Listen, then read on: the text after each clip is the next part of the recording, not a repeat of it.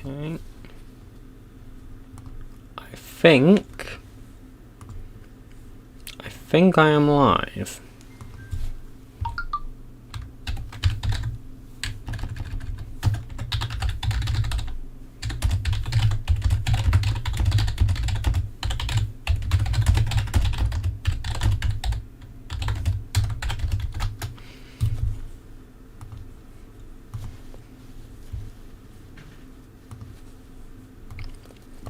Okay.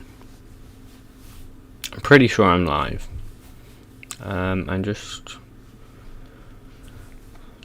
trying to see.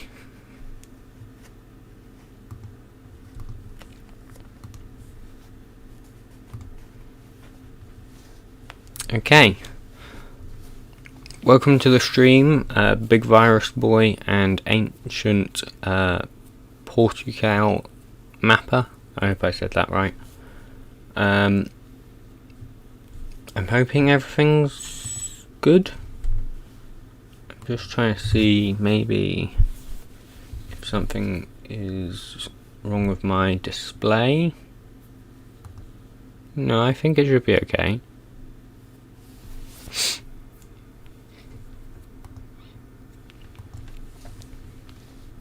Alright, I can actually close this now. This is just a video I was working on a bit ago. Okay. I don't think I have any errors. I might have an error straight away, which I haven't fixed since last time I was working on something. I haven't worked on it today or yesterday, so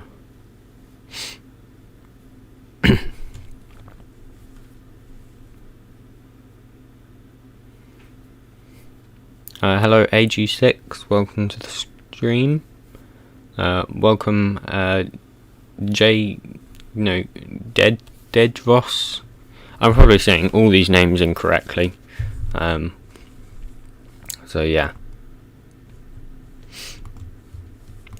Alright, looks like we don't have any errors, that's good, but it is still building, so I'm not really worrying about that. Alright, so what I wanted to work on today is I wanted to work on my hopper. So it's aiming to be, a more realistic hopper than just, a normal hopper. So the first thing I want to do is rendering items, and then I'm going to cover ray tracing, since I want to have like an actual physical button on the hopper which will enable or disable the output of items through the bottom. So yeah, I have most of the hopper fine, but obviously I need to do the rendering, and in actual fact I am going to have to go for like 10 seconds. Oops, I just opened Atom. Yeah, I'm gonna have to go for a minute or so because I forgot to feed the dog. So I will be back in a second. Just pause the stream in the waiting.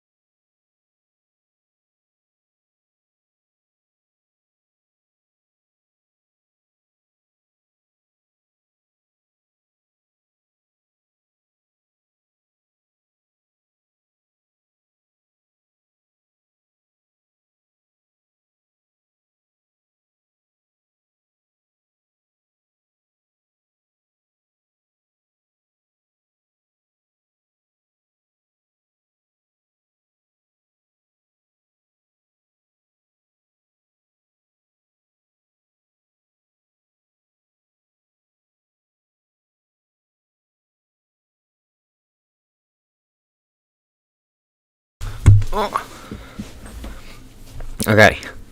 I am back.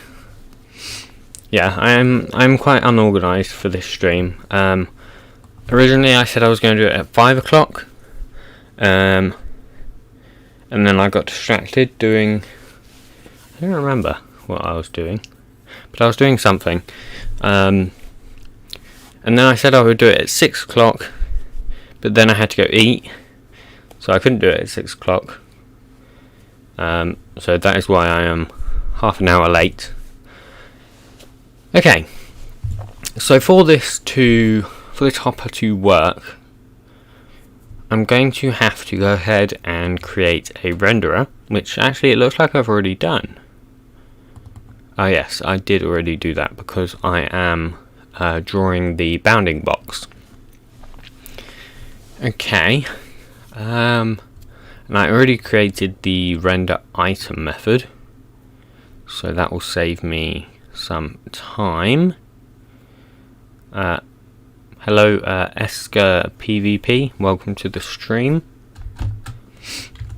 Okay, so I'm just going to leave that there for now, because I do want to be able to use that later. Are you going to do some ray tracing like the slab does? I'm not sure. I'm thinking of having like a physical button, so let me just bring up the model real quick. I should have it open in Blockbench. It is a multi-block, so let's see. Okay, I'll just open the top, I suppose. It's hard to see because, you know, it's a multi-block, so I can't see it all at once. Just trying to see how I can disable this. There we go.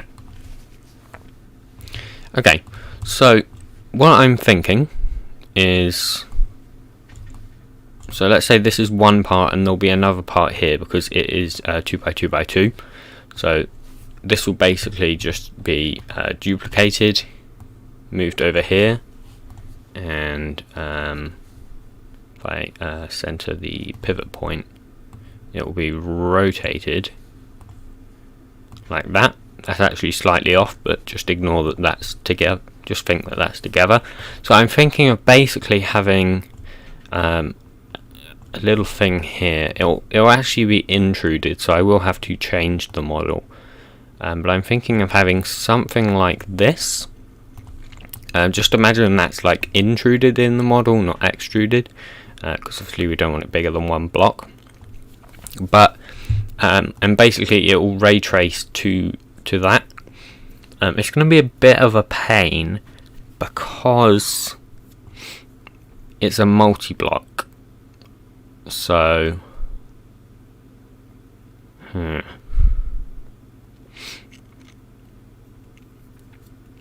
that is going to be a bit of a pain, and I haven't really thought about that yet. But I want to do the rendering items first anyways. So basically I've got to figure out a good ratio of items to render. So if I just go into the tile entity, I forgot how many slots I have, so I have to check. Right, off a tile entity. So if we see here, okay, so it has 54 slots. So I could render 54 items, but that seems kind of stupid, and that would probably just kill my performance. I could render like even half of them. That's going to be a lot. No, I think that'll be okay. So what we can do basically is do a 4. I don't think I can get the items from here, can I? That's an item handler.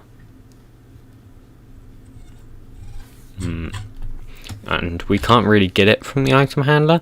However, we can get the size. So what we can do, we can just do a simple for loop here. So for int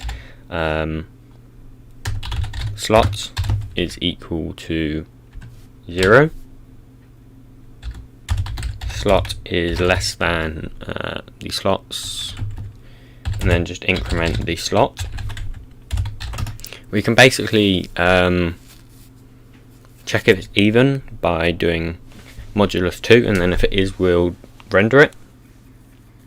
So I should probably mention that I'm thinking of actually displaying it like in the middle. It's kind of hard to explain, but you'll see what I mean once I've done it. So if slot modulus 2 equals 0, so I'll check if it has a remainder of 0. So which that will only happen if it is even, right? Or odd? Oh, I don't know. Even, I think. Source code. I'm not gonna have the source code public at the moment. When I get it out, like completely out of development, and then maybe out of alpha, when it's in beta, I might release the source code. But until then, I'm not really going to release the source code as such. Just because I don't really think there's a need to release the source code. So if slot modulus 2 is equal 0, then we want to render the item, basically. So render item, and that will take in the stack. So to get the stack, we can use tile entity dot get inventory, or just get item in slot, I suppose. That would work. I forgot I had that method.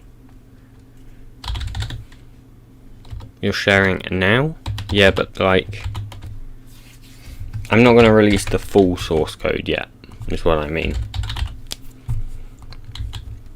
Okay, so that will render the item, but that's obviously going to render them in the same place. So in order to kind of spread it out, what we can do is matrix stack dot translate, and translate it by like for now I will just use a random.next double. I don't think we have access to a random actually. We might be able to get it from the world. Yeah, okay, so random.next double, and just call that for the X, Y, and Z for now. I will change this.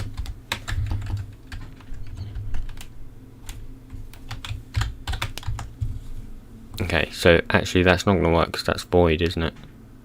Is that void? Translate was, yeah, it's void. Okay, so what we can do, okay, yeah, that's fine, I just got to translate it before I put in the matrix stack. So just something like a matrix stack dot translate, and what's this?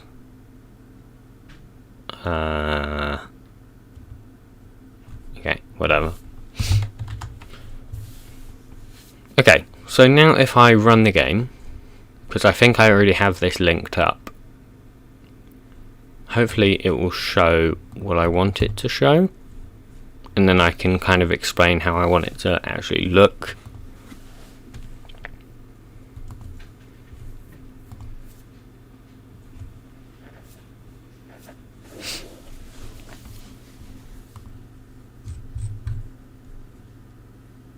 The game takes quite a long time to load for this mod though, which is quite sad.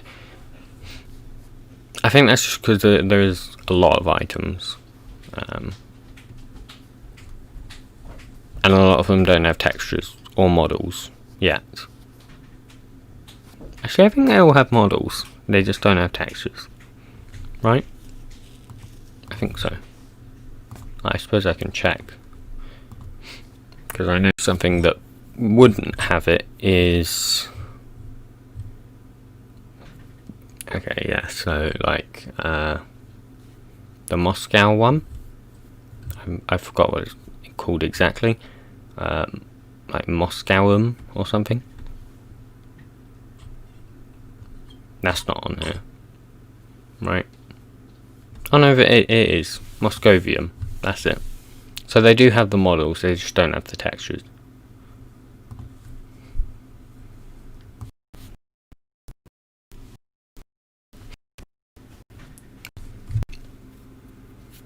Actually, it will load, but this is probably going to be the thing that's going to take up most of the time of this stream. I have put it in debug mode though, so hopefully we shouldn't have to change it too much and load too much. I should probably get a better hot swapping agent, but I haven't really even considered that yet.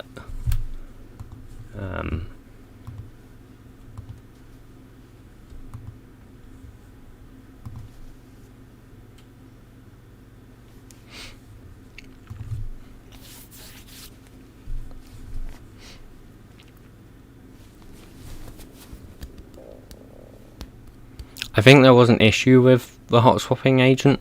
I think you needed like a really low Java 8 version, which was like meh.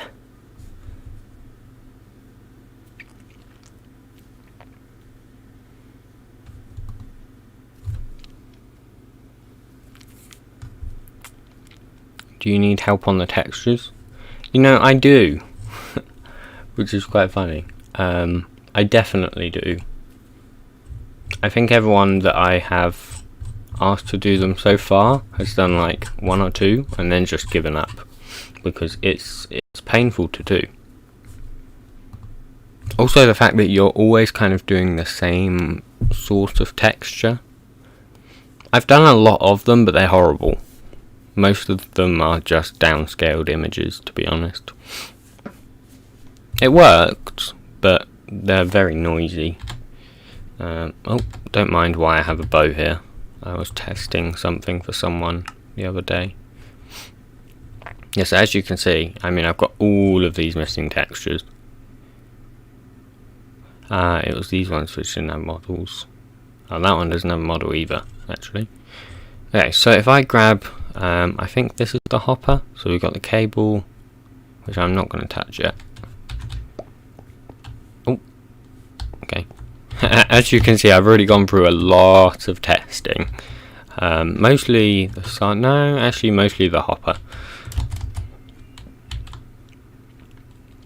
So if I place it down, we can see it does work as a multi-block until I actually try break it, which I'm not going to even attempt. So right now it shouldn't be rendering anything, which is great. I'm just going to. Oh god, my middle click button is broken, to be honest. It's not happy. So let's just put these in, and I'm actually going to go full screen here.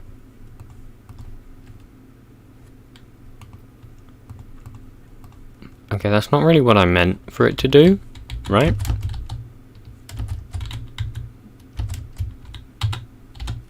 I mean, that is a good point, which I really didn't think of.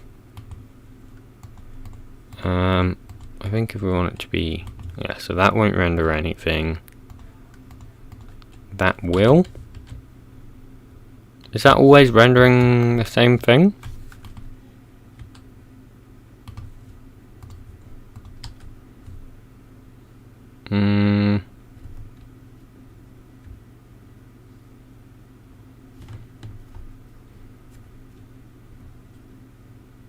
Okay, well, yeah, that's not really what I meant anyways, but I kind of knew it would do that because obviously it's translating it to a different thing every tick, so that does make sense. I will probably have to have a list of offsets and just choose a random one from that list.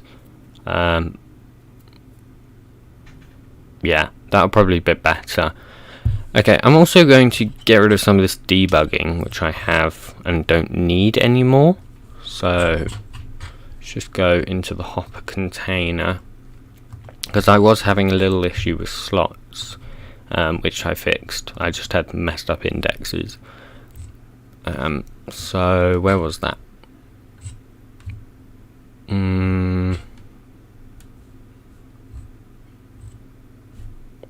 Line 37. There it is. There it is. Okay, that should just get rid of those things when I open and close the inventory. Yep, it did.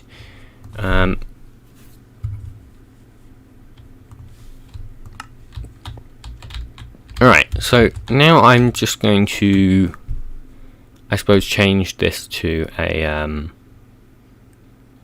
better way of displaying these items. So for now I'm just going to make a list of items, but I might, a list of offsets, but I might do it slightly differently. So let's have a list of maybe, I suppose a list of block pods would work, right? Because block pods have 3 values. Yeah, that would work. Offsets is equal to a new array list. We'll just put block pods in here. I like to do that, it just looks nice. Okay, there we go. And instead of using this, we can just do offsets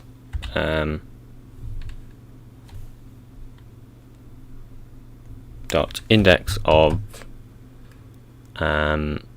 slot -1, right? Let's think about that. That's not going to work, is it? No, that should work. That should work. No, that won't work. And not index of. I don't know why I did index of. I'm getting confused. So it's .get, isn't it? Right. I haven't been working with Java that much recently. Okay, so we get it. For now, I'll just get it at the slot, and then .getX, and that will give me a double. And we'll just do that for the for the Y and for the Z. Change that to Y. Change that to Z. Now I will have to create a lot of offsets. Oh, that crashed because it's empty. I don't know why I saved. I shouldn't have saved because now it's crashed. This is going to be a bit messy code because I haven't touched matrix stacks in a while. So let's do offsets dot add. I suppose we can do this 27 times. So for int I is equal 0. No, that's not going to work. That's going to do it differently every time. I suppose we can do it when this is actually created.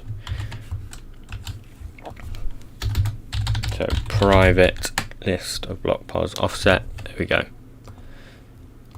And then for in the constructor, actually, don't we?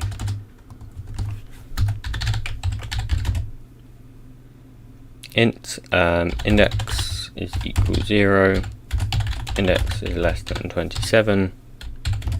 Index plus plus. Offsets dot add index a new block pos, and I suppose can we get something from the render dispatcher? A random, maybe? Let's think, what does it have access to? It does have access to the world, so we can get the random from that.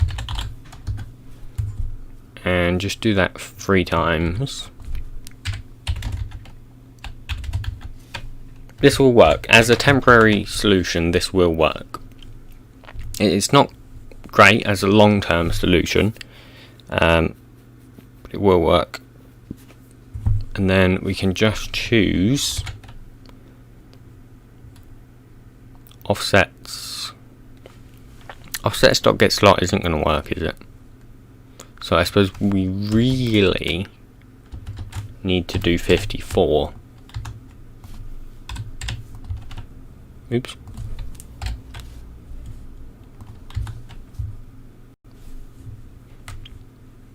There we go. That should work. It's not a great solution, but it should work.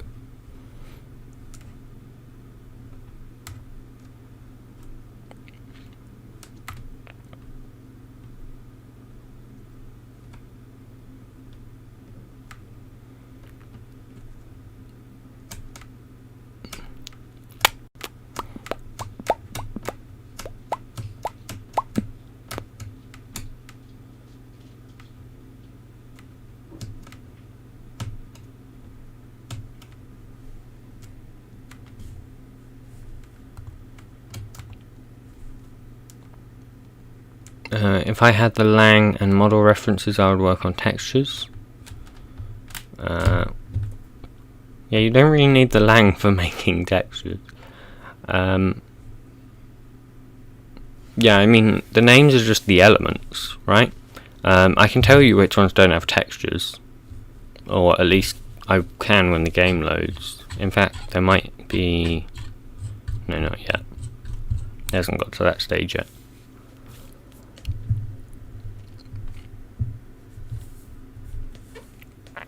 I think it was something like elements 81 to 108. There's 108 elements, right? I'm not being stupid. I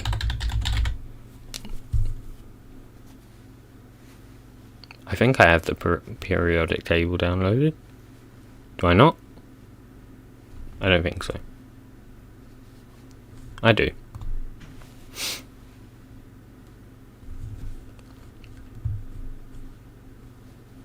I always seem to forget how many elements there are. Okay, there's 118, not 108. Noob. So yeah, I think it was 81 to 118 that I haven't got textures for, but I will check.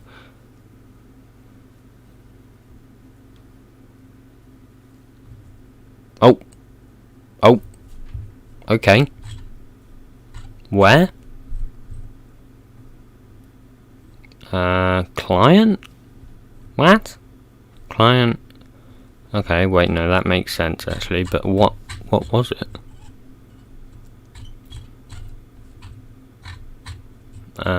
Here we go. Something is null. Line 29. Okay, it's probably this. This is probably null, right? Oh no, the world's probably null, I suppose. Okay, we'll just use a new random. Private random and is equal to a new random.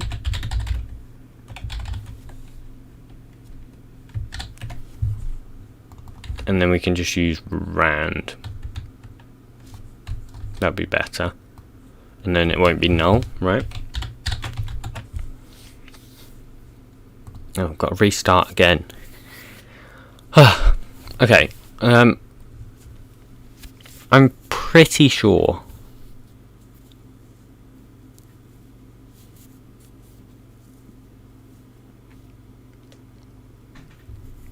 I'm pretty sure it was 81. So let me just open the periodic table again. I should be able to see what's the highest element I have with a texture.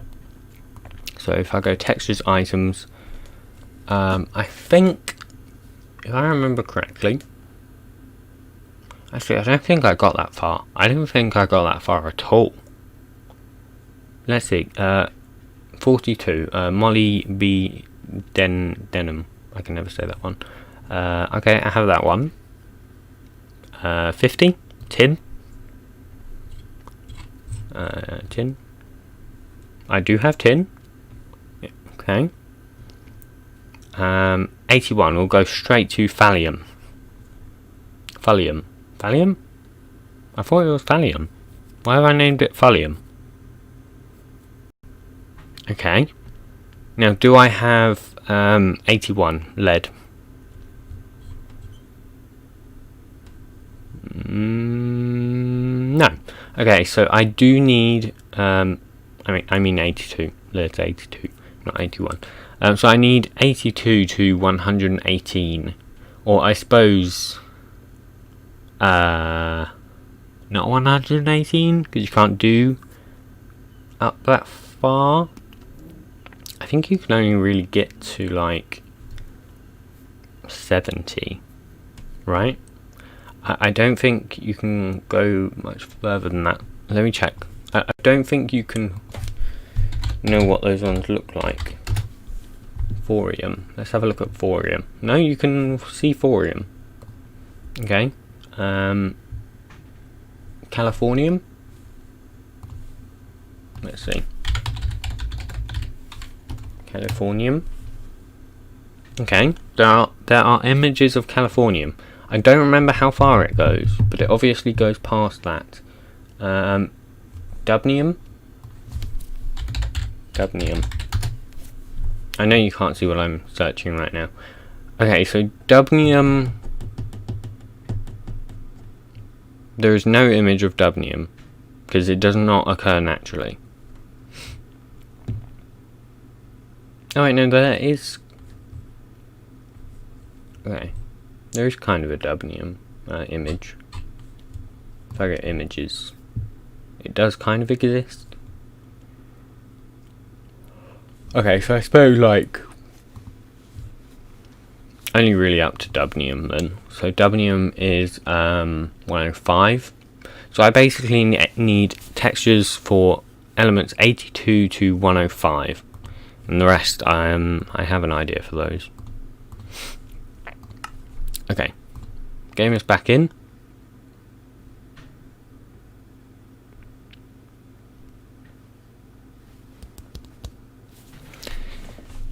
Maybe.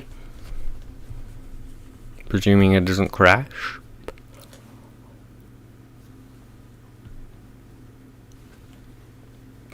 I think there is a weird latency on this stream. I'm not sure how to change it.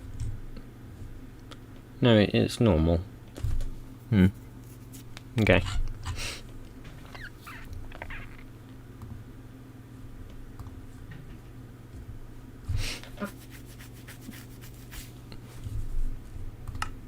Okay, back to game. Oh. Well, there it is. Why is it rendering it with transparency? What the heck? It is rendering it with transparency, right? I'm not imagining that. I think so. What element has transparency? Selenium? Really? It doesn't. Why is it rendering it with transparency?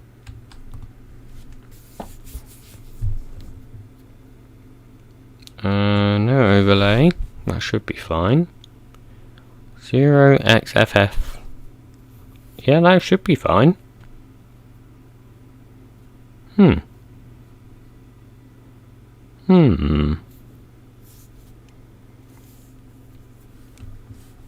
Interesting.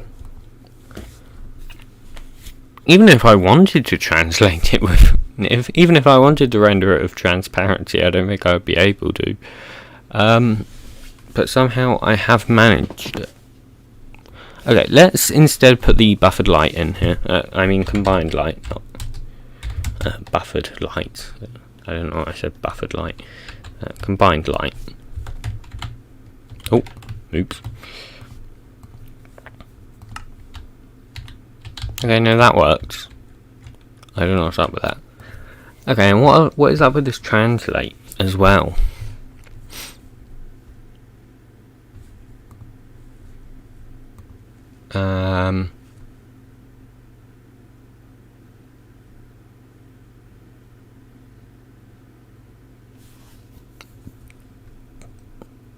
offset.get slot.get x slot.y. Okay.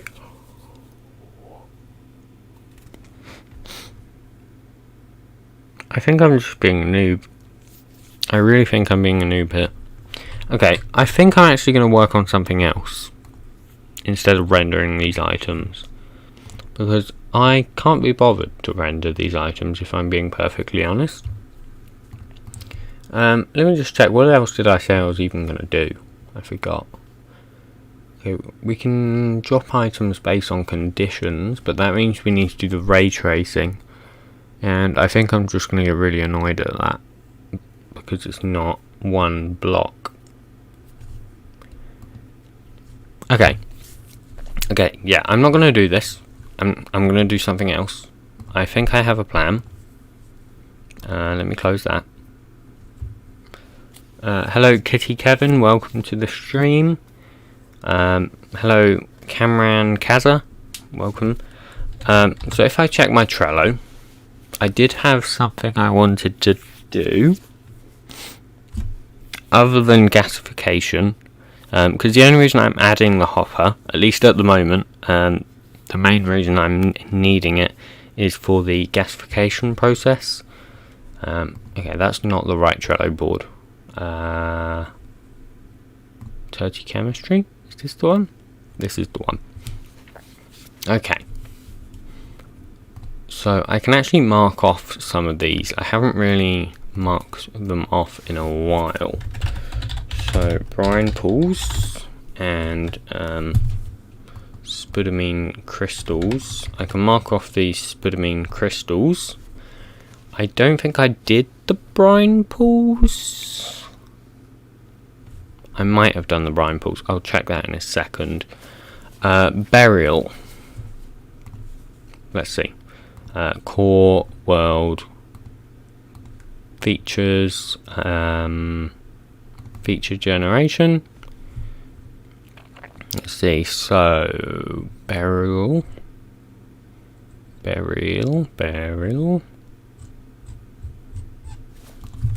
I'm just going to find barrel. Fuck, how do you spell barrel? Burial. Huh. Do I even have burial?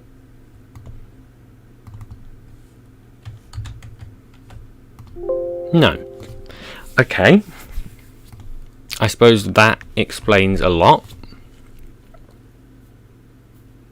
Should we do that then? Let's do that, I suppose.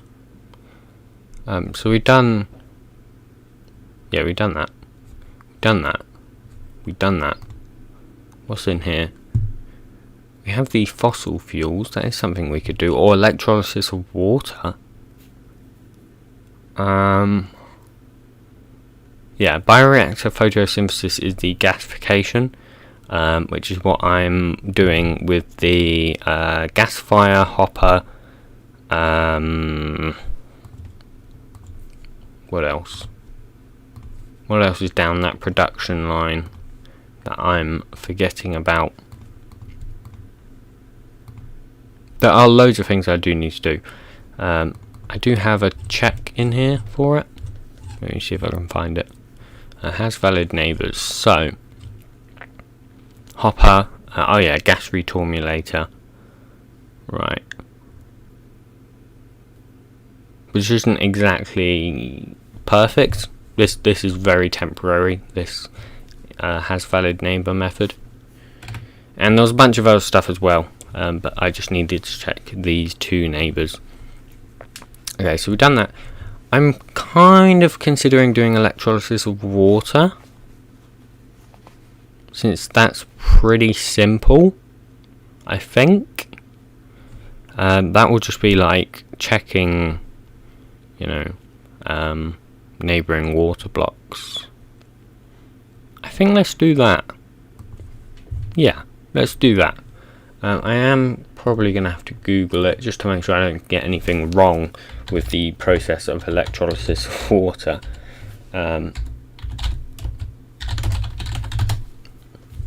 There's there is like an electrolyzer, right? That I think that exists, or at least I think that is a valid name for the thing that does it. Okay, yeah, I think so. So there should be an electrolyzer.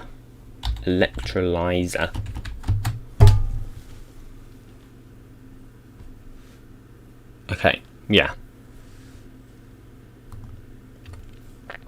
So right here, let me just pull this over, and I can close the Trello temporarily. So this is the electrolyzer. At least I think this is what I'm thinking of. It might be some random thing. No, I think that is right. So these are basically the two electrodes, right? I think that should be pretty easy, but we are going to have to model it, which is something I've got to do, I suppose. I mean, yeah. Let's go ahead and do that. There is a chance I will get... What did I just click on? Modded entity. No. No. I suppose I can convert it, right? Because it doesn't matter. Oh, I opened the example entity model. That's why. Reload block bench. Yes. Okay, Java block item. We can ignore that. Alright, so the electrolyzer is pretty simple, I would say, as a model per se. I actually closed the tab which had what it looked like, but I think I can remember. So if we do a sort of base down here, okay, and duplicate that, sure. This probably isn't going to look perfect, and I might change it in the future. I just want to get a rough model of what I think it's going to look like. So let's just do that. Actually going to change this around a bit. Alright, and then duplicate it again. This is where it will get split off into the two segments, the two little electrodes, or at least here anyways. Put that to a 3x3x3, and then put it to a 2x2. No, that's 4x4. Okay, not exactly what I intended. And hopefully we can fit another one there. No, not really. Okay, we will make it 3x1x3. That will work. I will just have to move it a bit. Let's get a bit closer and see what we're doing. And I'm just going to make these a different color as well. Alright. So if we move it to 4.5 and 4 and 6.5, and then move this to 8.5 and 6.5.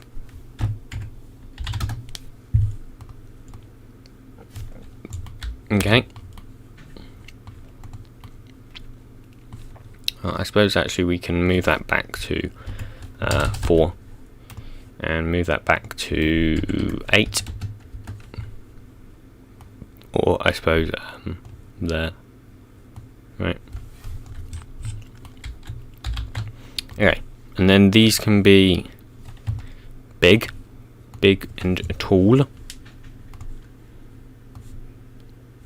Big tall, not that tall, but big and tall. Maybe like that. Right? How high is that? That is 9. That is 12. Okay. No, it's not. It's 12. Math Math with Turty. Something like that, maybe? I mean, I know there's way more to it than that. This is a massively simplified electrolyzer. But I think for now it's okay. I just want to get that image back up, just so I can see.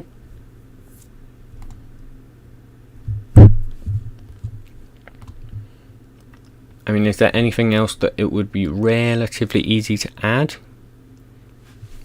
No, I think that's fine. I think that's pretty good, and that can just be surrounded with water.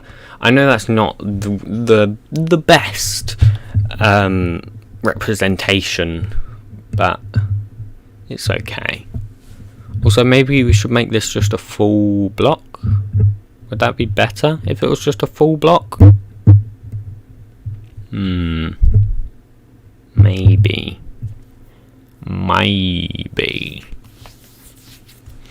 I mean, not a full block, but I mean like 16 high, which currently it's not. It's only 14 high. But then if I made it bigger than that, that would just look a bit weird, wouldn't it? So maybe I can change these base bits. Yeah, that's weird. That's really weird. I don't like it being that tall. Okay, let's shoot it down.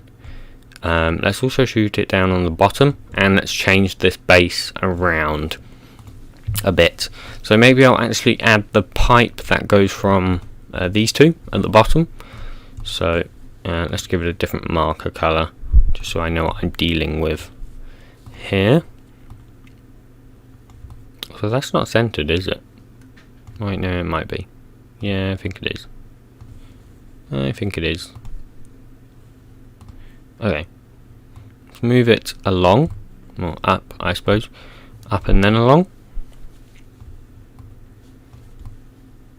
Okay, so yeah, we're going to have to move it to 3.5 on the wrong axes. Wrong axes. 8.5. 7.5. I keep getting this wrong. Hey Turty, how's it going? It's going pretty dandy. Just working on the electrolyzer here. Okay, I think that looks okay, right? Issue is it is now floating, and I keep closing this image of the electrolyzer. I suppose I'll just bring this over somehow. Maybe put it up there. So yeah, this is the image I'm going off. It's not perfectly accurate, or at least yeah. Let's just open image in new tab so we can just see the image here. So I'm basically doing this pipe down here. Maybe that actually might work if I do that. Duplicate. What does that do? Well, I mean, it's electrolysis. So it basically turns water into hydrogen, and that's going to be one of the main ways of getting hydrogen. Obviously, there's also biomass gasification, and there is just burning fossil fuels.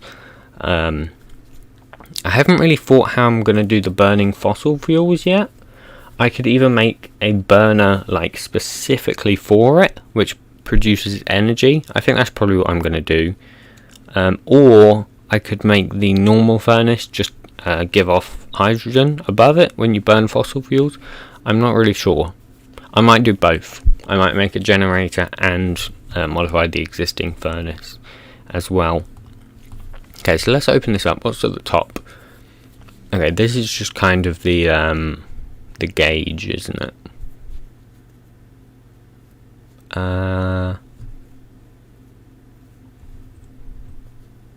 Yeah, it's just kind of the gauge. I'm not really going to do all these cables and stuff because I think that would just make it not Minecrafty. And I am still aiming for like a Minecrafty sort of feel, so it's not like overly techy looking. It might on the actual multi-block ones, but when I'm just doing singular block machines, I'm not really going to over detail it too much. I think that just makes it look bad. So I think what I can do here is just make kind of like 2 more of these sort of thing, but like tiny ones. So if I go ahead and change the size to a 1 by 2 by 1 and just move it up. Alright, and then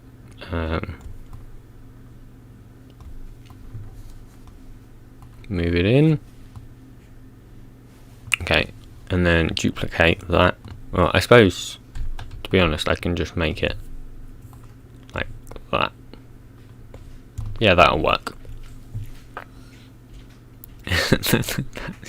Oh god, that doesn't look good. As in, like... No, I think it'll work. It'll be okay. It'll be okay. Once it's got texture, it'll be okay. So we just kind of want an iron sort of feel for this, right? Not really anything special. So I'm just going to use the iron texture. So let's go to here. Maybe anvil. No, I think we'll just stick with iron. There we go, iron block. Apply to cubes.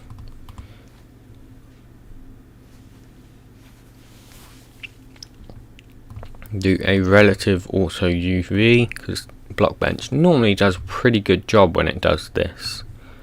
I don't really know how it calculates it, but it tends to do a reasonably good job at the auto UV. It does look a bit bright at the moment, but that's only because I have it selected. Yeah, it looks a lot better there. Okay, and these tubes, well, I mean, they're going to be pretty much the same. Maybe we could make these the anvil texture, actually, and just make the things. So if I apply these to the cubes, and then for these I can make them the iron texture. The texture is just going to be probably temporary for these. I mean, that actually looks pretty good like that, but I want to let Blockbench do its thing and figure out a better texture theme. I think it does do it based on nearby textures as well. Or at least it seems to do a very good job at it, so I assume it does.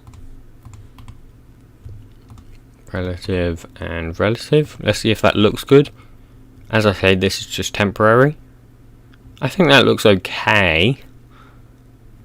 But yeah, it is just temporary. I'm probably not gonna stick with this. There's a very high chance I won't stick with this.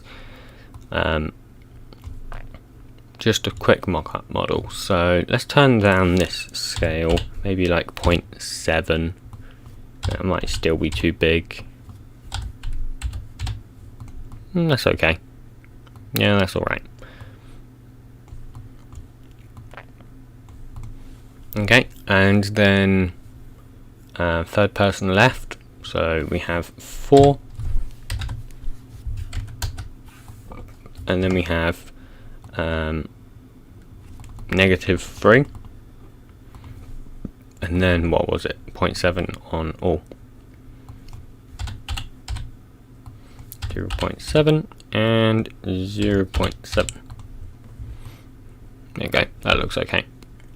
Third person right, I'm actually going to leave that, and third person left, I'm going to leave that too. For the head, now this is something I always like to do for the head. I always just like to up the scale to the very maximum. Because no one's ever going to put it on the head. But if they do, they get a nice Easter egg. So I always just like to put it to the max size I can and put it around the player like that. Purely because I know no one's ever going to see it. If someone does see it, that's fine, because you know that they haven't really done normal things to get there. Anyways, they would have to have basically opened the MBT viewer, or use the command block, I suppose, but why would you? Why would you? Frame, that looks alright in a frame. Maybe move it down a bit. Yeah, I think that looks better. Okay, and then GUI, I always like to do the same thing for a GUI. So I always like to tilt it forward, and then I like to rotate it. I suppose I can just rotate it so it's facing north, or actually the other way, maybe.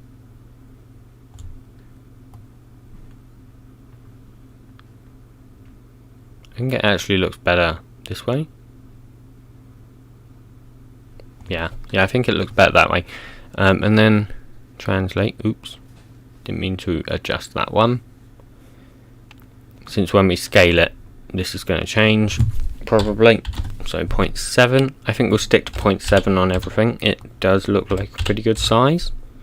Oh, that's a bit small actually. Maybe. Wait, you don't use the normal values? No, not normally. Sometimes I do. I think the normal one can look okay if you use those, but it's just because you can apply the preset. So I think I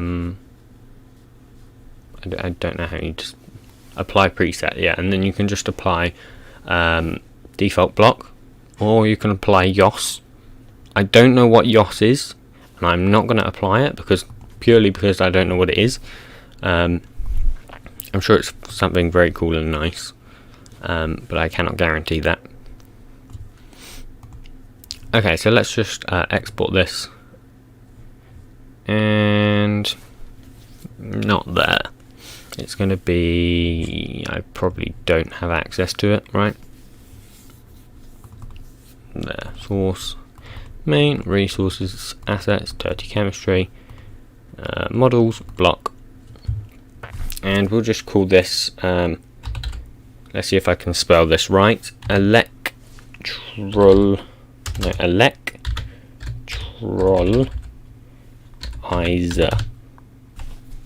Did I spell that right? Electrolyzer. Yeah, I did. Okay, and just close blockbench. I'm not going to do the voxel shape purely because I think the model's going to change. So let's just close that. Let's go ahead and create this block. So core init, block init. Let's go down here. I do need to work on my cable a bit more, and my conveyor as well. But those are two things I am very much so holding off right now because I don't like it. So electrolyzer block, and I'm just going to call this electrolyzer is equal to blocks.register electrolyzer supplier, and in there I can just call make machine properties, and we want that to be not solid, so I'll just put not solid on the end. I should probably make a not solid version of this, but like, because I do use it for everything pretty much, it doesn't really matter. Okay, let's make this class. So I think that's in common blocks. Create a new class, electrolyzer block, extends block. Okay, add the constructor. Then we can override fill state container.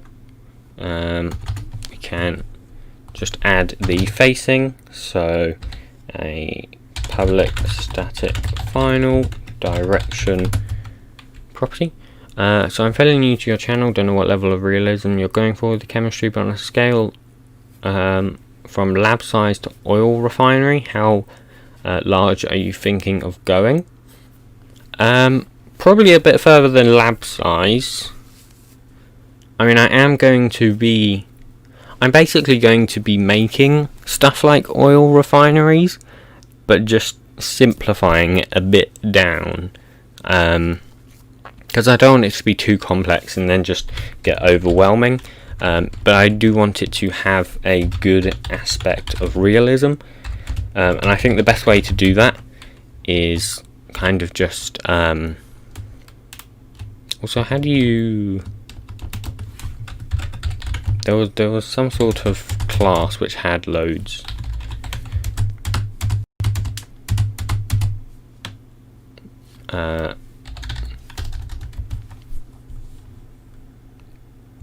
Block state properties, is that it? Yes, there we go. Horizontal facing.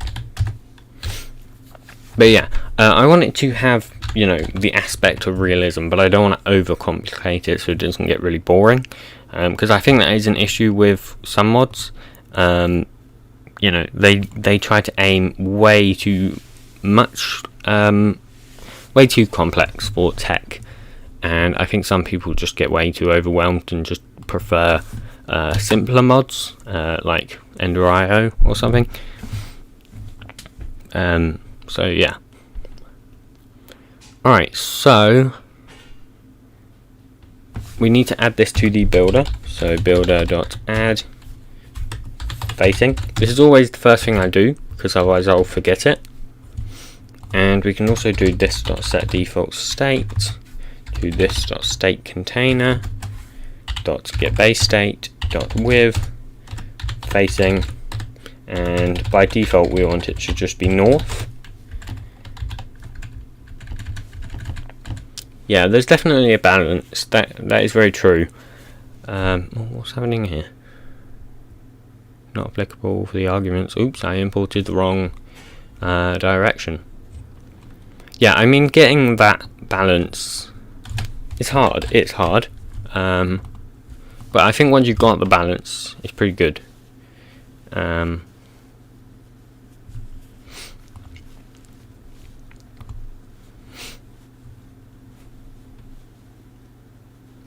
Have you thought about streaming on Twitch under Minecraft category? I have thought about it, but I haven't had very good luck with Twitch in the past. When I have attempted to stream on Twitch, it just hasn't gone very well. You never get many views on Twitch unless you're like big. Even then, you don't get many views.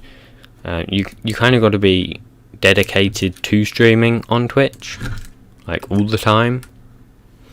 Otherwise, it doesn't seem to work. Also, now I've gone completely off track and totally forgotten what method I was about to override. Oh, that's it. Get state for placement. Get state for placement, and we'll do the one with the context. And we'll just return context, or I suppose this.get default state .with facing context .get horizontal get placement horizontal facing .get opposite. Oops, gets opposite. See, this is the sort of thing where I've done it so many times that I know what I'm doing off by heart. Okay, we also want has tile entity. I'm not going to actually. No, I probably will code the tile entity now. So we'll just call tile entity type init dot electrolyzer electrolyzer dot get dot create, since it returns tile entity, right? Yeah, it does. What else am I missing? I'm missing something crucial.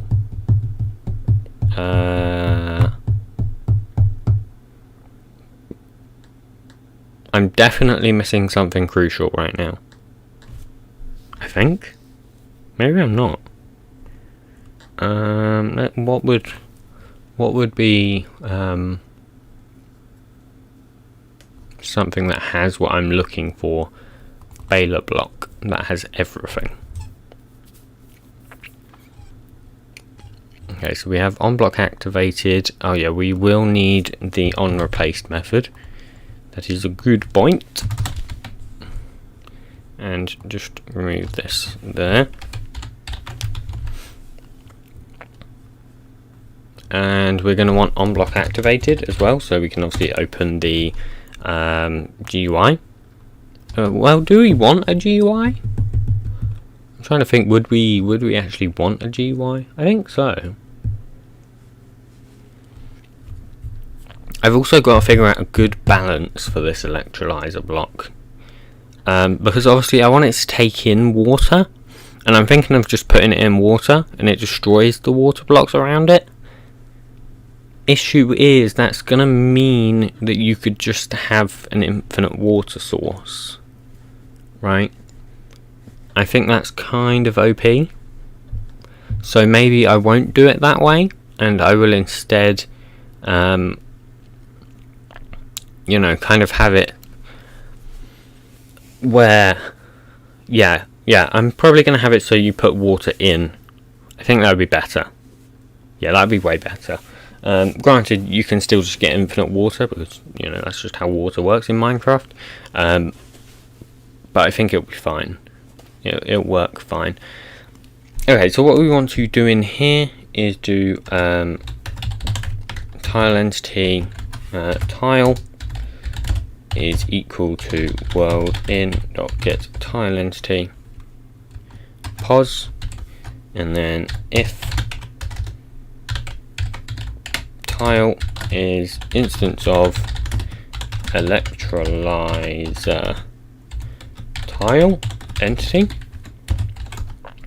then we can just create an electrolyzer tile entity is equal to electrolyzer tile entity come to tile. Okay, and then network hooks. Oh, we also need to check that it's remote.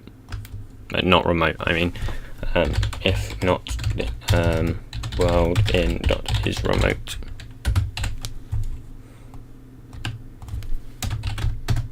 And here we'll just return action result type dot success,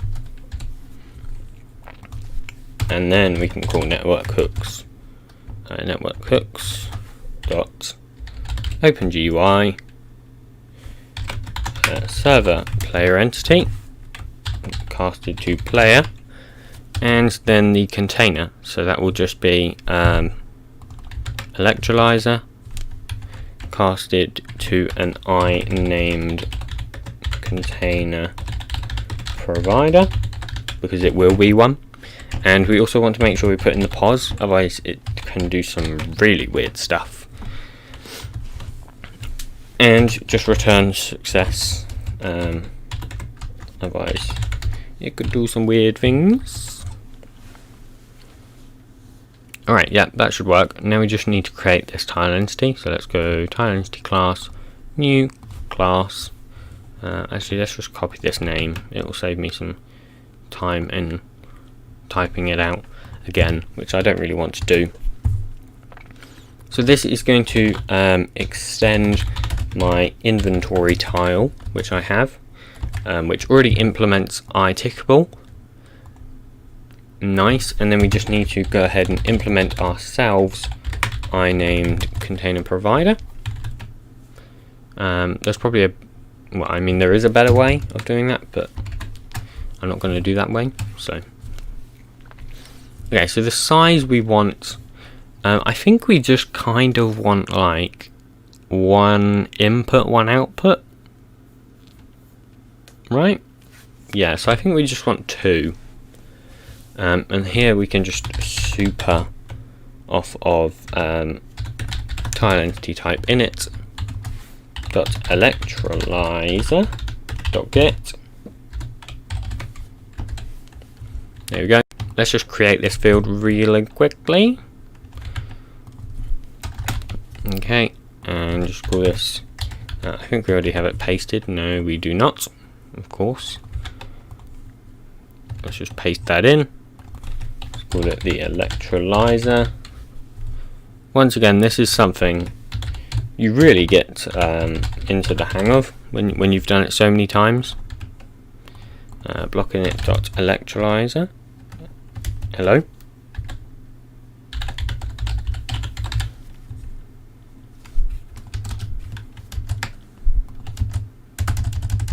What? Oh, right, because it has an error. There we go.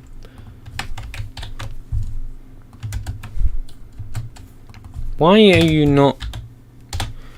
Man, you're rude. You're really rude. I don't know why I didn't like that. Clips as being a doofus. Nothing new there though, don't worry. Okay, we can close blocking it now. Electrolyzer block, just import. Okay, and in here we do have an error right here. Oh, that's because we put super and not this. Whoops. Let's take the int size out of there so we don't have to pass that in. Here we can put in the window ID, the player inventory, and the player. And for now I will just return null, I think. Okay, let's put a translation text component. So how do we format this? It is container dot and then plus Turty chemistry dot mod ID plus dot electrolyzer. Nice, nice, nice. And then a new electrolyzer container, which takes in the window ID, player inventory, and this, right? And then we need the tick method, so what it does every tick, which just calls the super, of course. And we're also going to want the read, and we're going to want the write. Now I'm just going to go into my agitator, no, not agitator, gasifier. Okay. And we're going to want to see how I store the gas. How am I storing the gas here? Am I actually storing it as an item? No way. I don't believe that I'm doing that. I think I am. Ugh. No way. Oh no, that's the gasifier. Noob. I meant gas extractor. Okay, so... Okay, we're just doing...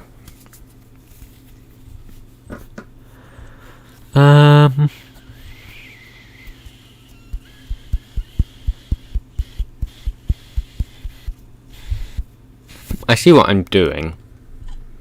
It's not the best way, but I think I understand why I did it that way. Because I didn't want to have like fluid capabilities with other mods. I mean, I didn't want it to be compatible with other mods. Right, so let me just do super.write compound there. Wait, no, I think you do return that as long as you create a new compound.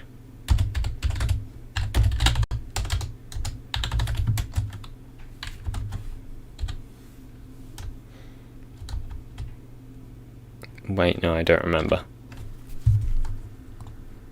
I think it was fine as it was. Okay, and then you read. Okay, so we basically want to do everything here in the tick method. So what we can go ahead and do is, I suppose we want to check if the surrounding blocks are water. Is that all we want to? No, we're not going to do it that way, are we? I think that's kind of a stupid way. So let's do okay, if this dot get gets item in slot 0 dot get item dot equals, I suppose no, we don't want to do it that way. We need to check if it's an instance of what was that class? What was that class? Not bucket item. It uses something that we can check if it's water or not. Here we go. So it uses a fluid bucket wrapper. So I think we can we get the capability of this item? Because items can have capabilities, which I do find interesting. Get, nope. We got init capabilities, but that's not what I want. Let's see what this does. Let's just check this method here. So that returns an iCapability provider. So the question is, how do we get that bucket capability from the item? And there was definitely a way to do it. Let's see if the bucket item actually has a method. So if it's instance of bucket item, then let's cast it to a bucket item. Oh, bucket item, bucket is equal to this. What am I trying to do? I'm trying to basically get the item in the input slot, which has a fluid. So basically an item that holds a fluid. So for example, a water bucket. But I want that to be compatible with other mods that have buckets, which can hold fluids. That's basically my intention here. So I think there was a way to get the fluid. No, there was a better way of doing this. Someone did tell me once. I don't think I ever used it, because I don't think I ever got around to that part. So, because I was going to use it in my agitator, but I think I ended up just doing some right click stuff. So you just right click it and it takes it in. In which case I did probably do it in this class, didn't I? So bucket item. Yeah, I think that works. Yeah, okay, we'll just use bucket item and hope that mods will use the bucket item and not just do some random shamilazam. So bucket.fluid, so we can check if that's water. So if bucket.getFluid. Now what is this? Is it a fluid stack? Maybe it's a fluid, so we can just check if it equals fluids.water. I suppose flowing water or water, right? So flowing water or fluids.water. I don't know why I did that. You can't do that. Nope. So or hello Saksham, welcome to the stream.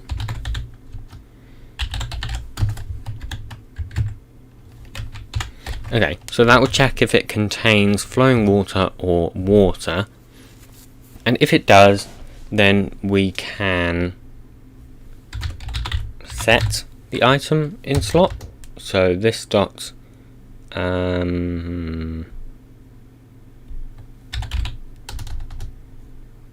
this dot get handler.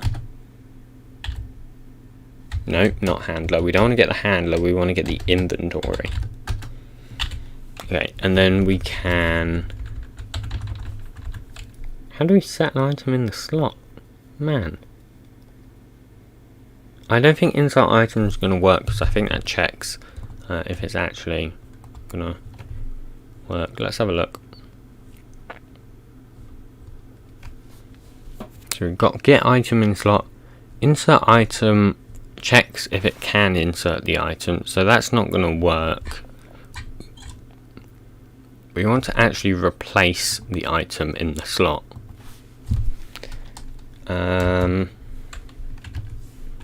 Basically a get stack in slot, but for setting. I think I'm probably just overthinking it here. Right?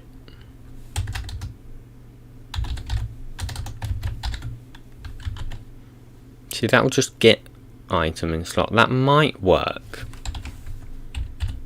Dot set. Can we set the item? No.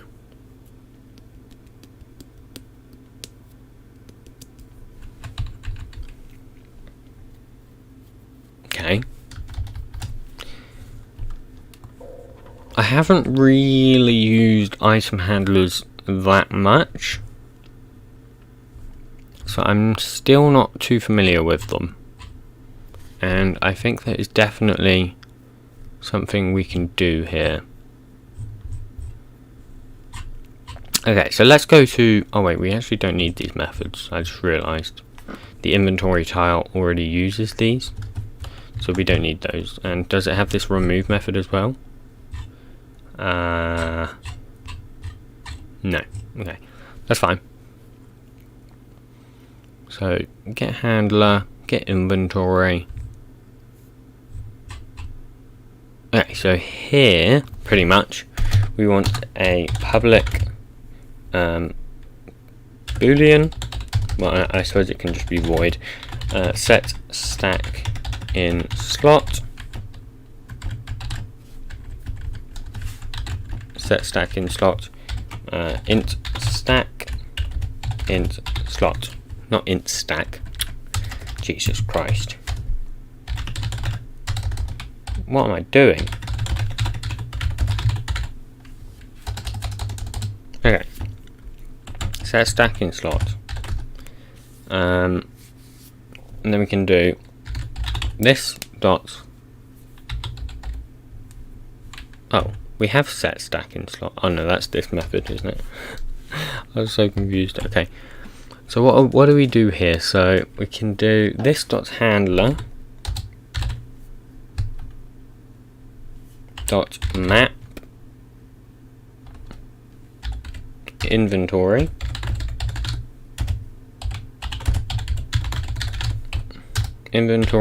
dot what it requires update for. That's just a boolean in this class, which basically checks if this tile requires an update or not. So it's used in the tick method, I think. Yeah, so if it requires an update, then it calls update tile, which just requests the model data, marks it as dirty, and then notifies a block update. So let's just put user. There we go.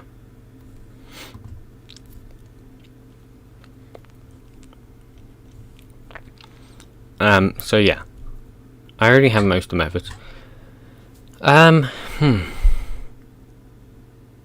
This isn't happy.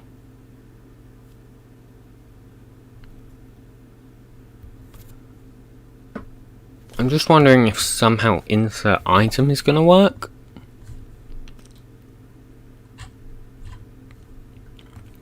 Mapping it isn't going to help. Right. Dot get inventory. Dot get slots. We can't modify any of these. So only changing slots, you're going to do a block update? Yeah. I think so. But you're confusing me now, so I'm not sure.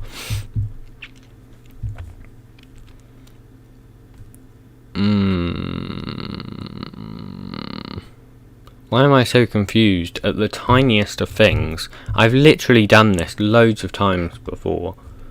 I suppose I've never done it with item handlers, but I've never done it before.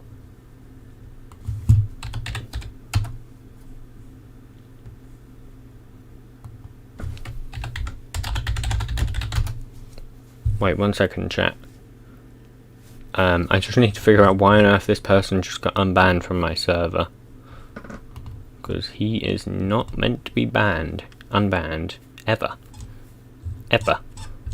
Who unbanned him?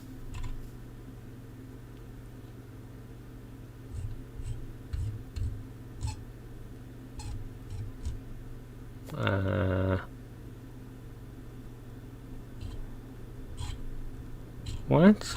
It doesn't even say he was unbanned.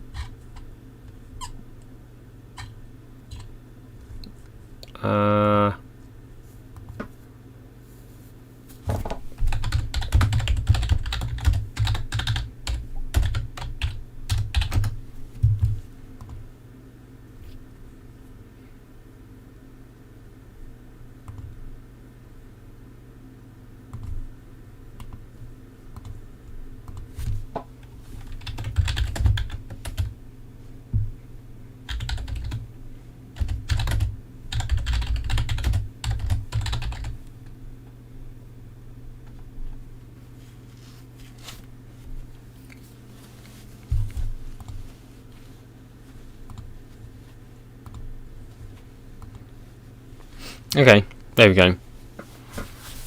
I have no idea how someone just unbanned themselves from my server, but whatever.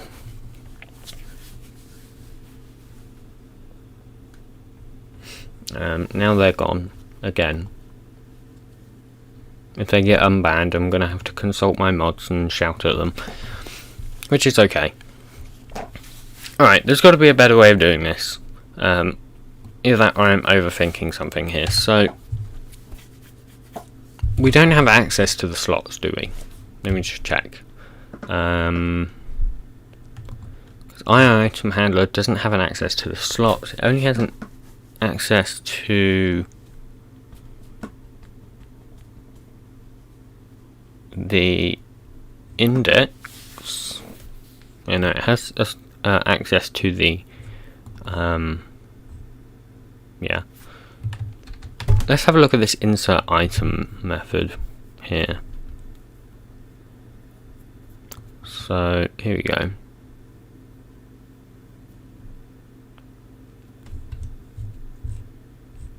So does this have like a set stack method? Nope. Okay. Well, how is it actually inserting the item here? So okay, here we go. So, where is it? Insert item. Alright. It's not. It's not really. It's not really doing anything.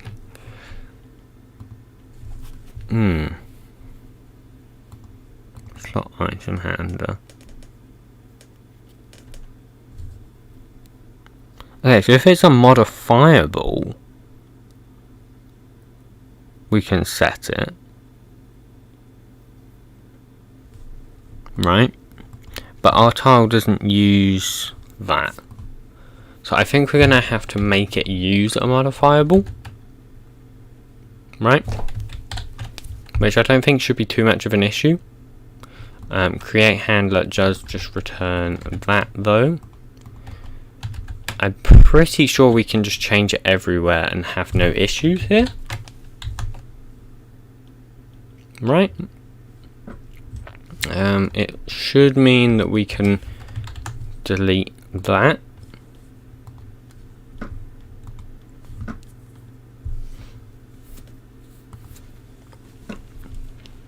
And now I'm pretty sure we can do this dot inventory, inventory dot set stacking slot. Yeah, there we go. Slot 0 and item stack dot empty. Now let's just check that I haven't somehow broken something here. No, I haven't. Okay. Actually, we don't want to set it to empty, do we? We just want to set it to... Actually, we don't want to do that at all. We just want to change the bucket's fluid. I'm wondering how we can do that. Because there's not a method to change the fluid, is there?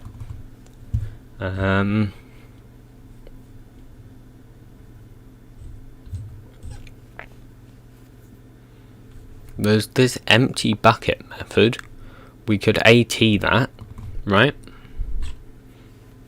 So that's called there.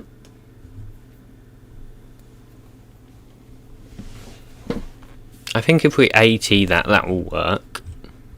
I think that's what we're going to have to do. Or at least I think that's going to be the best way to do it. Rather than...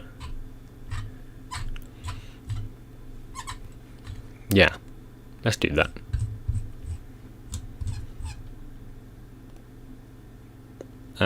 I just want to know what this is though. So is this a capability? What is this? I think so. I think it's a wrapper of a capability. Why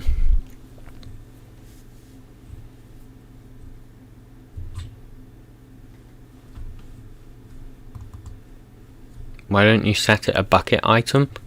The reason I'm not setting it to a bucket item is because if another mod goes ahead and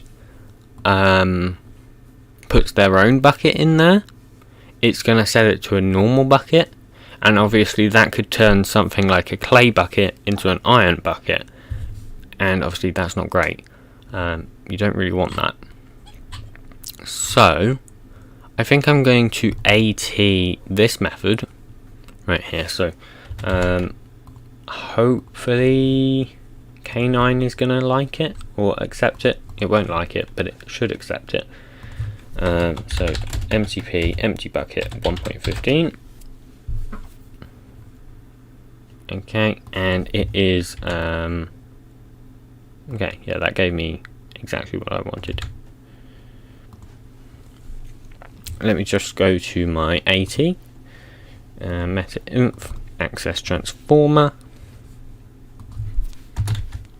and if I AT that, it should work. It should make it public.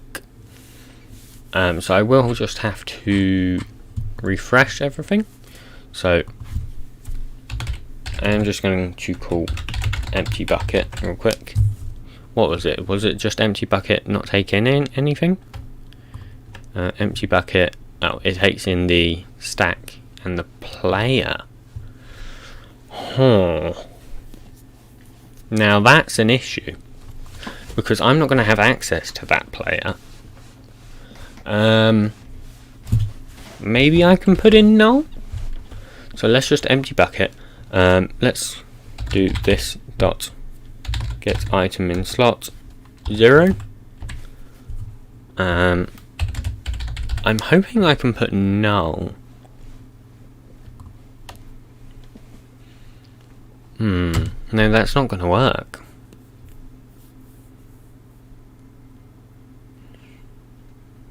I basically need an empty bucket which doesn't take in a player.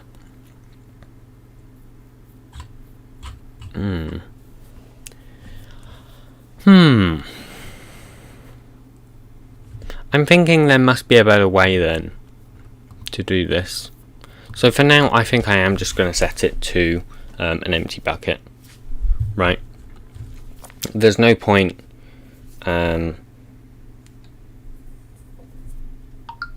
yeah, I'm just going to do that. So this dot get inventory dot set stacking slot 0 and items dot bucket.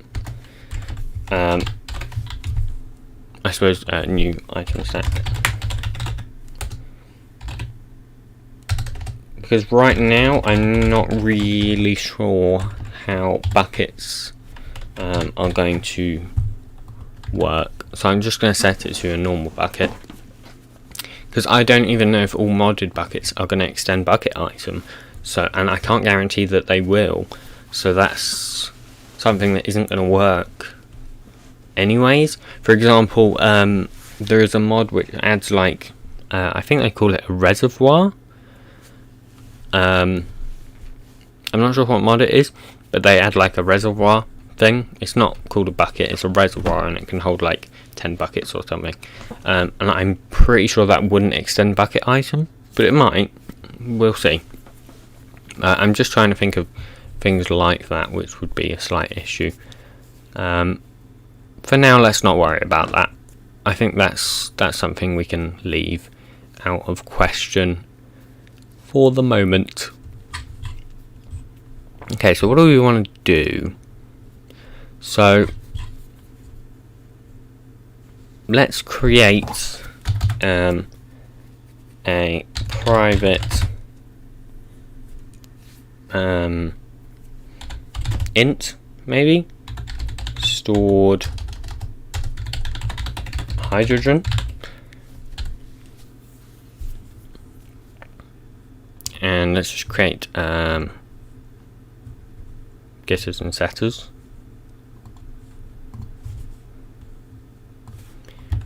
And move those down to the bottom.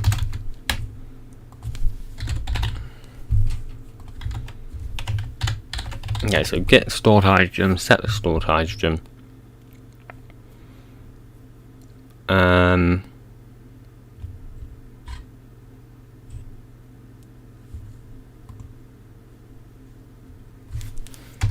And then just do this dot set stored hydrogen, this dot get, or this dot stored hydrogen plus plus. I suppose just this dot stored hydrogen plus 1, right? And that will, I mean, I suppose because we're doing it in here, we can just do this dot stored hydrogen plus plus. We can just do that.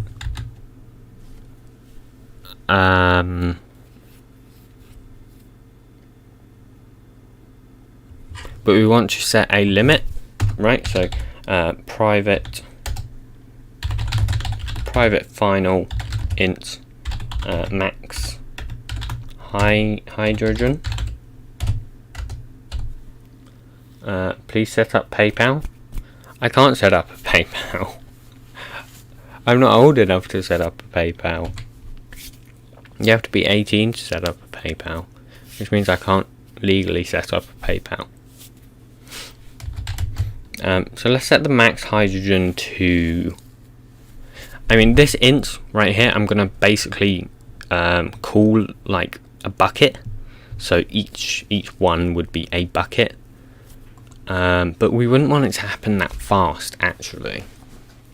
So that's not really going to work. Maybe...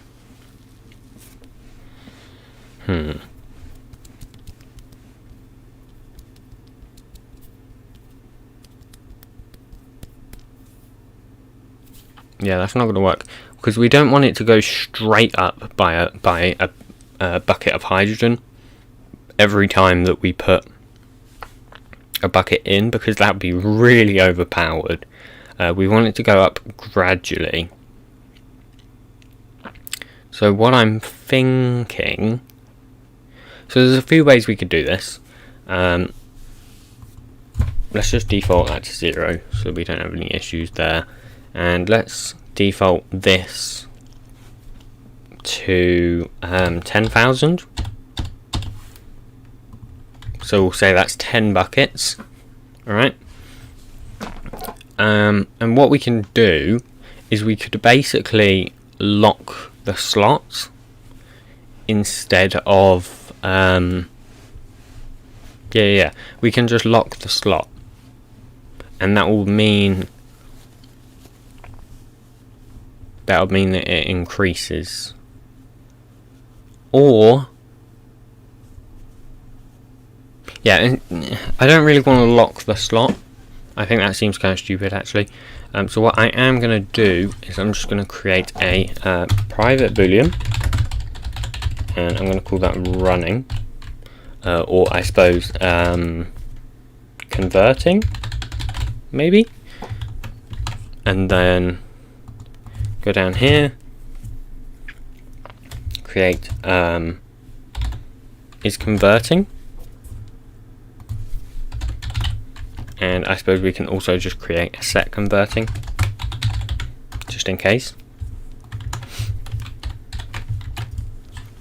Alright, and then by default we just want that to be false, so let's just tell it that it's false, just in case. Meanwhile we're doing that, let's just call compound dot, well, I suppose this dot stored hydrogen is equal compound dot get int stored hydrogen.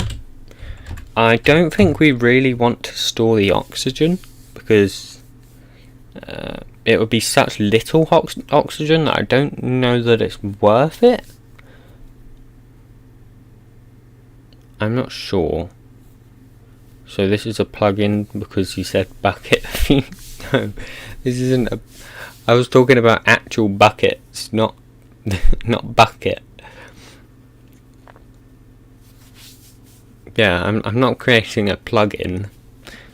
No. I'm talking about actual bucket items. So yeah, we've got stored hydrogen, and then converting can be equal to compound dot get boolean converting, and then we can just write that. So compound dot put int stored hydrogen. I mean, maybe yeah, maybe we could store the oxygen, right? But just make it go up really slowly. So if someone did want oxygen, yeah, oxygen would be half the hydrogen. That is true. It would be. I'm just trying to think of the best way.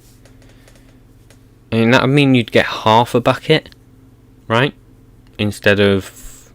No, I suppose that would be quarter of a bucket. Because I'm going to make it so you get half a bucket of hydrogen and you get quarter of a bucket of oxygen. Because obviously there is a loss when you do electrolysis. You don't get everything perfectly. So there is going to be a loss of maybe like quarter of a bucket in total. So you're only going to get 3/4 in total, is kind of what I'm aiming for. So yeah, I think I will store the oxygen, but you're only going to get quarter of a bucket of oxygen per bucket of water. I think that's a good ratio to go ahead and do. So let's just put the boolean for converting. So my plan is for converting. It's basically just going to increment until they're both full. Okay, just like that. And I'm actually just going to copy the stored hydrogen, change it to stored oxygen. Oxygen. Okay, this dot stored oxygen. Well, no, through evaporation. I mean, it's electrolysis, so no. But also, kind of. It's not really evaporation. But there definitely is lossage through electrolysis. I mean, it's not a large amount of lossage. I would say that, like,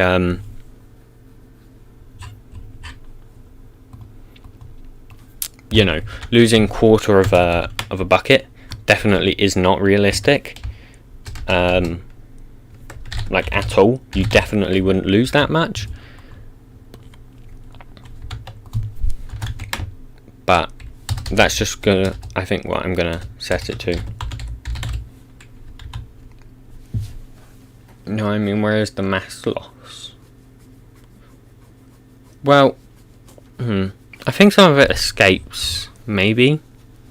I'm not sure, but I know there is lossage for electrolysis.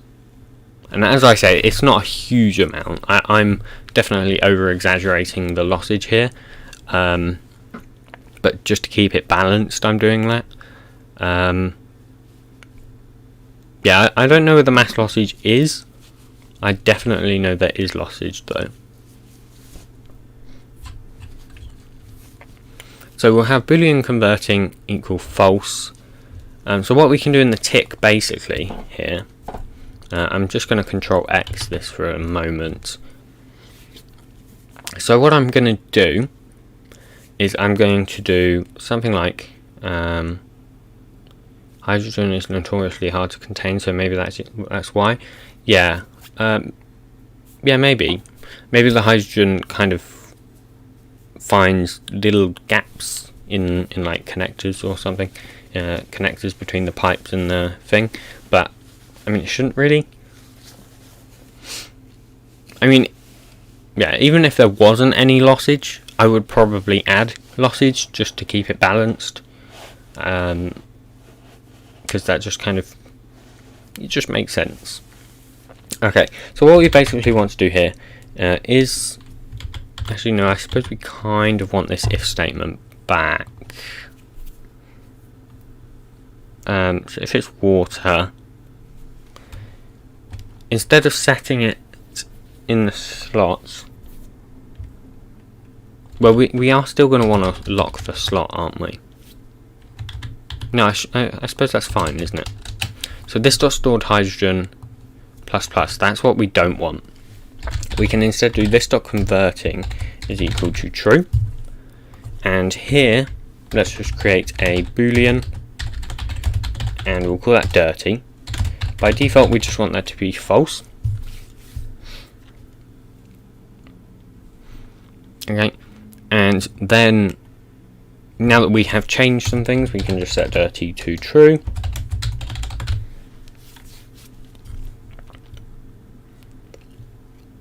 Okay, and then what we want to go ahead and do, actually we want to make sure that doesn't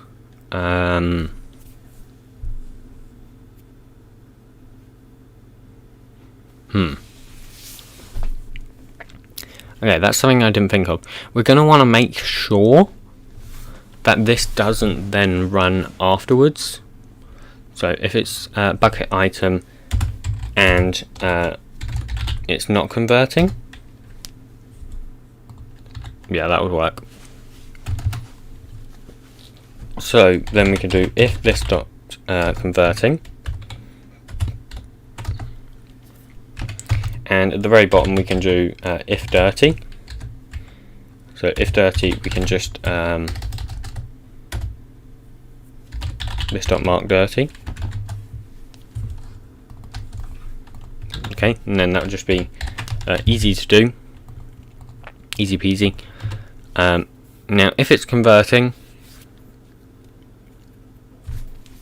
we can do this dot hydrogen, this dot stored hydrogen plus plus, and I suppose what we could do is just make the hydrogen come a bit faster than the oxygen.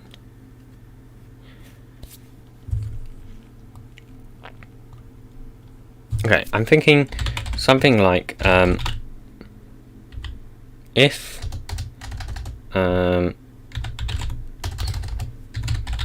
this dot world dot random dot next int 2 is equal 0, then it will increase the hydrogen maybe. So this dot stored hydrogen plus plus, and then just do this dot stored oxygen plus plus. Right.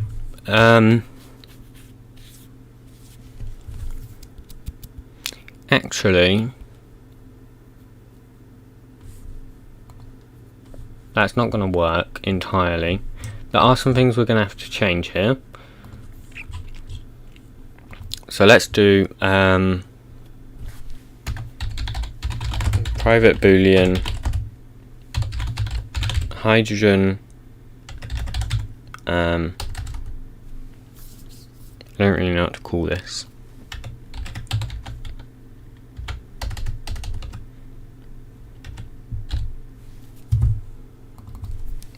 Let's just call it private int hydrogen.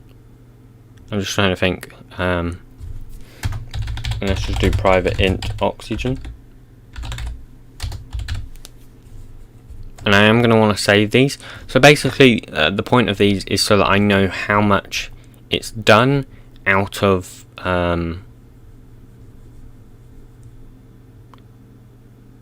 maybe instead, Turty, you could have stored a water variable. But like, what for? What would they have actually stored? I think just storing a boolean for converting is better.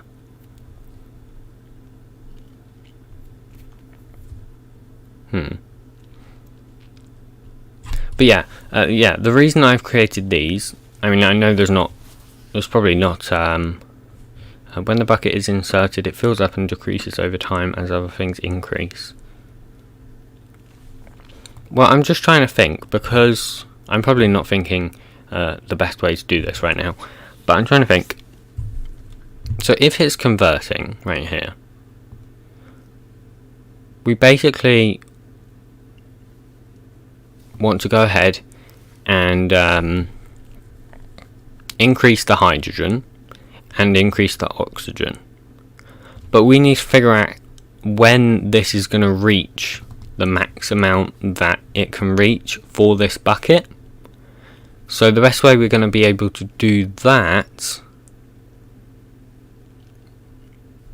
is store how much oxygen it's currently at from this bucket, I think. Now, there's probably a better way which I'm not thinking of right now.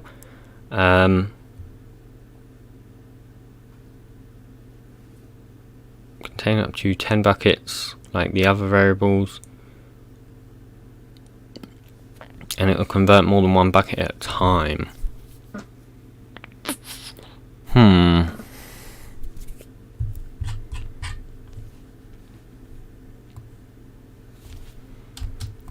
Okay, let's create private final int bucket hydrogen. Okay, and I'm going to set that to. Okay, so for each bucket, we basically want 500 of it to be hydrogen, and we want a private final int bucket of oxygen, and I'm going to call that. I'm going to set that to 250 because we want 250 oxygen per bucket and 500 hydrogen. Okay, so that's just some constants which we can set here. I'm actually going to move this boolean up because that is something that we are storing. And then I'm also going to create 2 more ints. Private int current hydrogen is equal 0, and we'll also have current oxygen. Okay, so my plan for these is that's going to basically be able to keep track of how much we've done for the buckets we have in there. But the bisector of the variable will affect the origin of the code through Java via Eclipse's new bisector Java IDE code. So yeah. What? Okay, I have no idea what you're on about.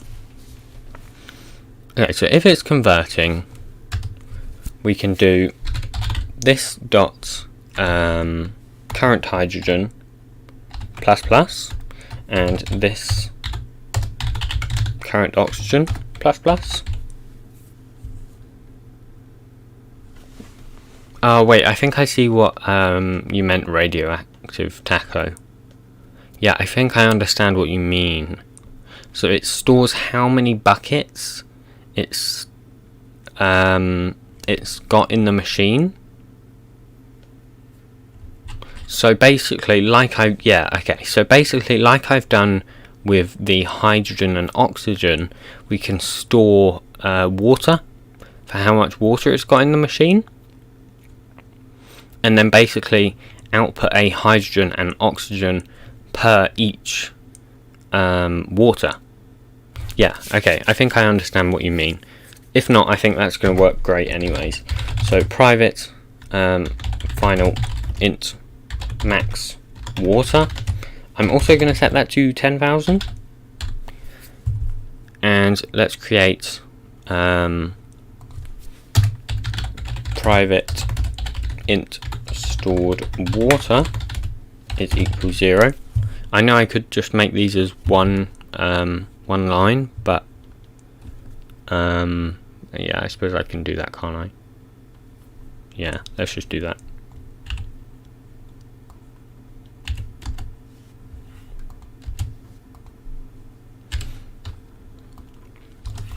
That will work fine.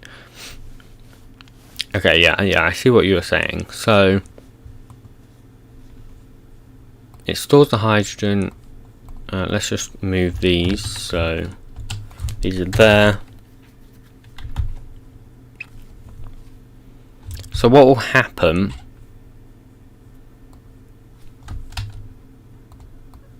Okay, so yeah, instead of checking if it's not converting, we want to check that this dot stored water does not equal this dot max water, right? And then what we can basically do is do this dot water, this dot stored water, plus equals 1000.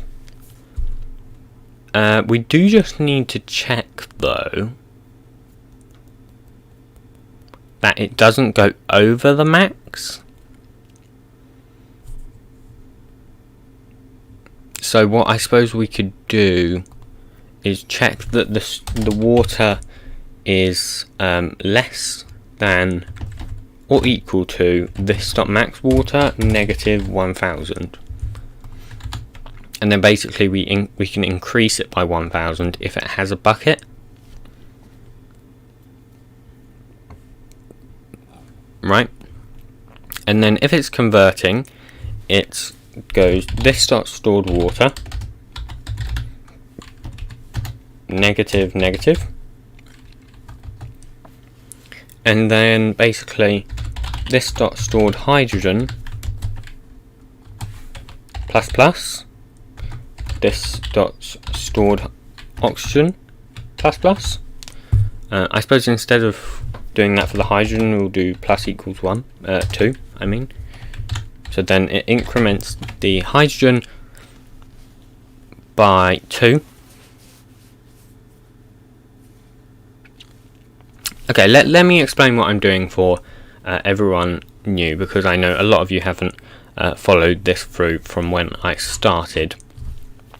So right now I am creating an electrolyzer, and what that will do is it will convert water, which comes from an input slot. So you put a bucket in and it puts in water, and then from that water it converts it to hydrogen. So it will convert it to half a bucket of hydrogen and a quarter of a bucket of oxygen, and the rest is just the other 250 that it has lost will just be lossage.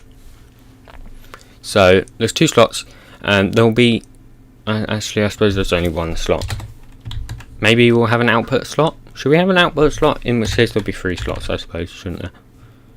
Yeah, just in case we'll have an output slot.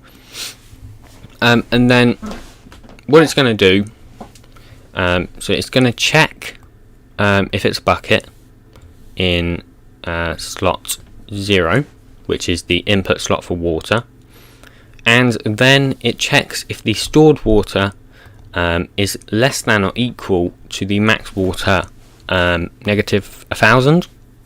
So what that does is it just makes sure that it can insert another 1000 water, so basically one more bucket, and then it just creates the bucket variable, and then it checks if the fluid is in fact water, so flowing water or water, either one is fine.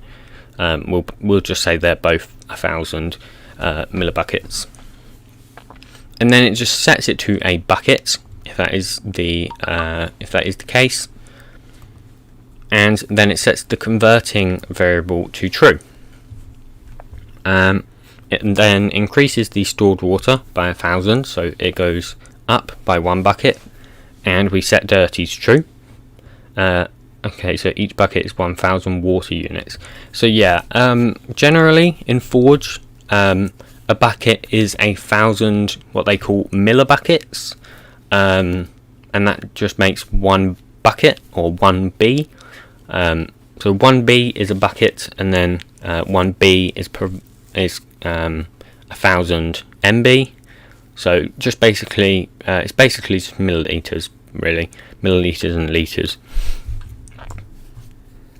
So what it does, if it is converting, it decreases the stored water. Actually, that's not going to work. I just realised that's not going to work.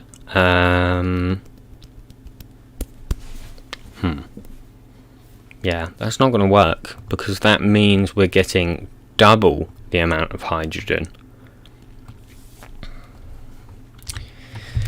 Okay.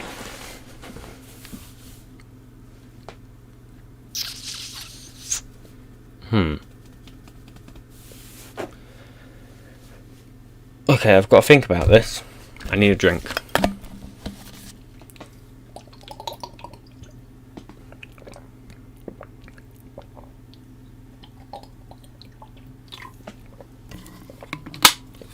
Okay, so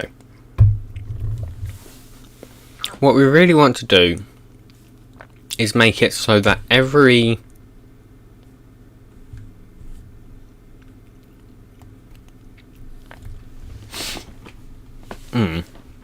okay, so every time water goes down, we don't want to do anything. We want it to be every 2 times that water goes down. Right? Because you could just add 1 hydrogen and have a chance of another. I guess that would work, right? Why don't you just add another bucket of hydrogen or oxygen to the output and just not worry about storing it?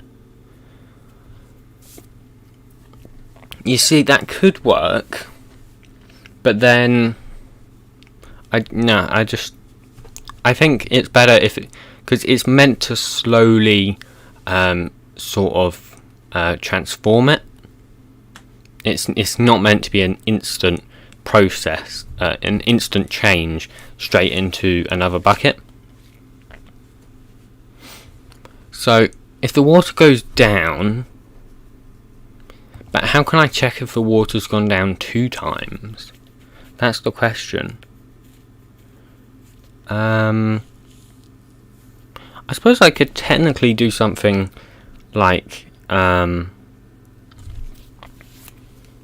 if this dot stored water, no, not stored, if this dot stored water modulus 2 is equal 0, right,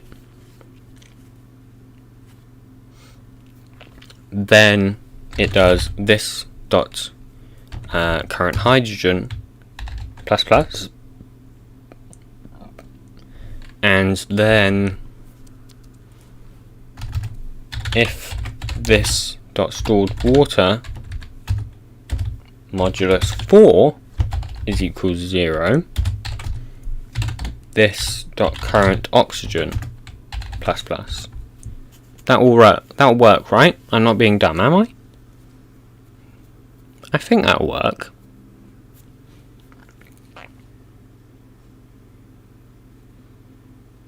But then if there are 3 stored water, it won't leave 1. If there are 3 stored water, it won't leave 1.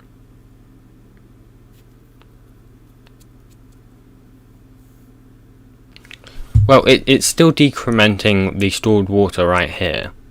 So no matter what, the water will go down. Here it's just deciding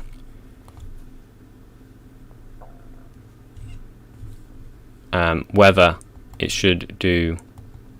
is that in the tick function? Yeah, it is. This dot stored oxygen modulus 1 equals 0.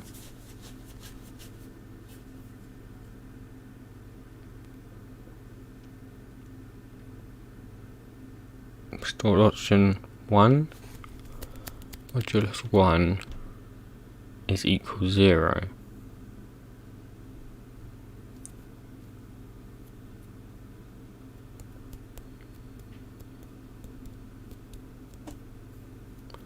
But if you decrement the stored water, you won't ever reach modulus 2.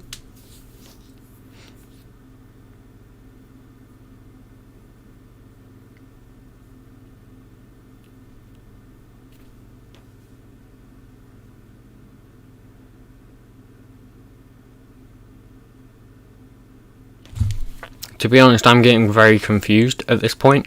I'm not exactly sure what my own code is doing. Okay, so I'm just going to say what I think this is doing, and you guys tell me if I'm being a doofus or not, which I probably am. So I'm checking if it's converting, of course, and if it does, it will decrement the water. Now what I'm doing here, or at least what I think I'm doing here, which I'm probably not doing, is I'm checking, I'm basically checking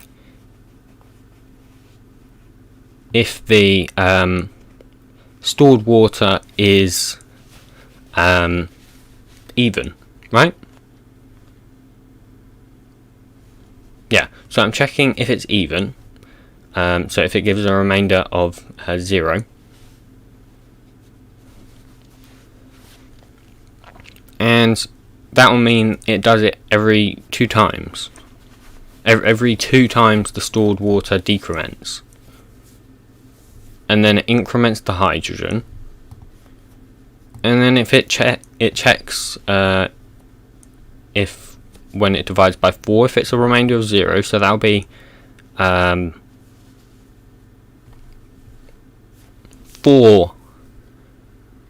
Oh, I'm so confused.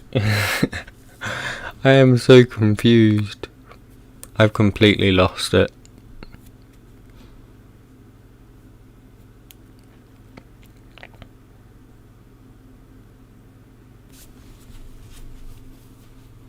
Okay, starting with 1000, decrements to 999, nothing happens. 998 get hydrogen. 997 nothing. 996 oxygen. Sort of. I want it to be so you get on 996. I want it so you would get hydrogen and oxygen. 4 definitely wouldn't work.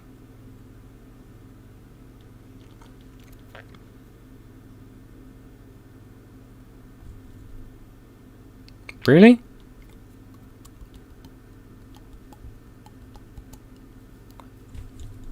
How long have I... Oh my god, I've been streaming for 2 hours. Okay, didn't expect that.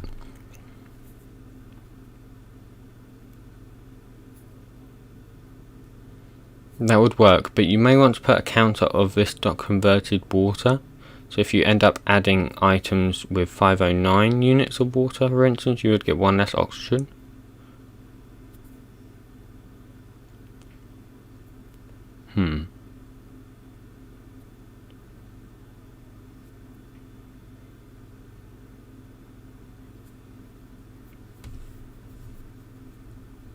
Yeah, I'm pretty sure the modulus 4 would work.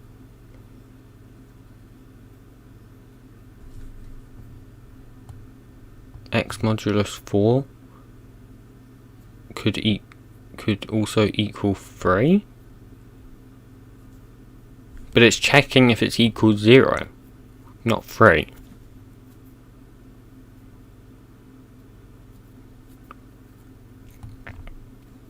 Because modulus... hold up. I never use modulus, so I might be an absolute noob here. Modulus. Okay. Modulo... It returns the remainder, right? Yeah, it returns the remainder. So it's basically checking if when you divide by 4, the remainder is 0. That's what it's checking, right? So that should work. Because that'll mean it will be true half as many times as this will be true. I'm pretty sure that'll work. It might not, but I'm pretty sure that'll work. So, I think we can ignore that now. Only is, if you start with an odd number, then it works, but leaves 1 left over. But that will eventually be lost on the next increment. Well, if there is more losses, then there's more lossage. Like, if I lose 1 extra water than you're supposed to, then that's not going to be a big deal. That's 1/1000th of a bucket. Like, that's nothing. So if that is the case, I'm not going to worry about that. The one thing I do want to note of, though, this runs every tick. I want it to be a significantly slower than this. So what I'm going to have to do, I think I have access to the ticks actually from the inventory tile. Let's see, because I might be able to do some modulus on the ticks as well. Yeah, I can, because I want it to happen a lot less fewer than this. So basically something like if this dot ticks, if this dot timer modulus 20 is equal 0, then we do that. I'm pretty sure that means that it will happen every 20 ticks rather than every tick, since this dot timer gets incremented every tick in the super class. Yeah. Pretty sure that'll work. Modulus confuses me, to be honest. I never use modulus, but now I suppose I'm using modulus, which is nice.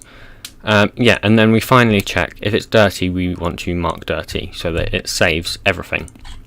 Now, one thing I do need to take note of is that I'm actually changing the current hydrogen and oxygen, but I don't think I'm going to need those anymore, am I?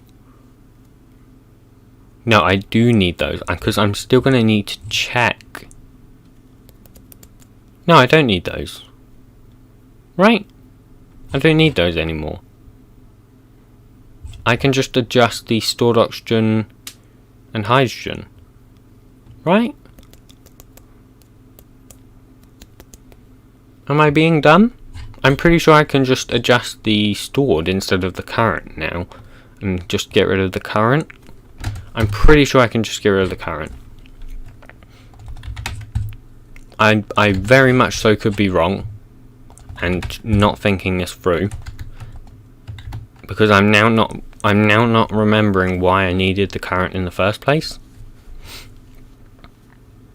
You also inspired me to teach people to code in Python and Java. Modular is something I teach first day because it seems nobody I talk to understands it properly, and it's really important and useful.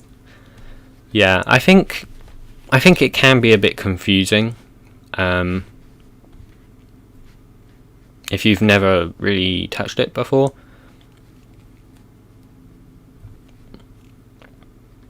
Is this going to be open source? Currently, no. But will it? Yes. I'm intending to wait for it to get to beta stage, basically, before I make it open source. Since otherwise my code is going to be awful, and no one is going to want to look at that. So I'm going to wait, basically, until it's open source. I'm going to wait till until beta. So let's see here.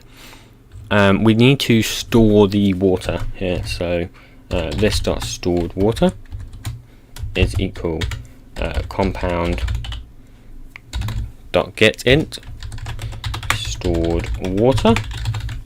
So a fun thing which I'm going to be doing is I'm going to have to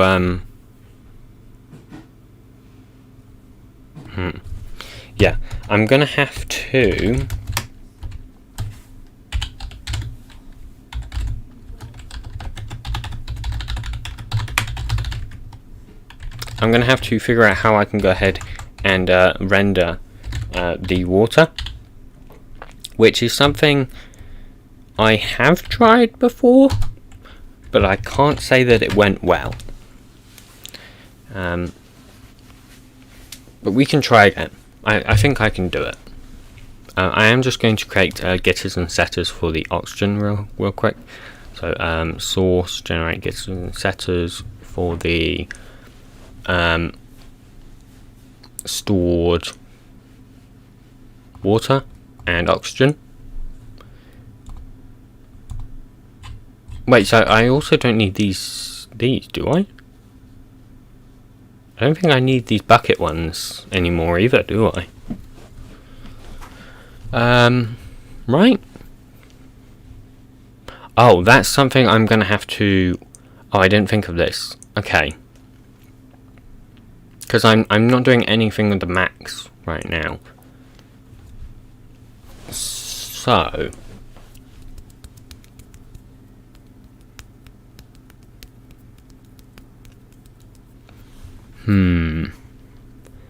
Because this is just going to go on forever. This isn't even touching the max.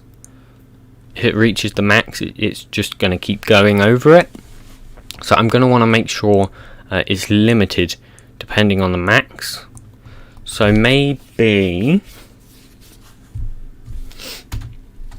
if it equals 0 and this dot stored hydrogen does not equal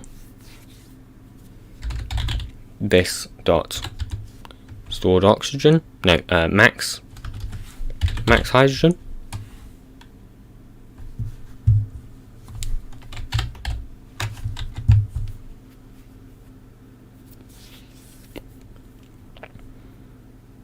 And then also we can just put that inside of this if statement, can't we?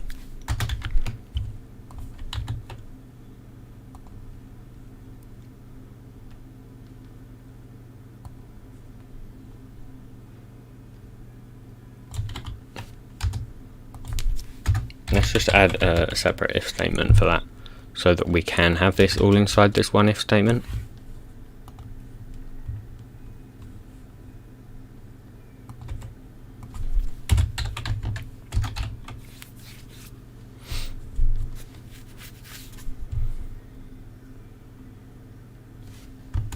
And then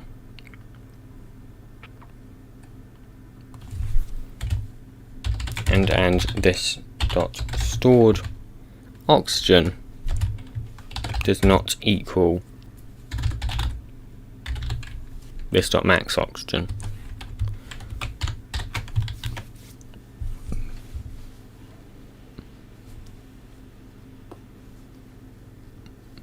Turty, do you intend for the electrolyzer to be used exclusively for water electrolysis or other compounds down the line?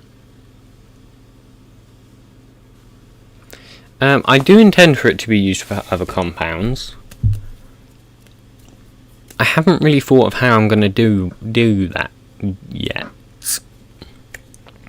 I think I have an idea of how I'm going to do it. I'm probably going to have different types. So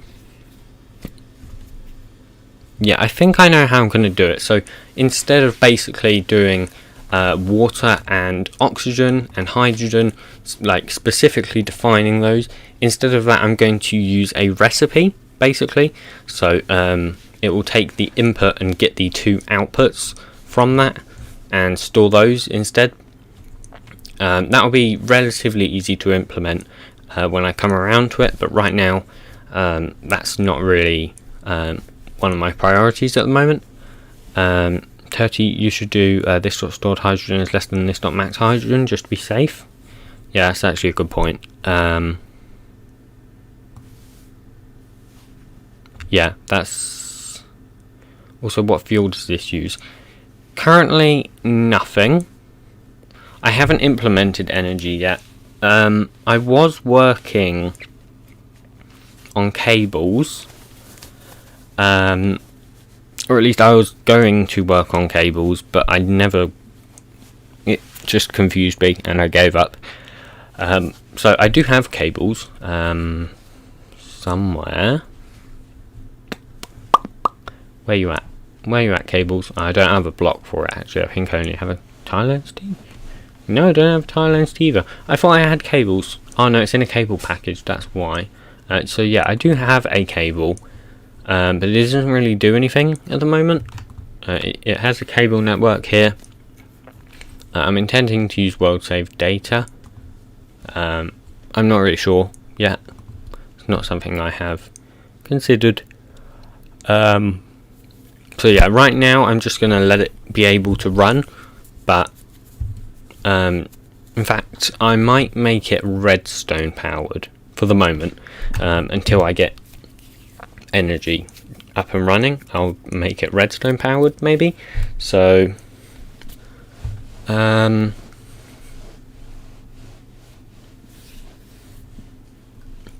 basically what we want to do,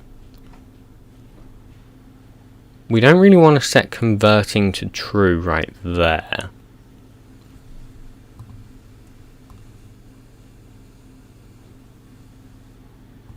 Oh, actually that's also a thing. We should probably check that the stored water does not equal 0.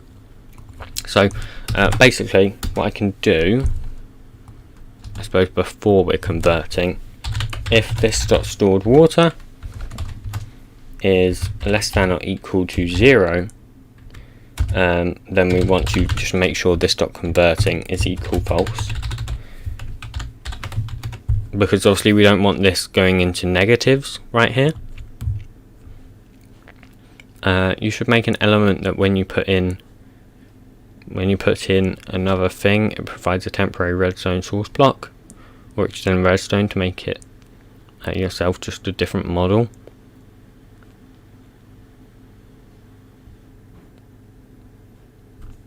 I don't know, I'll probably just put a redstone block next to it for now. So what I can do here actually, or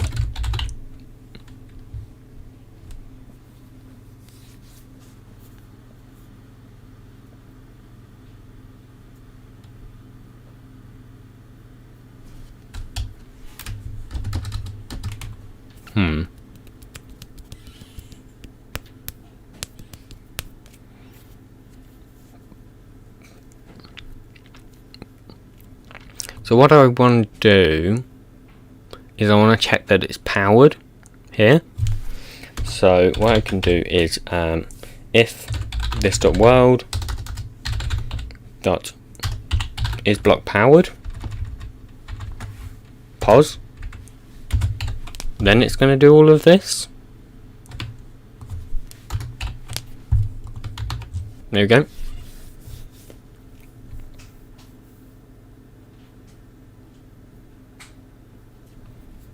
And if it's not powered, we just don't want to do anything. We do just want to make it dirty here. So dirty is equal true. Since we're changing stuff there.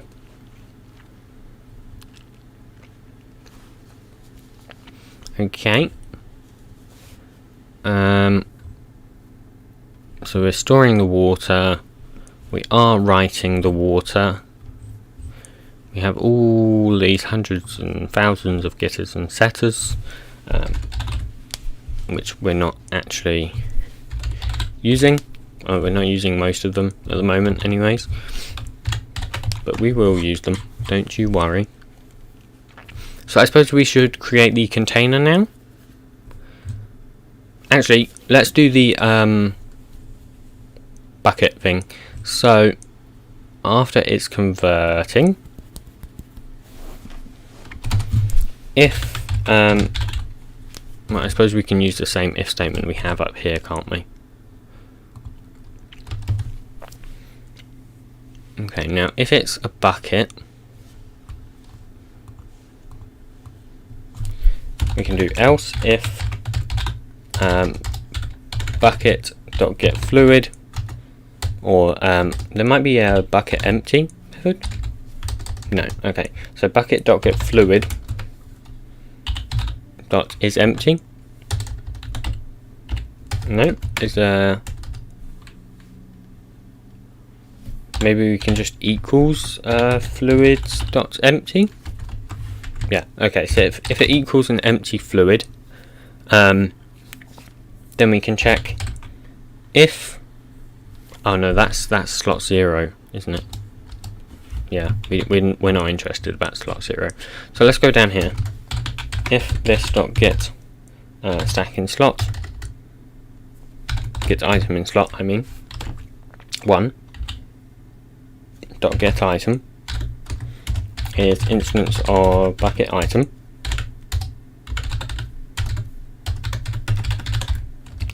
and this dot stored hydrogen modulus 1000 is equal 0.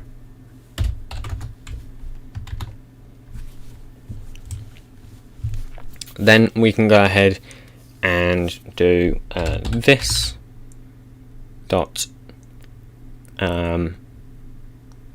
inventory dot set stack in slot 1, and we can do something like a new item stack of a new bucket item. No, I don't really think we want a new bucket item. We want items. I suppose we'll have to use our own bucket for this, won't we? So item init dot hydrogen underscore bucket. Now I know it doesn't really make any sense for a hydrogen bucket. Does it actually? That doesn't make any sense.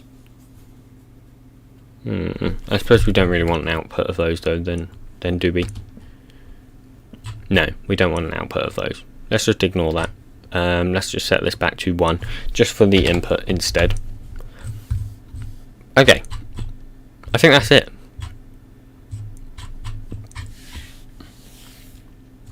Because the bucket of hydrogen doesn't make any sense. I'll instead make I'll make it pipe based. I'm not going to do that right now though, because I don't have pipes, so you know that'd be kind of pointless. Okay, let's create a new container. Let's call this electrolyzer container. Now I am going to need to go ahead and create the GUI as well, GUI texture, so that I can actually do this. So let's just add the constructor. Let's make it public, of course. I forget what the constructors need to look like. Okay, so I can basically copy this in, mostly. Okay, just change basically baler container to electrolyzer container. Replace all. And then find baler tile entity. Replace with electrolyzer tile entity.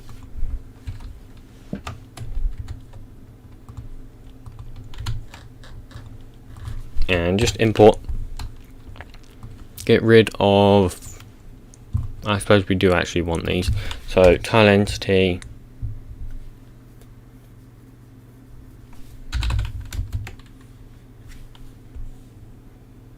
dot what's the error here? Do we need to import maybe? Did I spell it wrong? It's not telling me anything. Hello? Hello? It's just completely ignoring me. Okay, well I can delete these. And I can just change this to this.add slot. And new slot item handler. Tile entity in dot get inventory.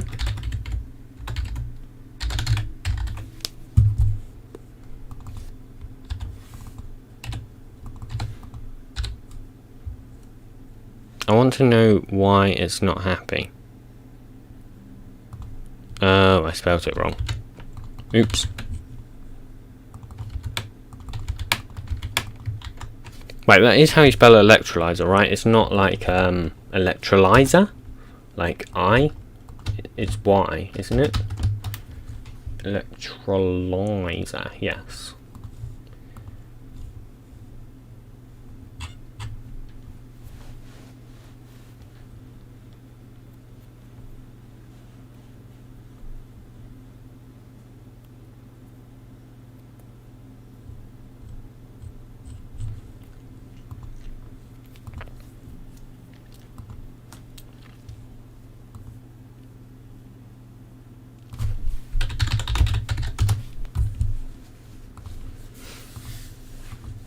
Right, tile entity dots.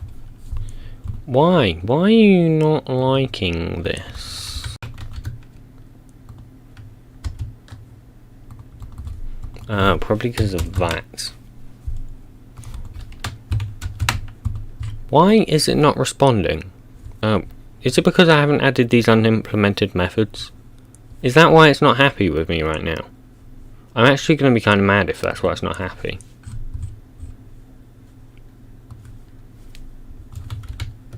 Please don't be the case.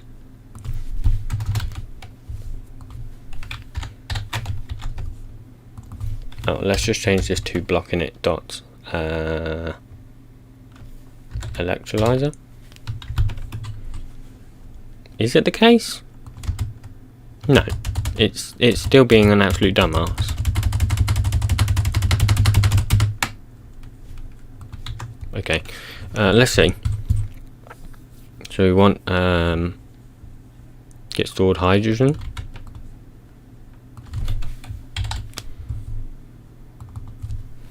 Hydrogen dot. I suppose we can just do here tile entity in colon set stored hydrogen. Right.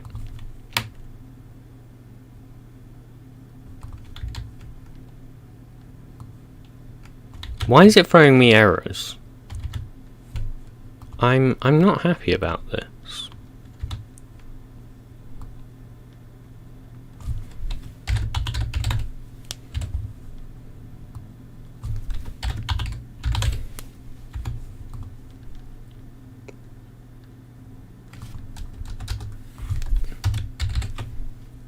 try that.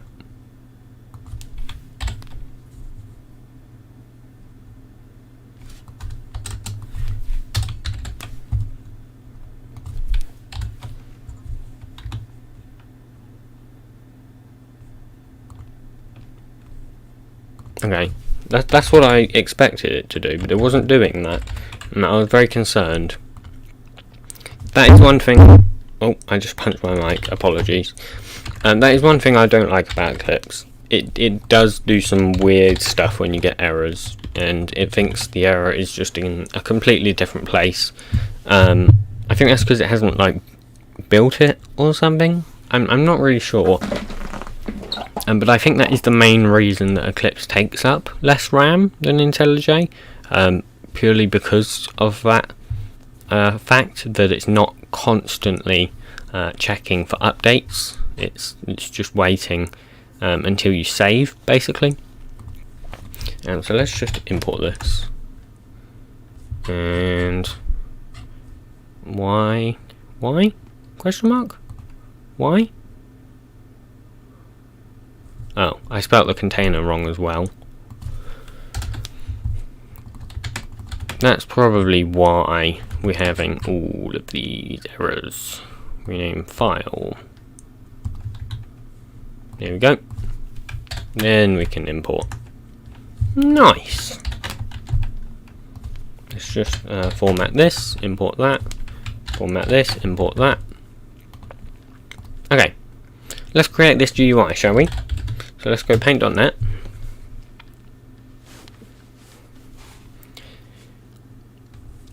Today, please. Thank you. Okay, let's. I'm going to open a vanilla GUI so I can get like a base texture here. So textures, GUI, container. I guess we want.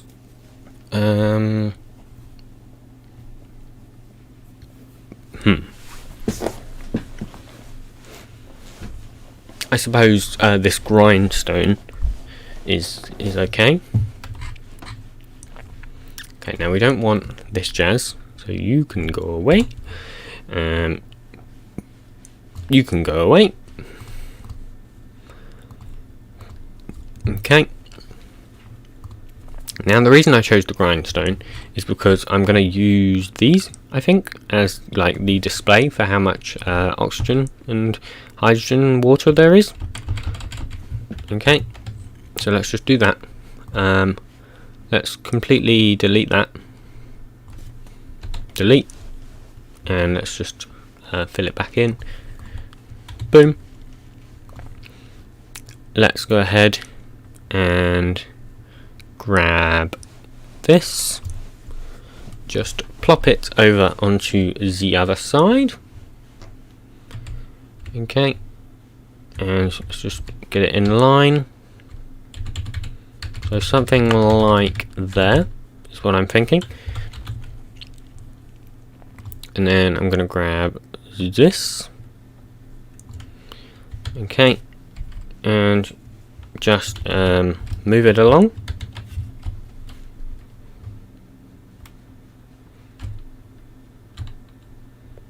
Now that is that's weird. That's weird. I don't really know how to format this.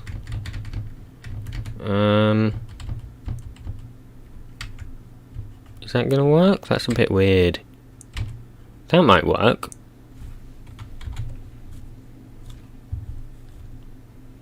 Maybe let's make it a bit bigger though. So what I'm thinking to make it bigger is literally just extend it like that. We can make it a bit bigger than that even, by just moving it along. And just grab 3 of these, copy paste.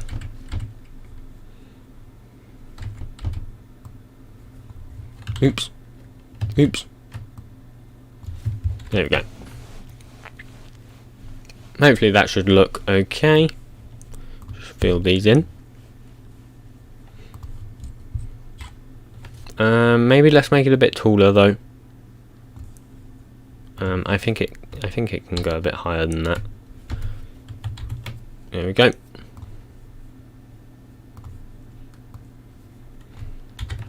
Let's grab that, paste it up, and bloop. There we go. And let's just make 2 more of these. So let's put one over there, and another one next to it, basically at the end.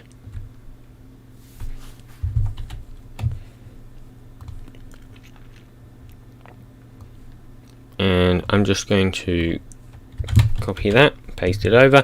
I am going to add slots for these, but I'm not going to make them functioning slots at the moment.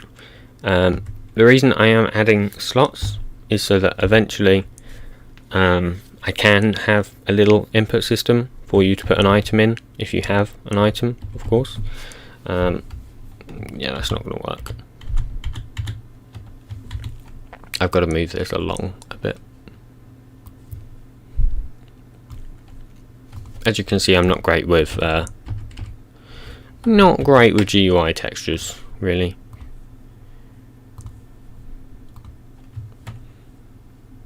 Alright, let's grab a slot. Let's copy. Let's paste.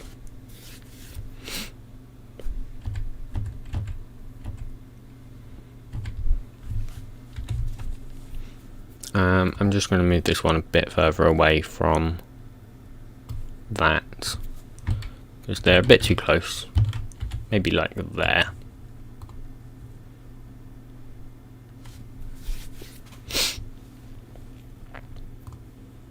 Should I switch these two around?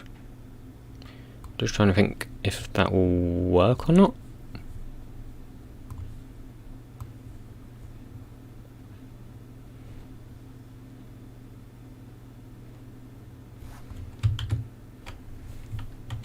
Would it be beneficial to switch those around? I'm trying to think if it would make sense to switch those around.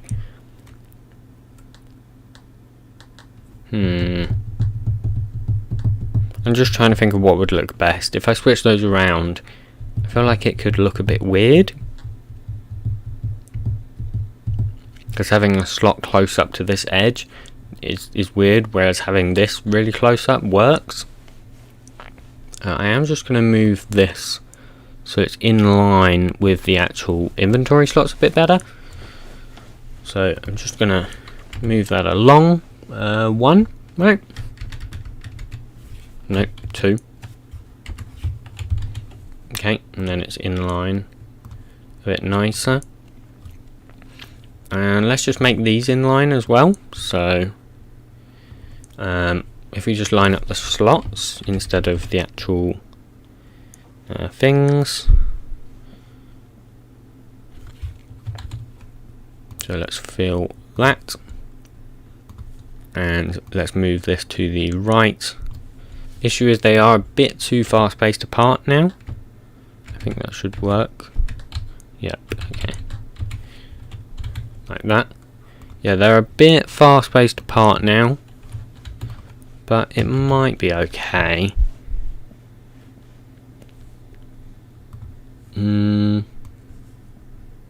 Yeah, that's really annoying. I could make these one closer, maybe?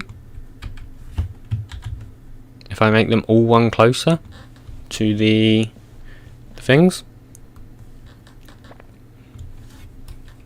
So I'll just move that in one.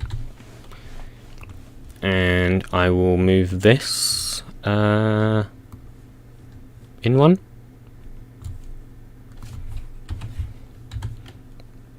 Then I can just fill that, and fill that. Oh, actually that's not right, is it? This needs to go right one, I think. Yeah. Okay. That's fine. That's fine.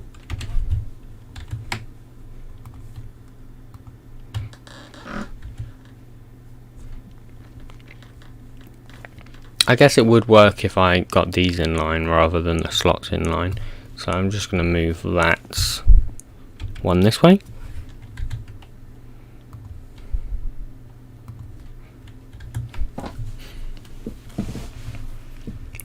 Okay, I'm thinking maybe move it down a bit.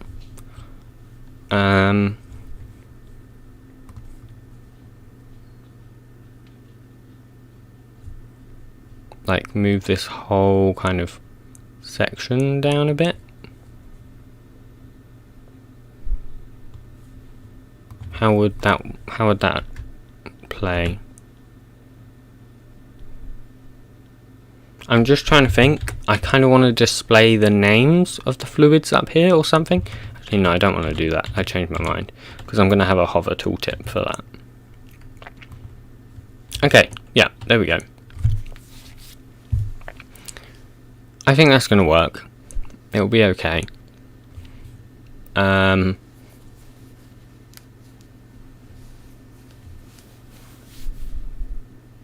was thinking maybe I could have like some sort of little processing icon here to show that it's running. I'm not really sure. If I do that, I'm going to have to add another thing to my tile entity, aren't I? But I suppose that could work. Let's just go into my electrolyzer here. I would basically have to add another a private int. I don't know. Running time. Private int max running time. I'm just going to set that to like I don't know, 80 maybe. No, I suppose 40. 2 seconds. And then basically it's just something like create a getter and setter for this, so get max running time. Set max running. No setter for max running time. In fact, we can set the max running time to final. Final.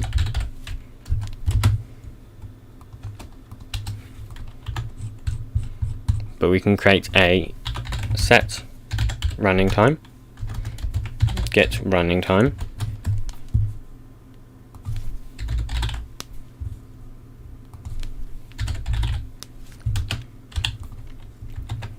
and that can mean we can just have a little display here. So I'm not really sure how to do this. I kind of want to make a little sort of gas thing, but this does mean I have to make a texture. It means I have to do art, and I'm very scared. I'm very scared. So I'm gonna grab a little thing here. I'm just gonna use black. Okay, and I'm gonna draw myself a box. That's not what I meant. I meant outline. Nope, that's not what I meant either. I meant 1 pixel. Yeah, something to that sort of size. Yeah, so that's 2 and 2. Right, so something to this sort of size.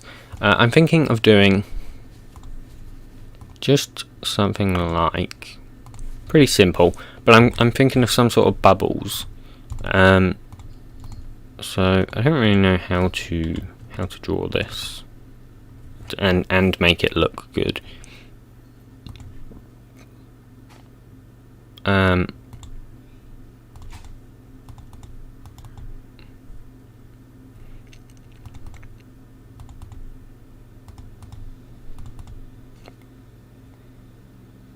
I have no idea what I'm doing right now.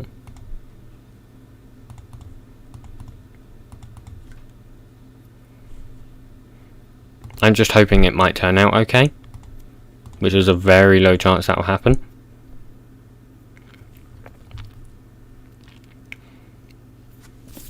So, and then I'm kind of thinking, I literally have no idea what's happening right now. Oh, that looks weird. Okay, it looked way better before.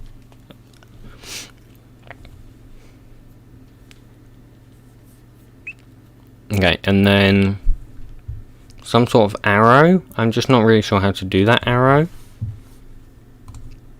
I'm just going to grab maybe like this sort of colour.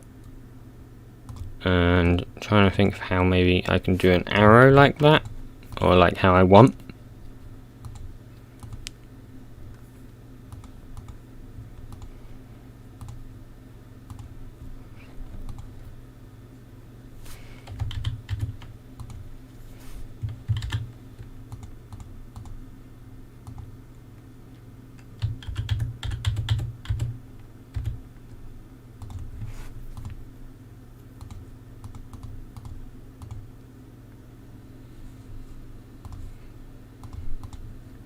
So yeah, I don't really know what I'm doing right now. I'm just kind of doing it.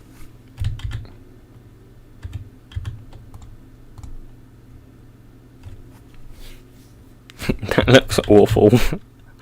I don't know what I'm doing. I know what I'm aiming for, I just don't know how to do it. Okay, wasn't there a GUI which kind of had a bubble sort of thing? The brewing stand does, right? Yeah, this is kind of what I was aiming for. This sort of bubble thing. But kind of just on its side. So, let me just do that. Oh wow, that's big. That's really big. I didn't expect it to be that big. Okay, just rotate it 90. So, 90. That's close enough to 90, I think. That's apparently not close enough to 90. Nope, that's still not close enough to 90. Bruh. Why you no go to 90?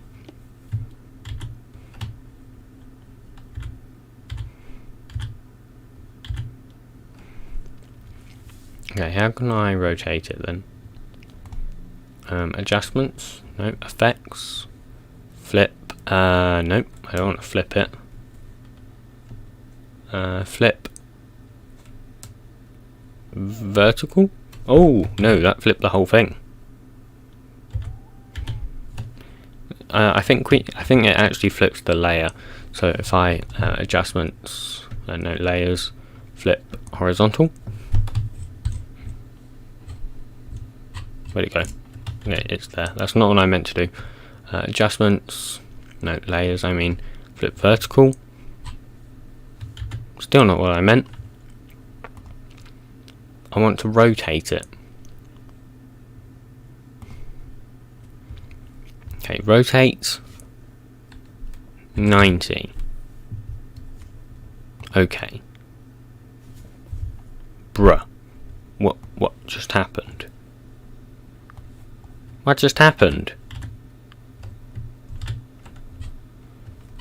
Bruh. I just want to rotate it. Is this not a thing? Rotate 90 degrees clockwise. What? Why does that do the whole image? Huh. Okay. I'll do it this way then. Image. Rotate 90 degrees clockwise. Image. Rotate 180 degrees. That's what I wanted. Why was that so much effort?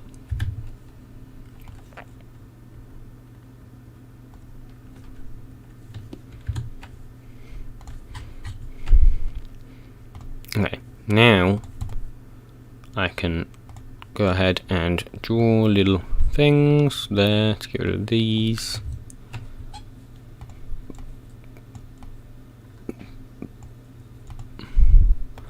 Get rid of these. Get rid of these. And get rid of these. Boom! Pro textures. That actually looks awful. Oh god. It looks really bad. I think it's the fact that it doesn't have an outline which makes it look really bad, right?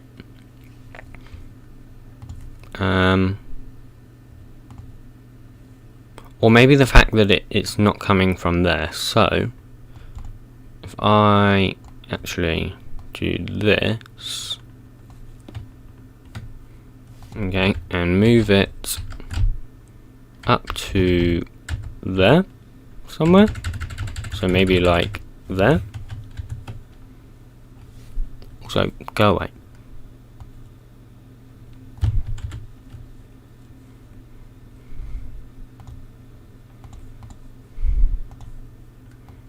Zoom, zoom, zoom.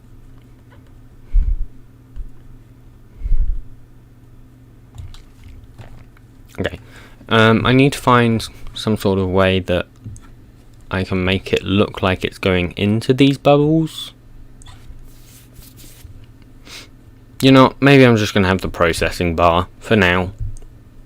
I think that would be better. I'm actually going to use this brewing stand one, maybe. No, let's not do that. Let's just use the normal one. Don't save. Okay, let's draw a filled rectangle over this. Get rid of it. Okay, let's open something that has a processing bar. This will do. No, that won't do actually, because I need both halves to it. So let's just go smoker will do. Why does the smoker not just use the normal furnace GUI texture? That seems a bit stupid, to be honest, but whatever. So let's just grab this,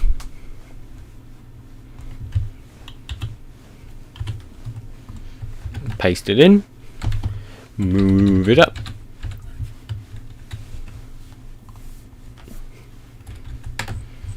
okay, and then let's just copy this one,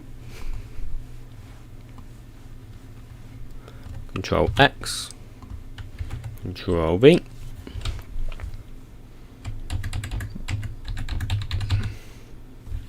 there we go, and just close that because we don't need that anymore.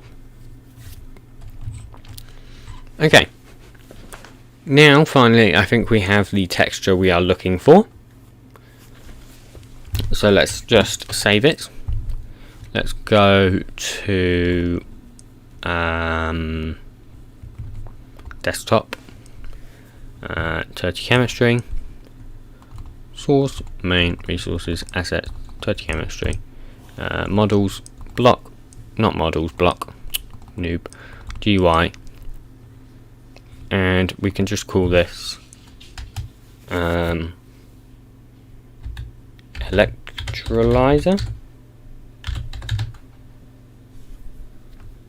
Save it. There we go. Get rid of that.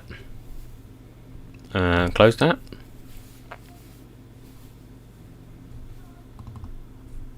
Let's just go in here, and we need to track those two ints. So this dot track int, a new functional int reference holder. It would probably be better to track arrays rather than ints here, but no, let's not. It's just a lot of effort. So tile entity dot get running time. Tile entity set running time.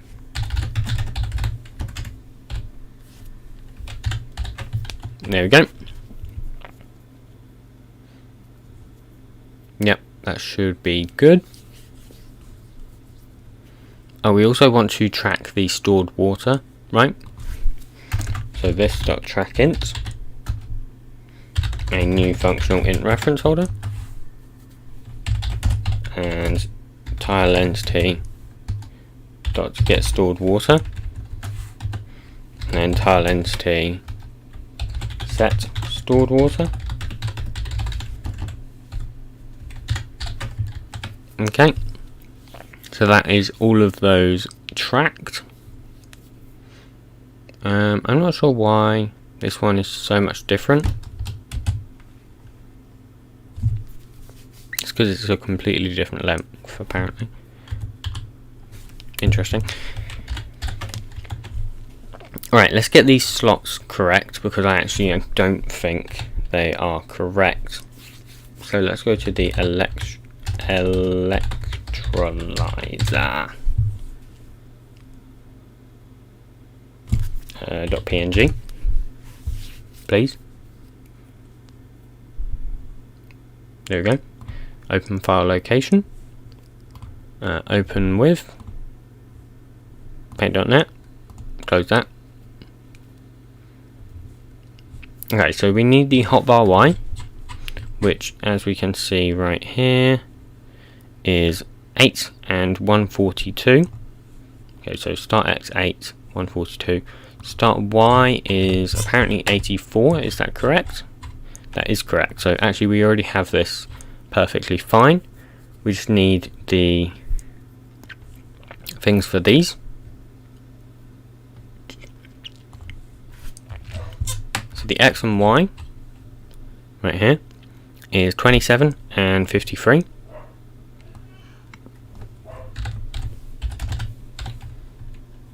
There we go.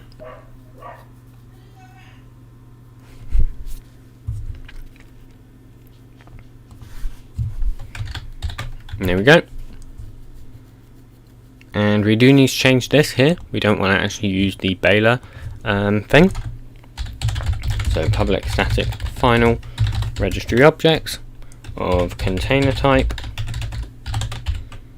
of electrolyzer container, and I'm going to call that the electrolyzer is equal to container types dot register. Oh, hello.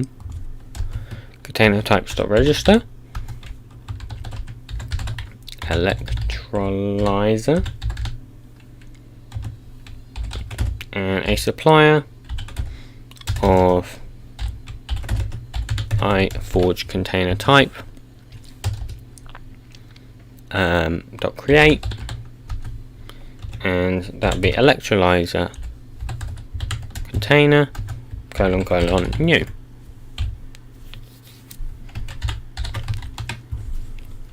Okay, now I'm going to go into the screen class. I'm going to create a screen class, so this might be the painful part, because I've got to figure out rendering this fluid. Let's create a new class. Let's call this electrolyzer screen. Extends container screen. Container screen of electrolyzer container.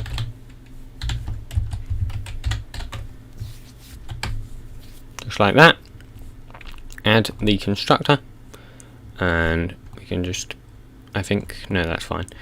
And add the unimplemented methods. So that is draw the background, and let's also make sure to draw the foreground.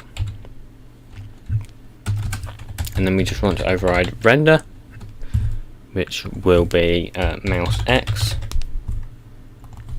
mouse Y, and partial ticks, and call super.render, mouse X, mouse Y, and partial ticks. I think before that we need to call this .render background. After that we call this .render hover tooltip, mouse X, mouse Y. Now in the background right here, we can do render system .color 4F, and I will just take in 1.0F for all of these. And then we can create our texture. So private static final resource location, and I'm just going to call this texture is equal to new resource location, Turty chemistry dot mod id, and for the path it is just textures / GUIs / electrolyzer. And I am just going to actually refresh to get those, get that texture and get the model in, of course. And just wait for this to do whatever on earth it's doing that's taking so long. Okay, then we want to call this.mc, this.minecraft, my bad, Minecraft dot texture manager dot bind texture, and then this is all off the top of my head, so I think I'm getting this right. I think we then blit.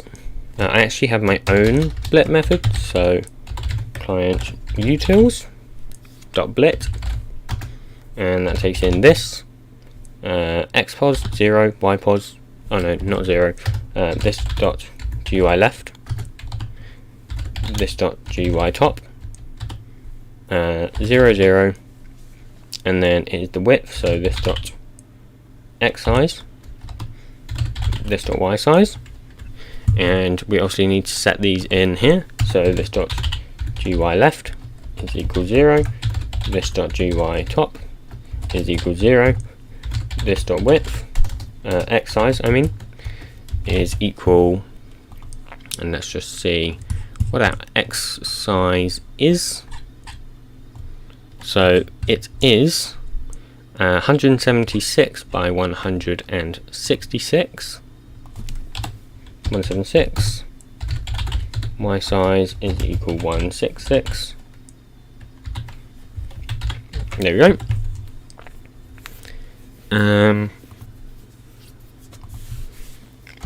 Here we want to use this.font.drawString. We want to draw this.title .get formatted text, and we're going to draw that. Is there enough space up here? That might be a slight issue. I don't think there's enough space, so let's just pop it down a few. Yeah, that should be fine. Yeah, that should be great. Save that, and we are going to have to change the slot. So the Y is now 2755. Let's just change that real quick before we forget. 2755. There we go. And just refresh to make sure that texture does update. I think it should, but just in case. And I just realized I did accidentally close that, and I did need that to go and get those X and Y positions and the color. Actually, the color I can get from something else, because I should have it in other places. So the color is 0x. Oh yeah, 40, 40, 40. Right, I did know that actually. I just kind of completely blanked that out. Okay, so the xpos up here. Yeah, we'll set it to maybe there. So that is 7 and 4. 7.0f and 4.0f. And then this.font.drawString. This.player inventory .title no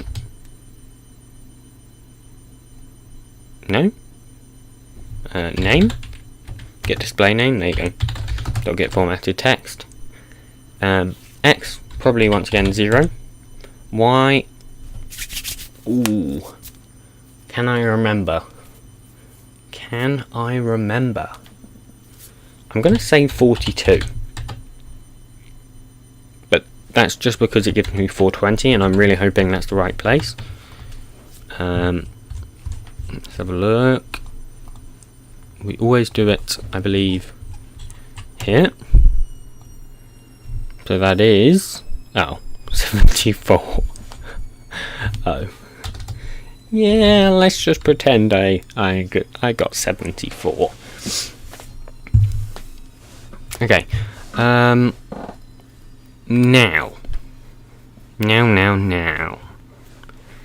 we need to draw the progress bar. So, I think I can go in my autoclave. My autoclave screen.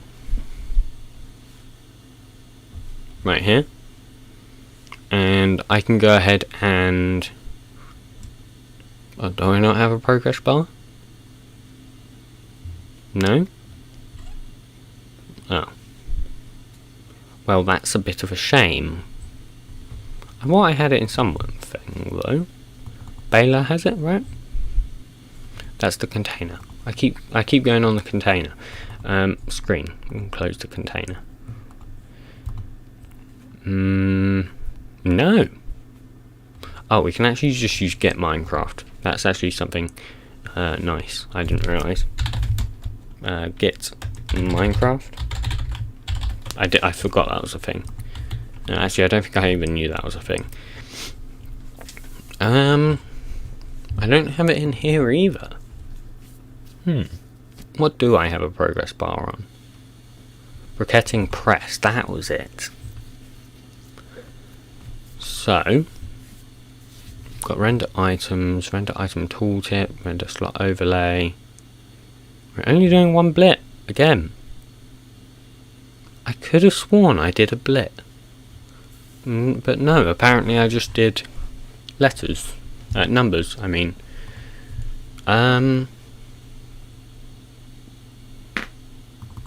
let's look at the fractional distiller. Nope. Okay, in that case, I'm going to be doing this completely from memory. So, I can use my client utils method to blit it again. So we're going to blit this.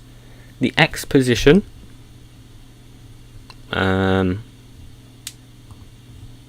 if we look here, is going to be... it's going to be here, right?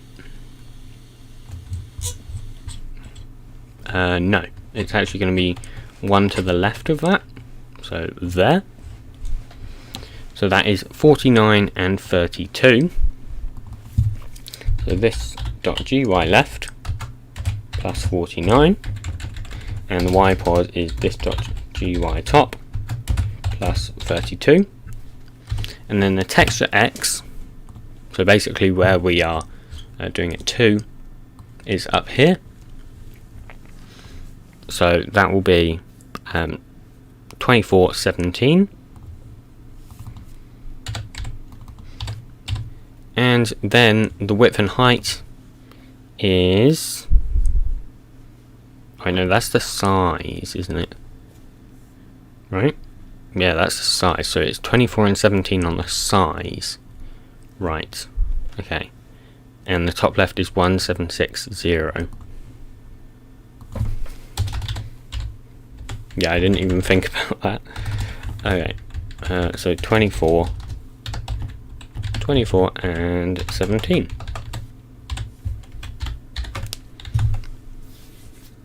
Okay, no. Okay, so we don't want the width to be 17 right here. This will be the scaled thing. So let's go into the container. Common container. Okay, let's go electrolyzer container. Let's create that's only in this.client public int get scaled progress.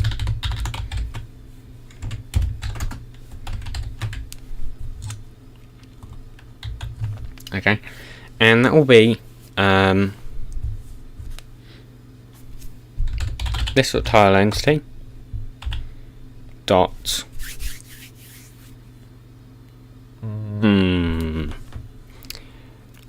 I don't remember what this method looks like at all.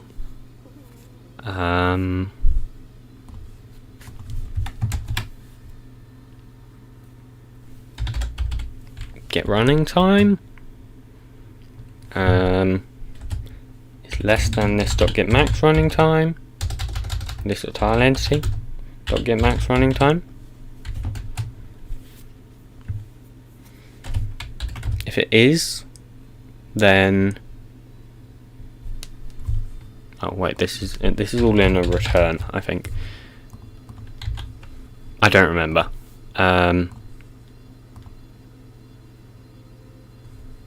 Yeah, I don't remember. I tried, but I can't think that great. So let's just go in my tutorial mod, since I know I do have one in here. So client, no, it's not client, container, example furnace container. Oh, that's bright. Oh, that's bright. Okay, there we go. Let's just pop that there.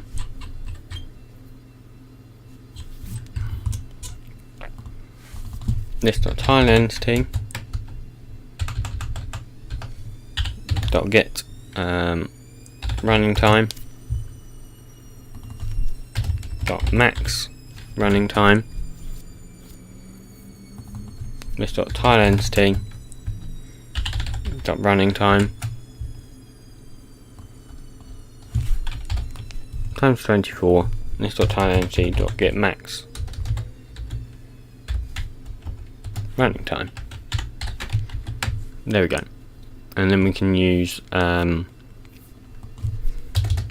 this dot container dot get scale progress, just like that. Alright, and then so we've drawn those. Next, I suppose we need to do the part which I'm not happy about doing, and that is drawing the fluid textures. Now, I don't know how to do it, if I'm being perfectly honest. I'm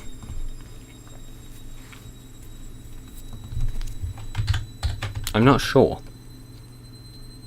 because I'm not currently because I'm not currently storing the fluid. I'm just storing basically an int for each fluid amount. I don't actually know what it is, so currently I am just going to have to hard code, I suppose, basically the texture. So that actually should be pretty easy, and that's going to be in the foreground, I think. I don't actually know. No, I suppose it would be background, and then foreground we do the hover tooltip for it. So we can do client utils dot blit this expos this dot GUI left and this dot GUI top. Now the one issue is that it starts drawing from the top left. So I don't remember how I did this, but I did it with my gas extractor. So I'm just going to check my gas extractor. So gas extractor screen. Okay. So I actually blitted in the foreground. Right. Okay.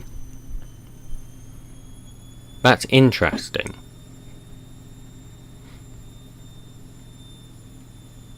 very interesting.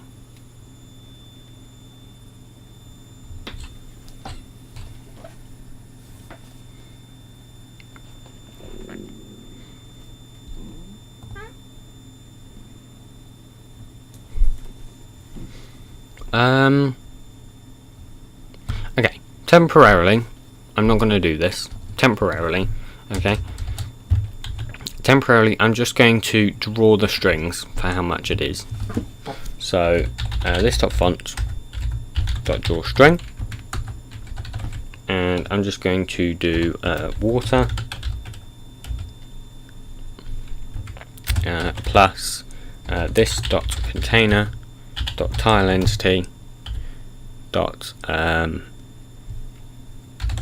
get stored water plus, and then slash plus this dot container dot tile entity dot max max water. Get max water. That doesn't exist. Oh. Do I have any getters for the max?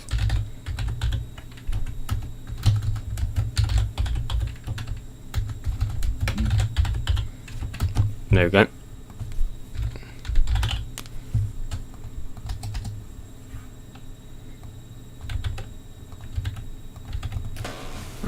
Alright, nice.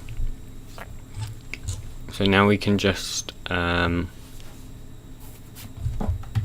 get max water, and for the X and Z, I suppose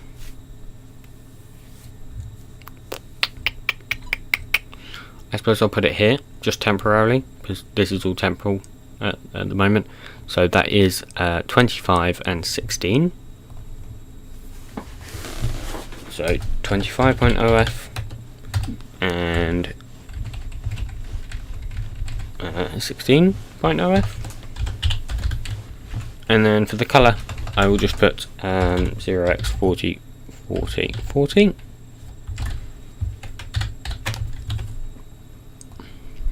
Now I'm just going to copy this and paste it twice. This one will be hydrogen, this one will be oxygen, and this will be get stored hydrogen, get max hydrogen, get max oxygen, get max oxygen, and just change the positions on these. So for this one, I'm just going to put it up here because we don't have the name up here. So 98 and 4. So 98 and 4. Oh, that's wrong actually. This is 98. This one, and along over here, this one is going to be 152.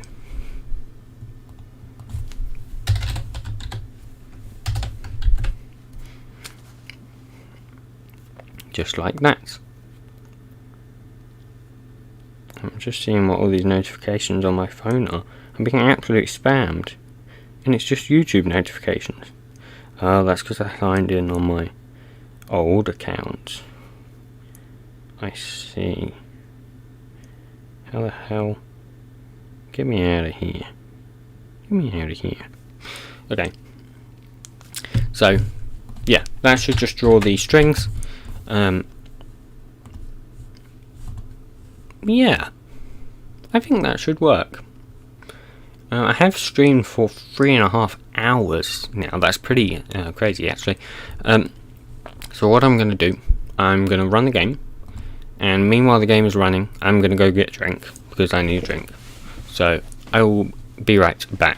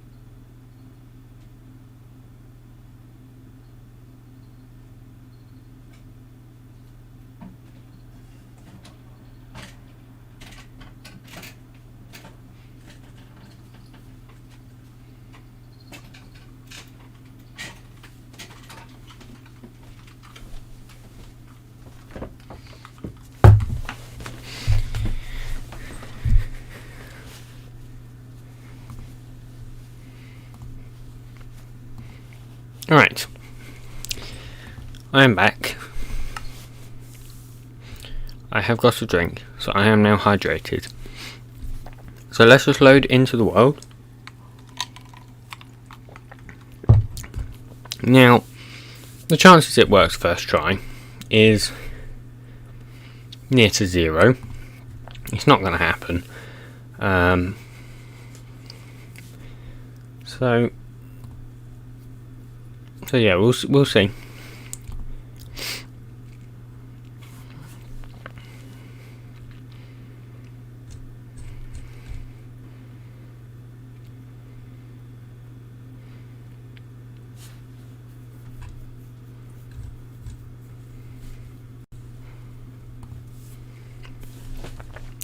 We will see.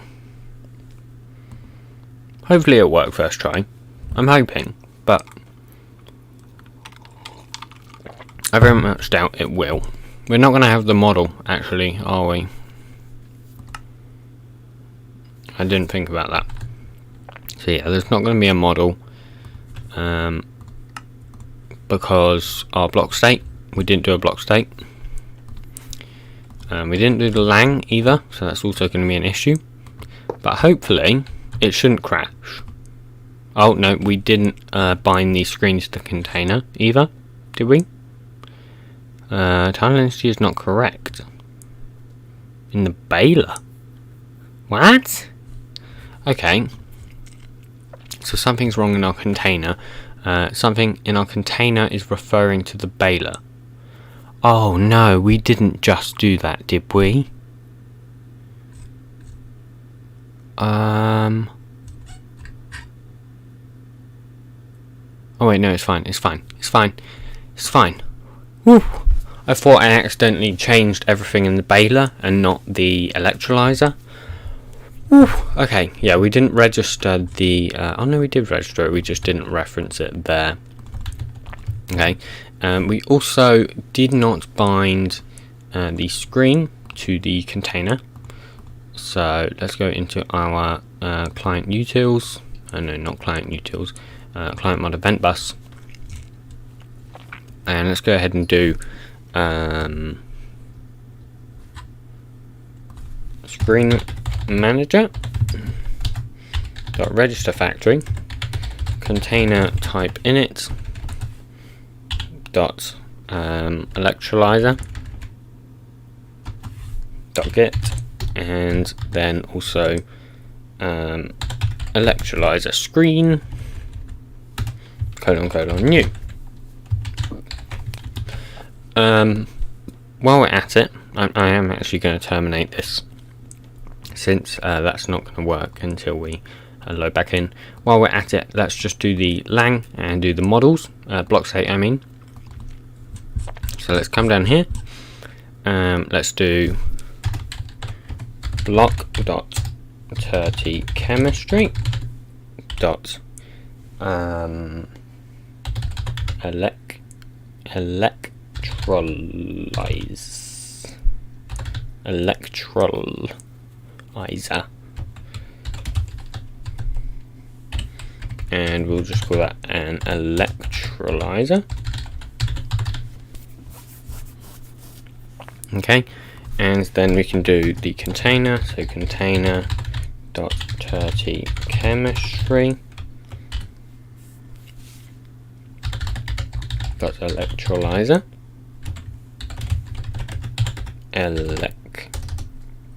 electrolyzer, just like that.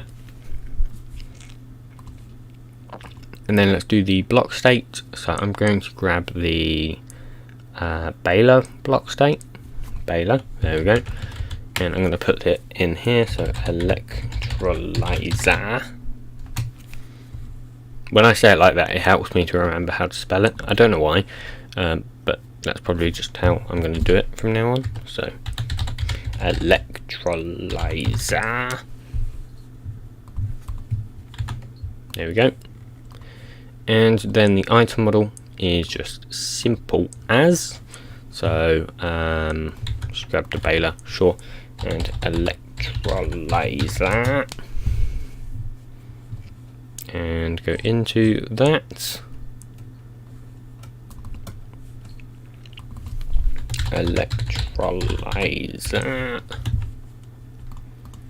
There we go. Textures, yeah, that should be fine. Alright, let's go ahead and load back up into the game. We have been streaming for 3 hours and 40 minutes. That's quite impressive. It's pretty good. 453 views. Not bad, not bad.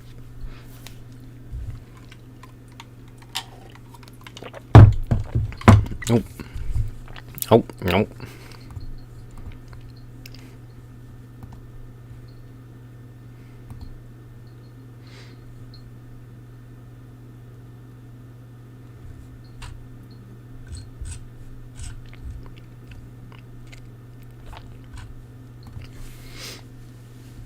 Alright, let's just let that load.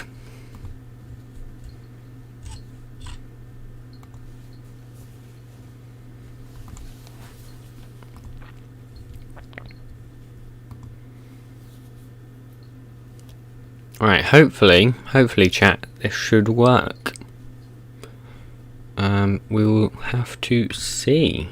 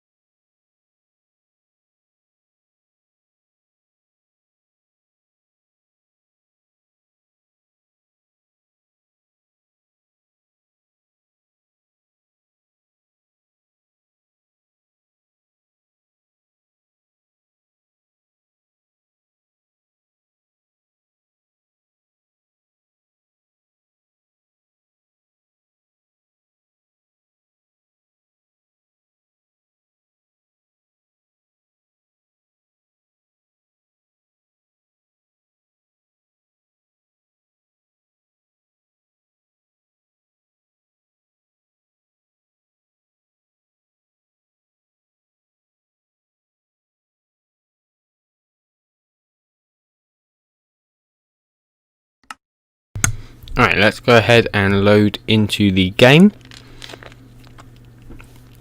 And hopefully, with all fingers crossed, it should work. But, we'll see. We can hope. Come on, game. Load. Please. Please. Okay, good. I thought it froze for a second, but it didn't. That's good. Alright, come on. Oh, something's happening with the stream, actually. The audio stream's current bitrate, 0, is lower than the recommended bitrate. We recommend that you use an audio stream bitrate of 128 kilobytes per second. Okay, I don't know what that means. I have no idea what that means, but sure thing. Alright, so here it is. It actually looks like we messed that model up slightly, but that's fine. So when we open it, oh, okay.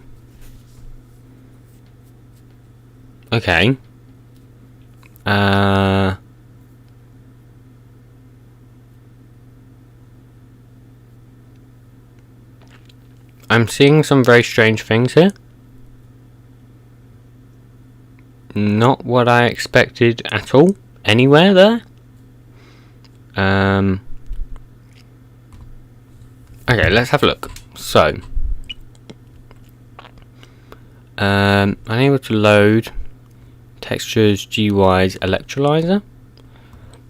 So if we go into here, Oh, textures GUI.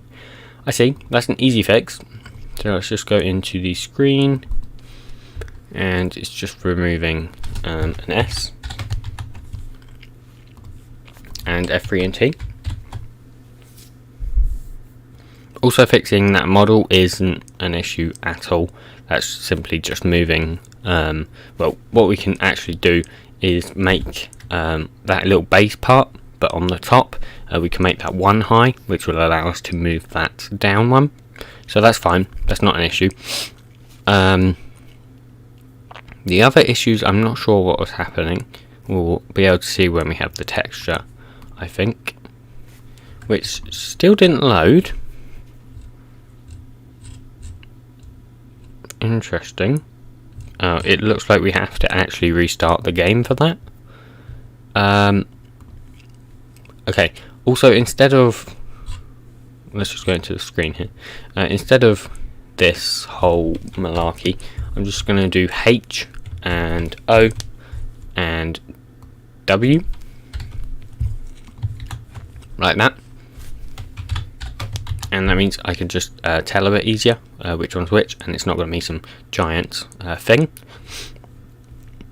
Also, let's not do the max water. Let's just do the stored water. That'll save us some space here. Alright, nice. Okay, let's go ahead and restart again.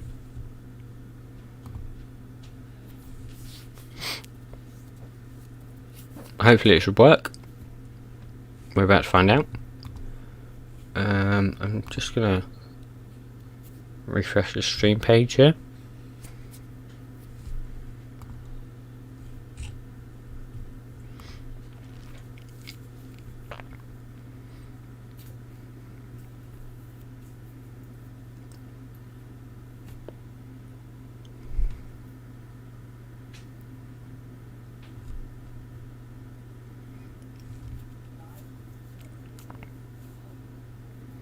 Okay.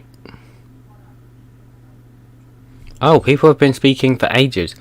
Okay, I thought that's what happened. So, okay, I do apologise for not having read anyone's message for ages. Yeah,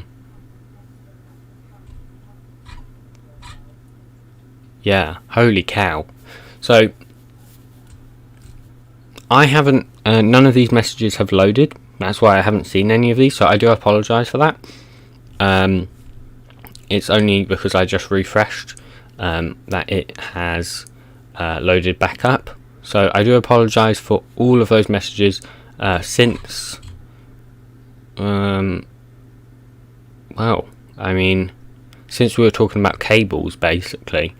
So yeah, that was ages ago. I do apologise about all of that.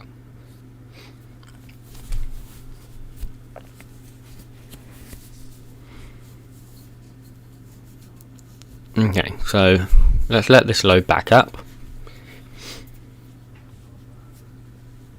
Yeah, so I was very confused. There wasn't a message for like an hour, and I was like, oh no, I thought the stream died or something. But yeah, YouTube, I mean, I have had this page open for almost 4 hours, so YouTube probably just got a bit confused, I suppose.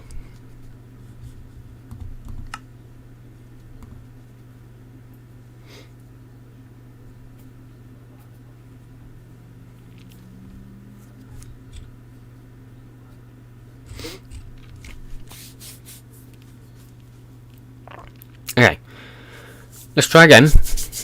Hopefully we should have some better luck this time.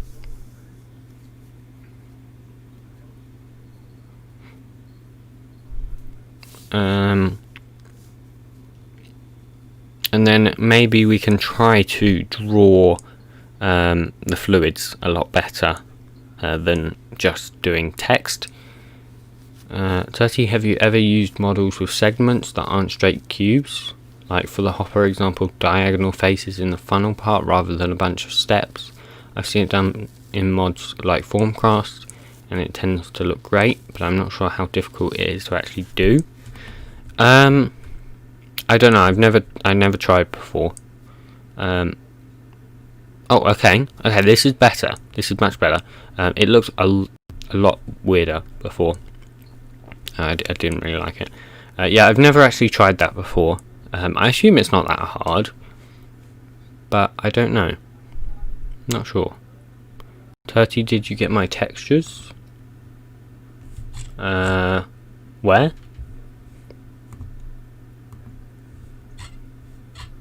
Where was I meant to get your textures? I don't think so. Also, what on earth? My mouse wheel is just so dead right now.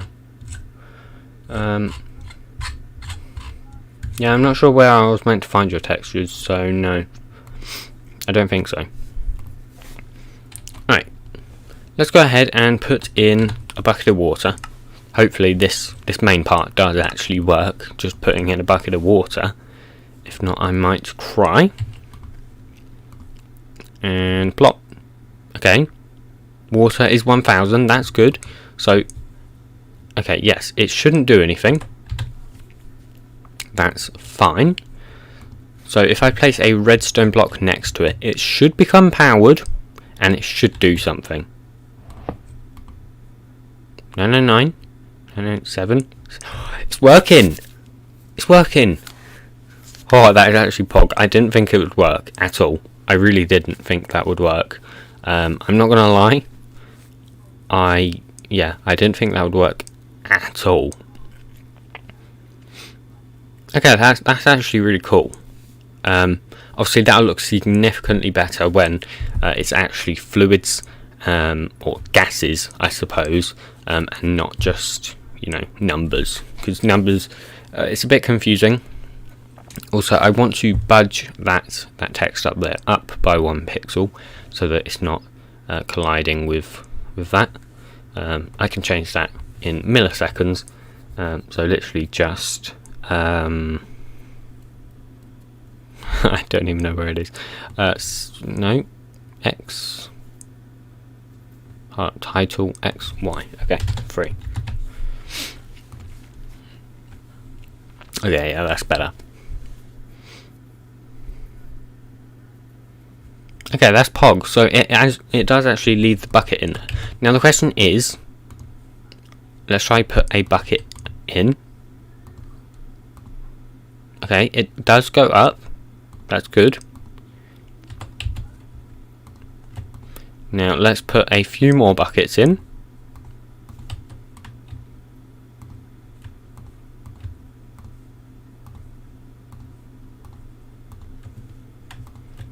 Okay, okay.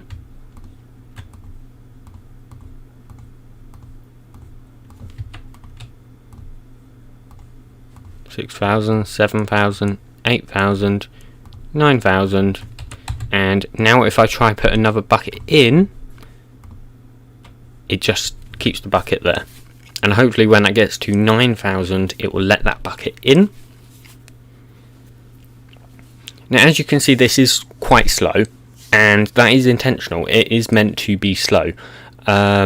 Maybe I'll make it go a bit faster, so instead of maybe doing modulus 20, maybe I'll do modulus 10, and that will just mean it happens, yeah, that'll mean it happens every half a second instead of every second. I think that might be a bit better. It should still take a while, which is good. You know, electrolyzing isn't super fast. It doesn't just yawn. I don't know what that sound effect was. That was awful. I won't do that again. Sorry. But yeah, if I do that, as you can see, it goes a bit faster. That's nice. I like that.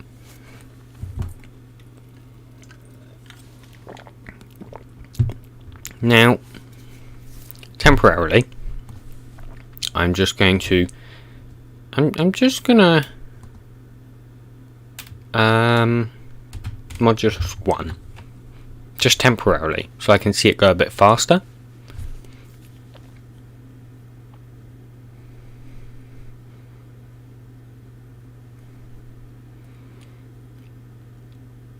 I mean, that is still taking a while, so...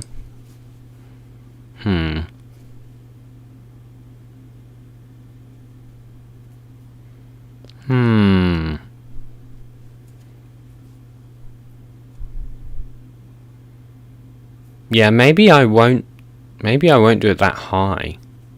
Maybe let's try 2, maybe? Modulus 2?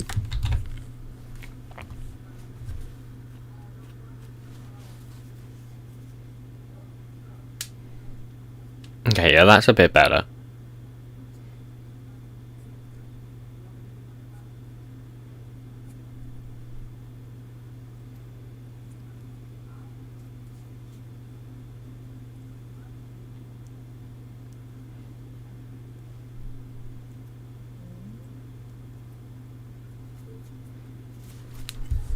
Alright, now I did want to actually test this. So instead of doing negative, I'm actually going to do negative equals 5. Just to make this a bit faster here.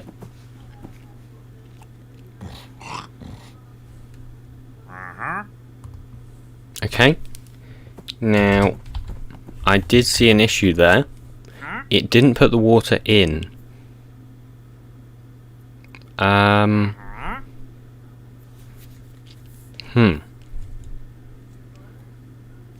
But why?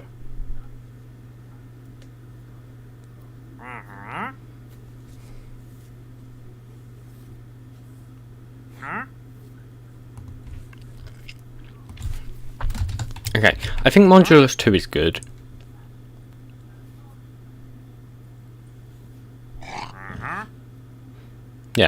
Yeah, modulus 2 looks good. But I need to figure out why it didn't put that water in. So, it's checking... It's less than 80. So it put it in, but it didn't increase the stored water. And I'm wondering why.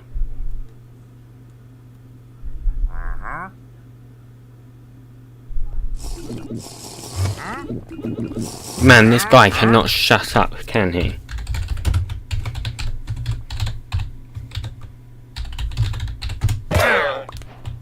Oh, that was Pog. I love killing those guys. It's so fun.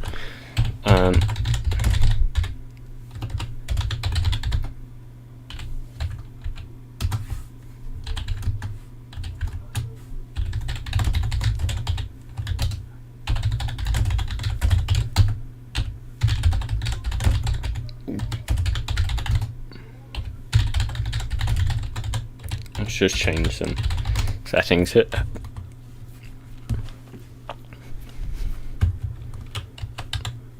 Now, I'm very intrigued to know why that didn't work.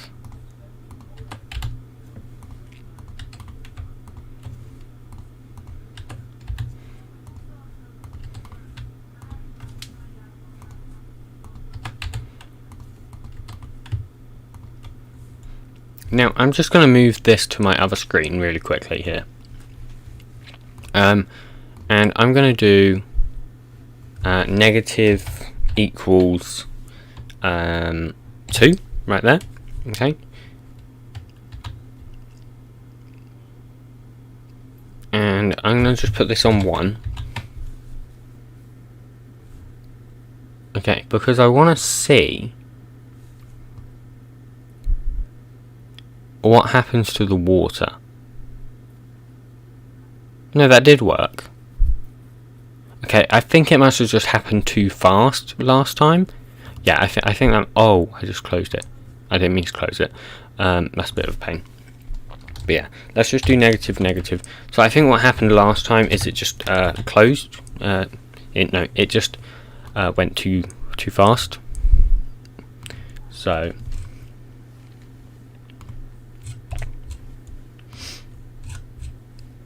gets a bit confused. Just checking some things.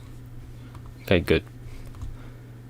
Turty, you should consider changing the decreased amount in the water. For a few reasons, slowness is one. Like if you do 4 at once, then every time it ticks you get 1 hydrogen and 2 oxygen.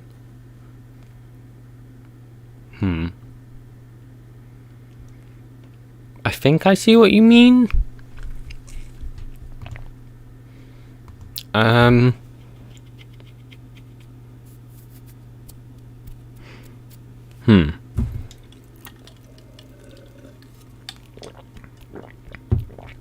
Never mind, I don't see what you mean. I missed it the first time? Did it really go that fast?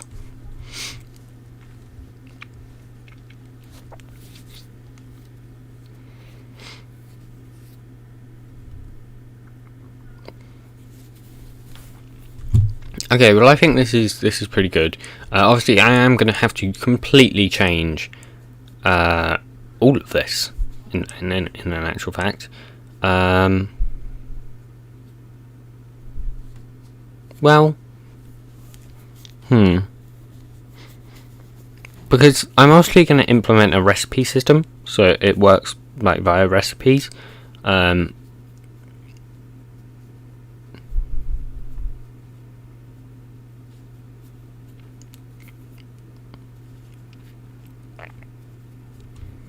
So I am going to have to change a significant amount here.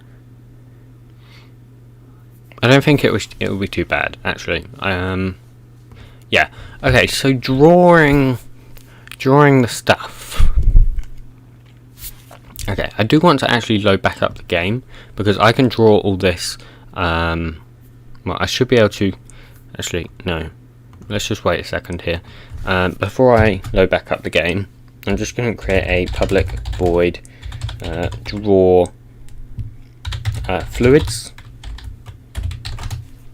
Okay, and I'm going to need that to take in. Actually, I don't need to take it in anything. Yeah, I don't need to take it anything. And in the foreground, or I suppose, yeah, in the foreground, I can just call draw fluids.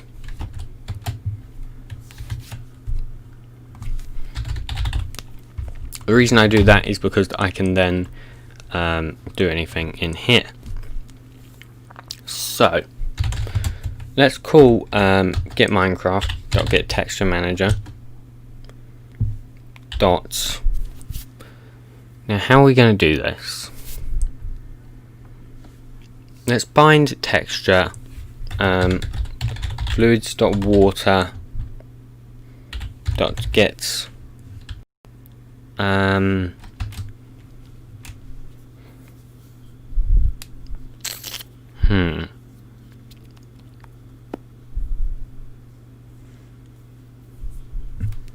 How can we get the texture from a registry name is the question. Or maybe we don't need to, actually. I'm just trying to think here, so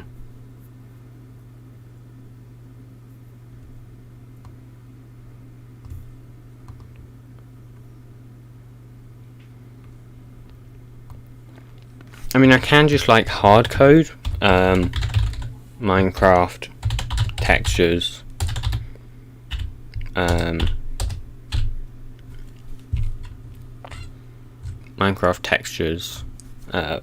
blocks / water _ overlay .png, right? I suppose a new resource location of that.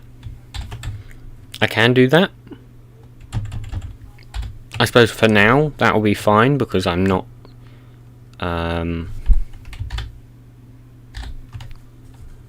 yeah, that'll work for now, I suppose. Obviously when I change to a more dynamic fluid system, I'm going to have to get it from the fluid, but because we're not storing the fluid, that shouldn't be an issue at the moment. So then we can just call something like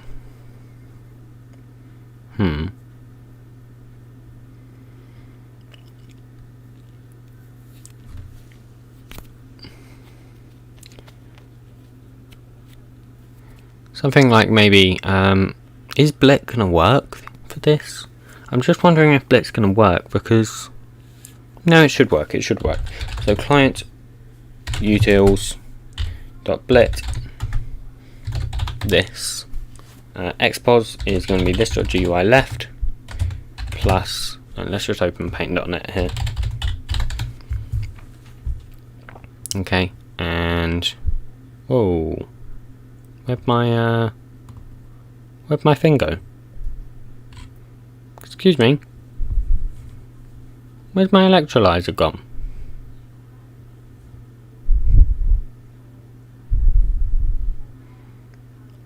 The texture's just disappeared.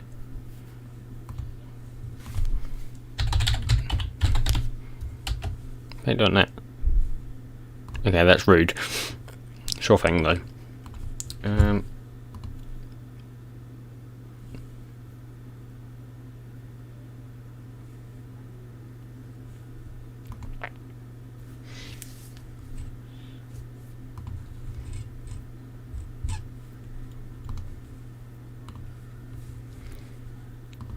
Let's go recent files.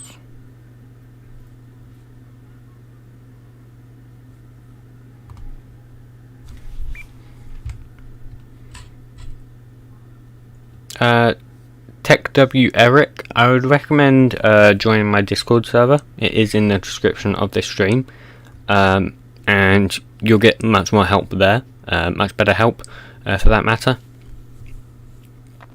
So I would recommend doing that. It's probably, if I had to guess, without obviously seeing any of it, I would guess that you got the location of it wrong. Like the location of the file. Make sure it's in data / your mod ID / loot tables. Recipes, I mean, not loot tables, recipes. Make sure you spell recipes right, because that is a thing that everyone seems to fail on. I don't know why. Like, recipes have never been spelt different, but everyone, I mean almost everyone, gets it spelt wrong for some reason. So if we go back in here, we want to do something like, so we want to draw it from the top left. Well, we have to draw it from the top left. So how are we going to then draw it down here? I'm not sure. Okay, for now, so let's do 913 and grab this X size as well. So GUI left plus 9, this dot GUI top plus 13, and then the texture size, texture X, can just be 0, 0. The width and height can be 13 and 57.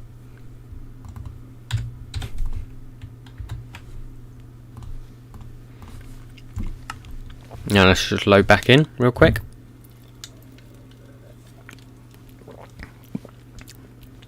And let's check if it works.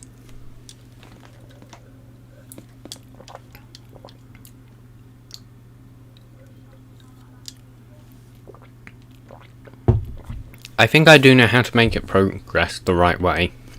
My gas extractor, for example, has it progressed the right way, but I think I kind of did some hacky stuff to do that. Let me check, because I did that in a stream as well, and everyone thought it was alright, so it can't have been that bad. Oh god, no, that's horrible. That's horrible. I really hard coded that, didn't I? Yeah, I see what I did, because I actually... Oh god, no, that's horrible.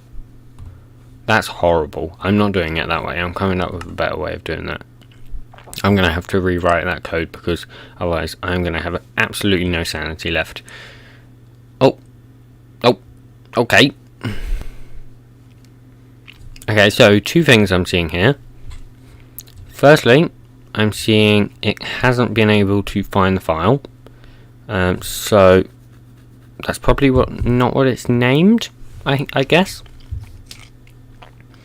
So let's go textures, block. Oh, it's block, isn't it? Not blocks, right?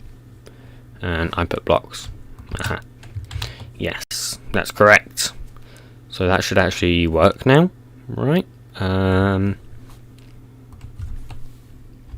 and T, because it's probably got to reload the texture, I guess.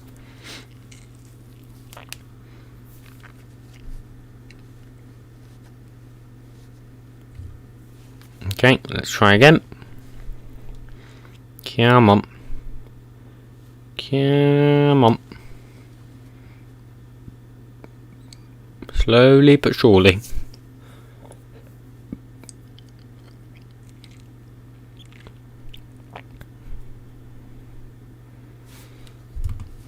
Okay, it's still... Can it find the texture this time? Okay, it's found the texture. Now, why is it drawing in the wrong place? That is something I need to know. Also, I think we need to do render system dot color 4f 1.0f 1.0f 1.0f and 1.0f, right?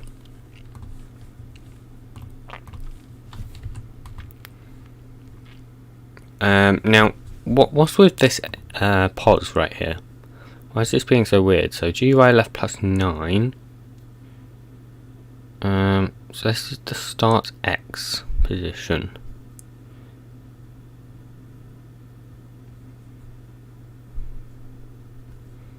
What if I just try 9 and 13? Will that work? I keep loading that up. Okay, that works. Now, 1 second here. I'm just going to open Magnifier, something I never use, but I found out about it the other day. Oh, that's nasty. Okay. Oh, God. Okay. What I wanted to do was just zoom in and check if it maybe has the texture. Oh, God, this is horrible. I hate this. I hate this.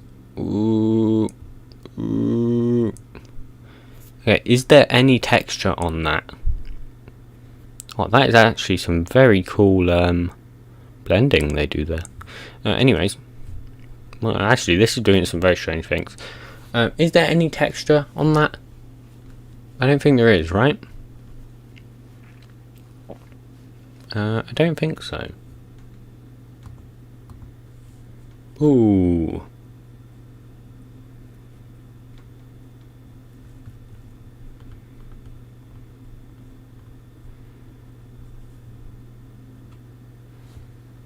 I don't think so. Let me just close Magnifier here. So the real question is, why?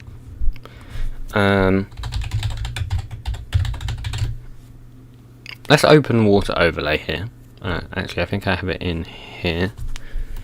Water. It's the wrong color, isn't it?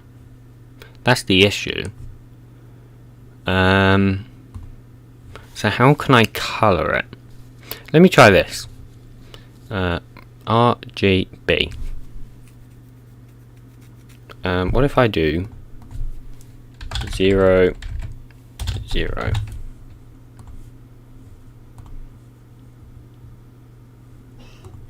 Okay.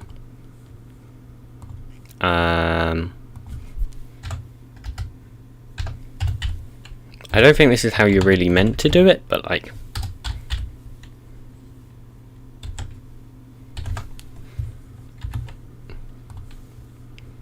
something like that work?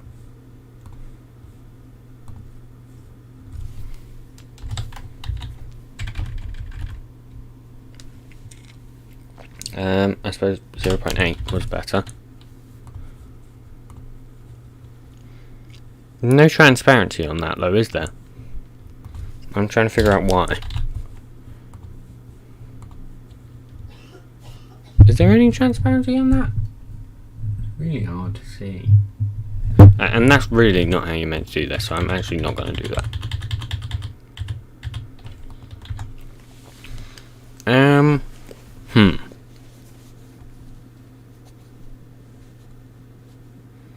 So we're colouring it, we're binding the texture. What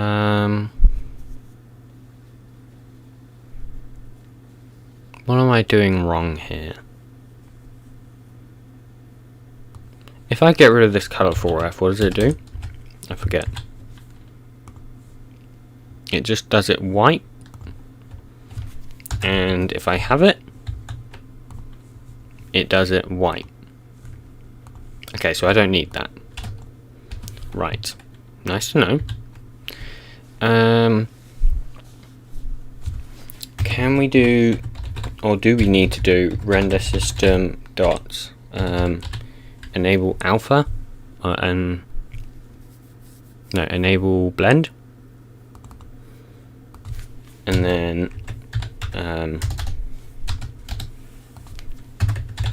render system dot disable blend.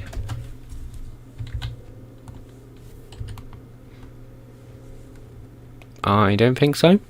That didn't seem to do anything.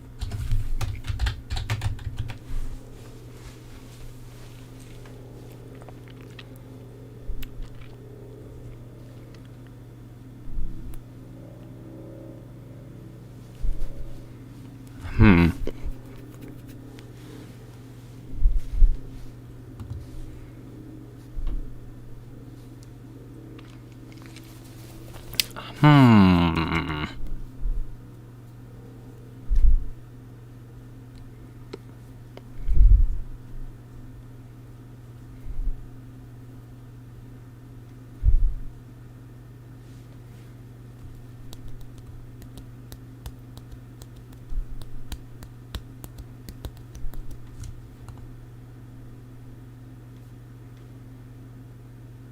I'm really wondering how we can get that to colour as water. Also, let me see what you said, radioactive taco.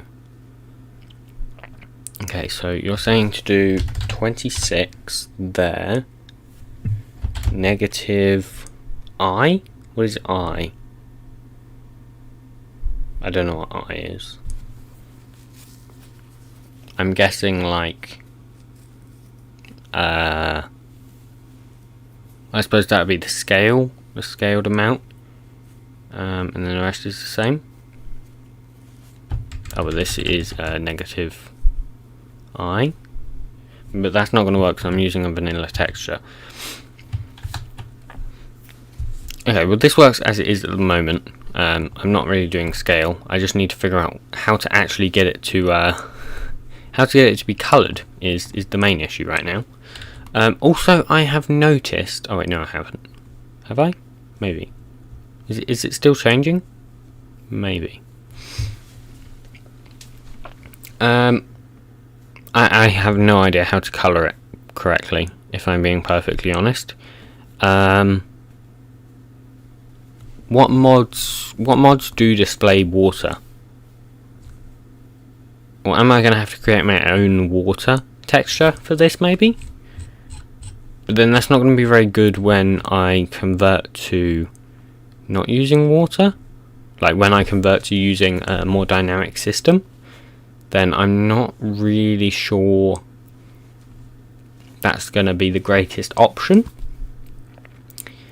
So there must be a way to do it. Maybe based on the colour, maybe?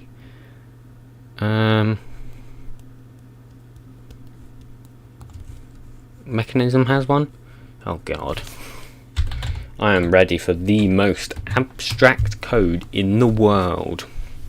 Mechanism is... oh god, it's horrible. Like, they abstract everything. Everything is abstract.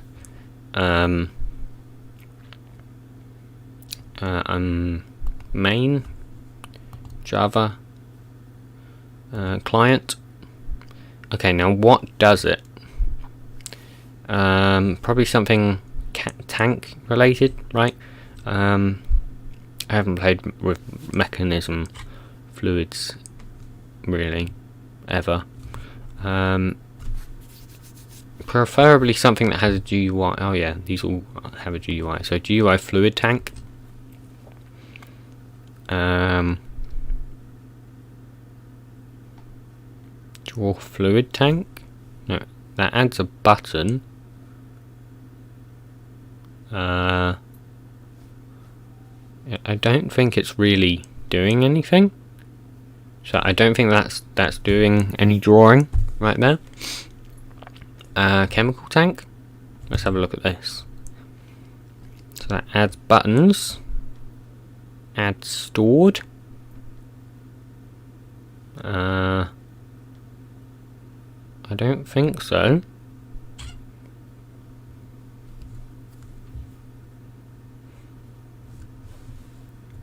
Okay.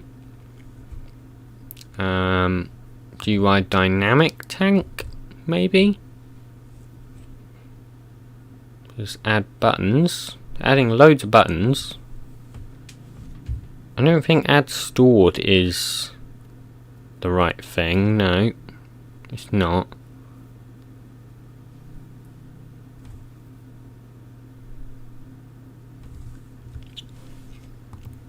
Okay. I don't really know what uses fluids here. Maybe like thermal evaporation controller? Would this happen to use fluids? Nope. Doesn't look like it. Thermoelectric boiler? I'm just guessing at this point. I have no idea anymore. Please don't tell me they do it in a button. Because I'm just wondering. They're adding buttons for everything here. Heat tab, gas gauge.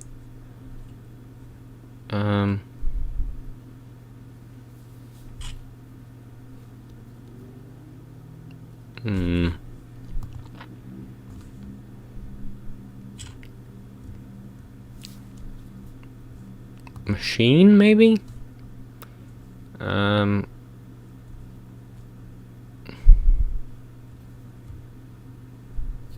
Let's see. I genuinely don't know which ones do it. Maybe...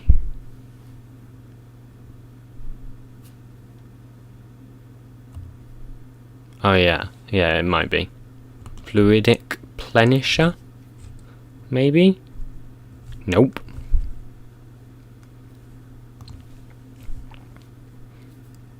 Chemical washer? I don't know. I'm running out of options here. Chemical crystallizer? No. Oh wait, what's that? Crystallizer screen top tick. GUI crystallizer screen? Wait, am I in the completely wrong place? I think so. I think I'm in completely the wrong package. Wait. What was it? It was in here, I think. So going to their 1.15 branch? I don't think that'll be any different. But I suppose we can check. So, maybe it's in here. Textured element, maybe? Just trying to think what that might be.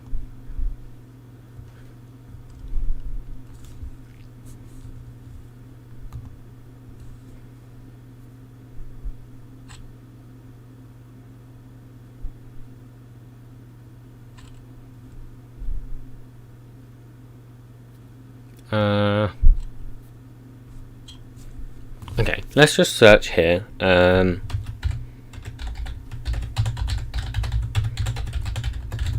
going to search here, GUI textured element.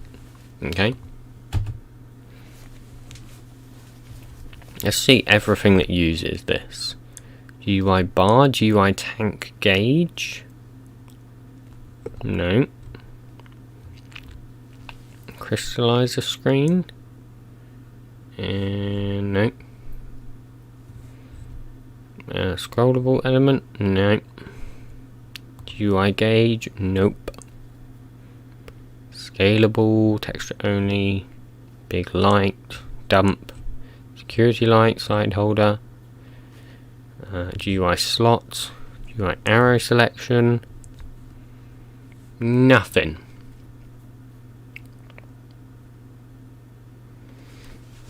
Okay,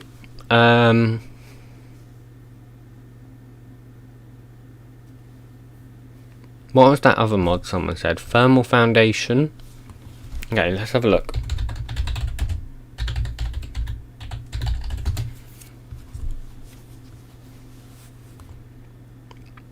I haven't played with thermal foundation in ages either, so this probably isn't going to help me anymore.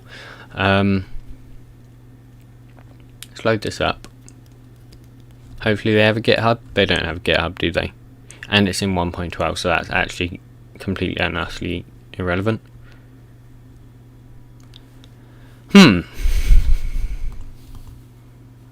Well, I suppose let's try a Google search. I mean, I'm very much doubting anything's going to come up. Minecraft Forge.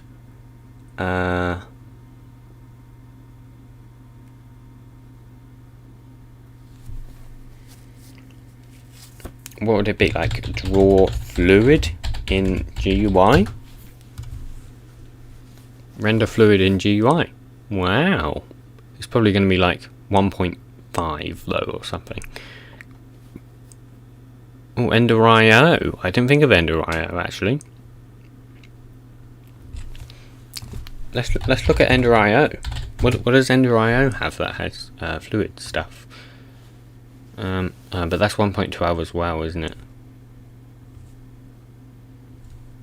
We could look at immersive engineering. I'm very familiar with immersive engineering, so I do actually know. Yeah, that might work. Okay, we don't. It's the wrong page though. We want the immersive engineering GitHub, which I've been on so many times. So immersive engineering. There we go. Okay, so if we go here, source main Java, just check that there's no 1.15.2 branch. Nope. Okay.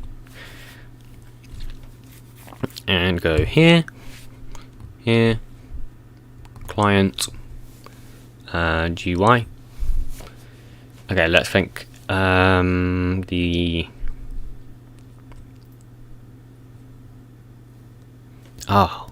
What uses it? I can't even think what uses it now.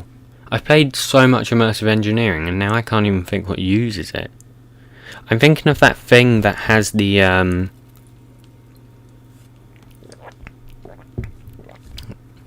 I forgot what it's called. It's like seed oil or something. Ah, that's it, the squeezer. This is what I was looking for. This has fluids, right? Client utils.handle GUI tank. Oh god. This is going to be so abstract, isn't it? Handle GUI tank. Huh. What is handle GUI tank? What one are they using here?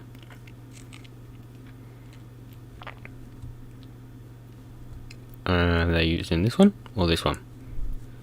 Maybe this one. I don't know. Okay.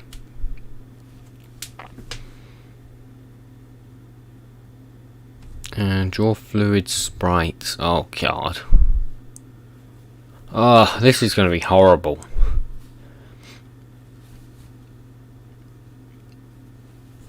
So, we might be able to completely copy this, actually.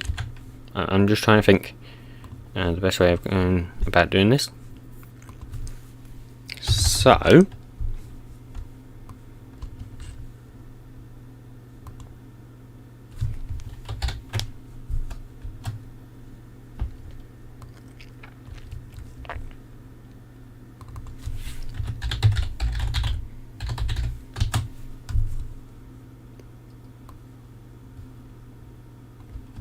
I suppose just we can kind of get rid of some of this stuff. So fluid height can be what's H? H is going to be the height, I assume. So 13 times fluid.getAmount, which is going to be this dot container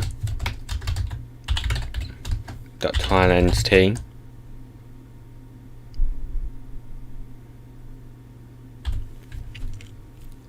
dot get stored water, and then float capacity is going to be this dot tile entity, this dot container dot tile entity, my bad, dot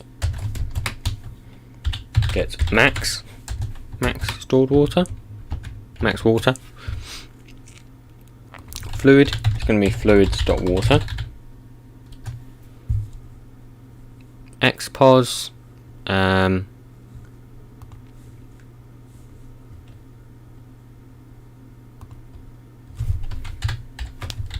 just do a bit of formatting here. So original texture. Oh, we broke it because we're still running. That's fine actually.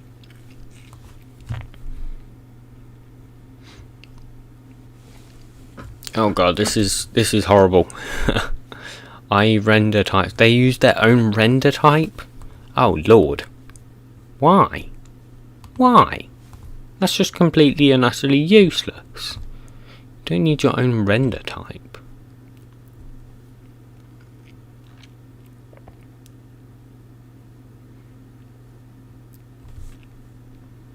Oh, it's just they have so many methods just for one thing. Like, yeah, that goes to draw textured rect, and if you go to draw textured rect, it probably goes to another draw textured rect, which actually doesn't have anything else following it, which is actually quite surprising. I expected that they would probably do more than that. Yeah, I mean that's just hell. That is really hell.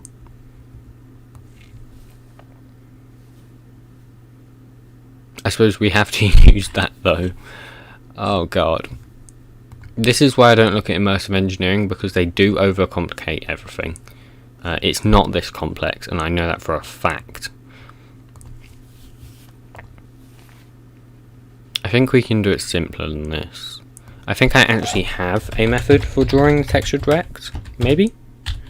Draw textured rect. I do. Wow. So client utils dot draw textured rect. Okay, let's look at this this render type, which I think is completely and utterly pointless. So here we go. Git GUI. Let's have a look at this. Okay.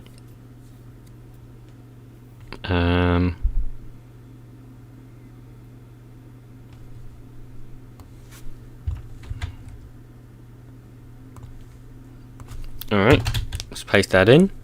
Hopefully we can just... Yes, that's good. That's good. That's very good. Okay, I'm actually going to have to zoom out here. Control negative. Git GUI. What is the original texture?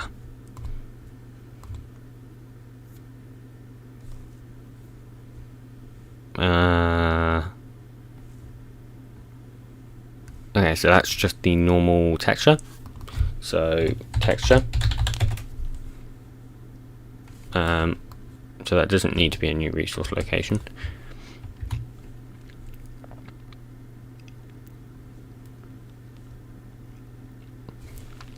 So this draw repeated fluid sprite GUI, what's that? Let's just go forward here. Draw Okay, now I've got to see what they put in all of these things. Okay, so I'm just going to move this to my other screen actually, and then I can see what's happening and do stuff at the same time. So if we look here, or if I look here, you can't see it. So it first takes in the tank. Wait, no it doesn't. We're not using that one. We're using fluid stacks. So wait,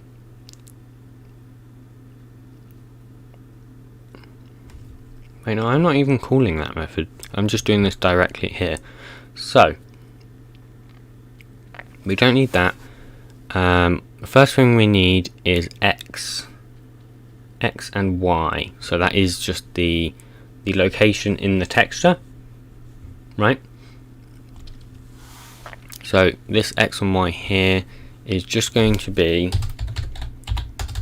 I suppose I can actually just create these variables here. So int X is equal this.gui left plus, and then if I open in paint.net, I can just see that that is right there, which is 9 and 13.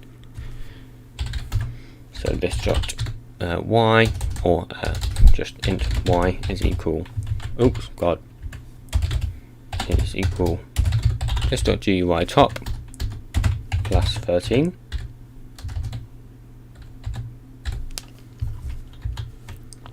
Okay, and then height, int h is equal, let's just have a look at the size of this whole thing. So the size is 13 by 57.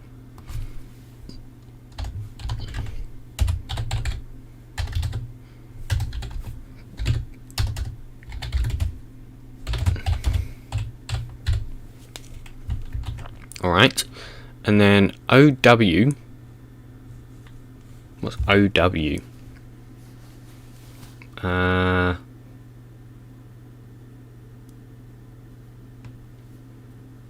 Okay, so we've got OX, OY,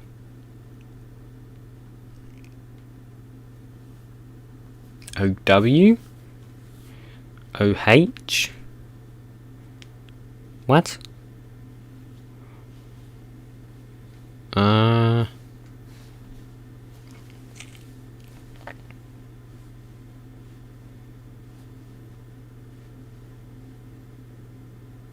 I'm trying to figure out what on earth is happening right now. Okay, so we've got width, height, int OW, no, OX. I assume that's offset. So after the width and height, so they do 177. So I assume that's the position in the texture. So I'm actually going to rename this to text X and int text Y.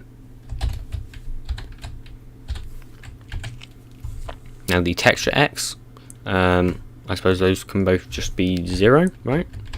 I think that's what it is anyways, but I'm not sure. Wait, is that? Now I'm getting confused. I'm going to keep those to OX actually. Otherwise I'm going to get confused. OX, OY. And then int OW,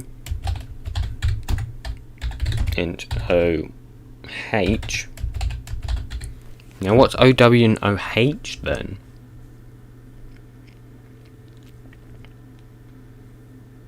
And 51 he put, or they put. Interesting.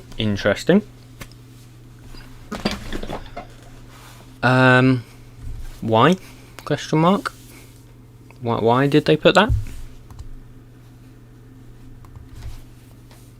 But why OW and OH? There's already W and H. XYWH.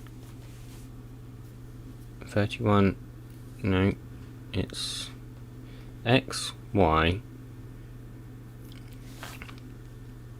Okay, so they got WH as 16 and 47, and then they have OX and OY as 177 and 31. Let's open Squeezer here. So I'll bring this over.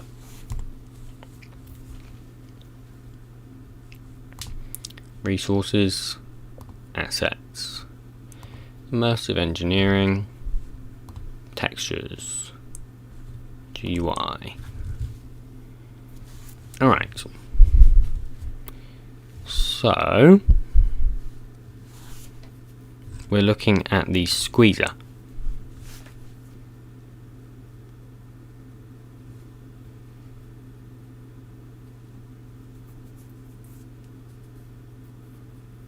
Oh, so I think what they're drawing with that OX and OY is this right here. I think. I'm pretty sure that's what it is. So we can just set all those to 0. Or I suppose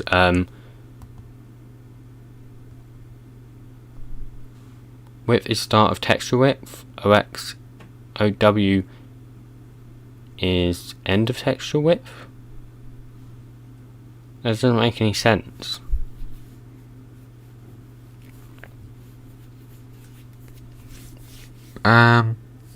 Yeah, so I think we can just use X, Y, W, and H for those. I'm pretty sure. So W, W. No, that would just be 0. Right. So X offset, what is this used for? So draw texture. So we've got X and Y.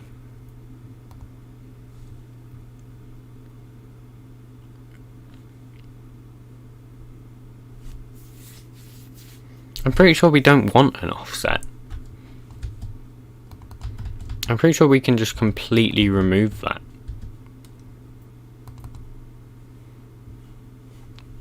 And then it's used here for width height. U1,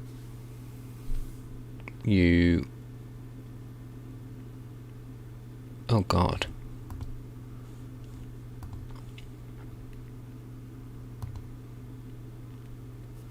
So width height can be just W and H. Texture X. I think these can all be 0 maybe? They are passing in OWOH, OXOY in. Those can be your calculated values based on progress height. No, I don't think they are. They're not using it in that way though. So if I go over here,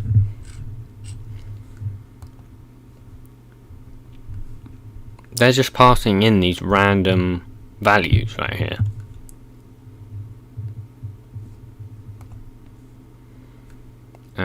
Let's just go to here.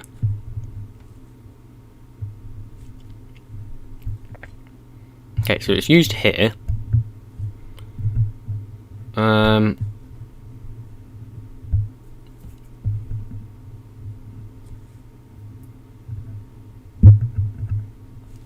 Yeah, I mean they need to comment this really, so that so people know what's happening. Because no one's gonna know what's happening here just by looking at it instantly.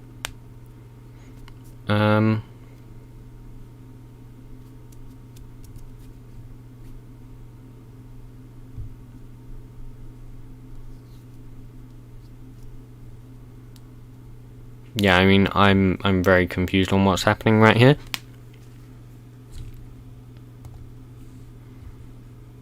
I think I'm gonna try just putting 0 for these, but I don't think that's going to work. In fact, I'm almost certain that's not going to work. So then we have this method right here. What's that method? Draw repeated fluid sprite GUI.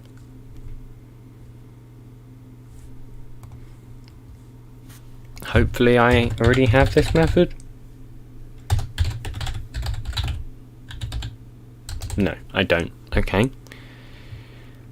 That's nice. Nice. Very nice. But I do have the methods which those take. So I'm just actually going to copy and paste all of this, to be honest. So let's just put them down here. Hopefully that's fine.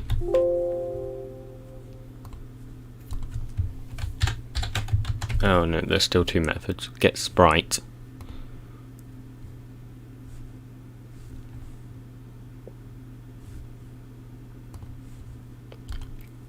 So let's look at the get sprite method.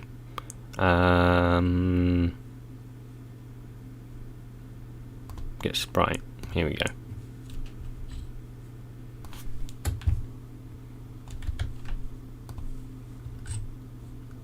Simple method.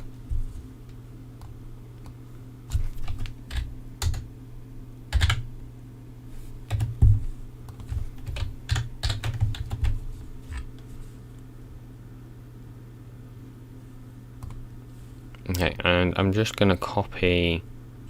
Where'd that render type go?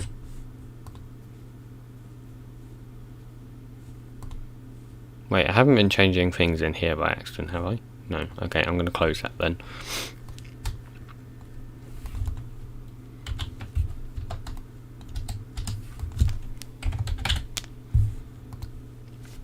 Because this is confusing me a bit. I'm going to take out this render type.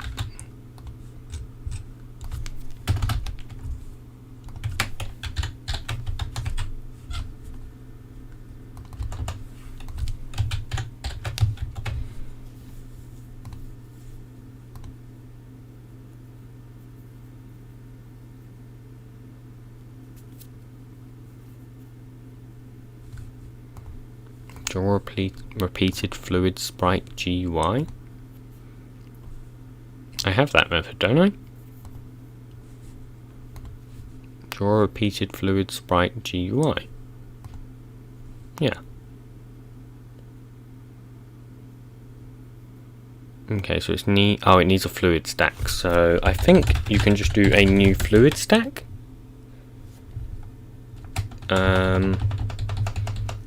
The issue is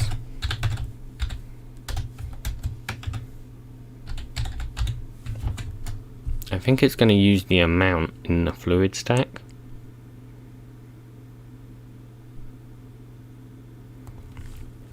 Let's see.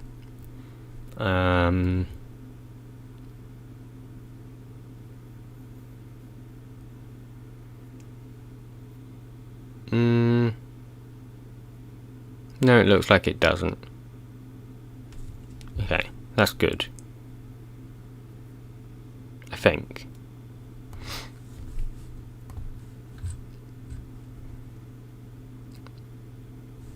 Yeah, okay, that's good, that's good. So that can just be client utils.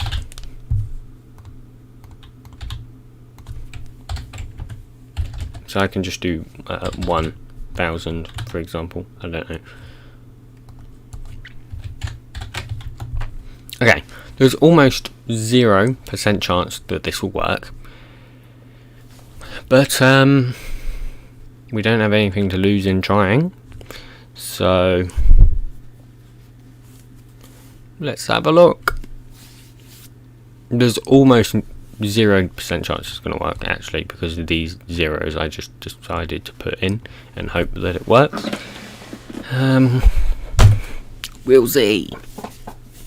If it does work, I'll be very happy, but I don't think it's going to, sadly. because sadly it takes in, if you see here, it takes in 2 UVs.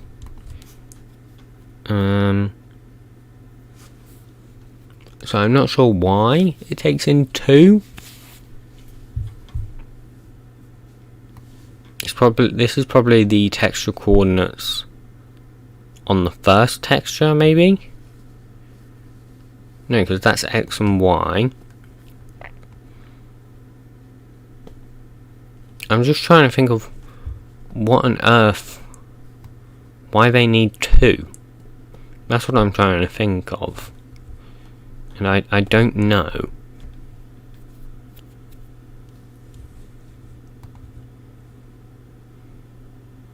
I'm not sure.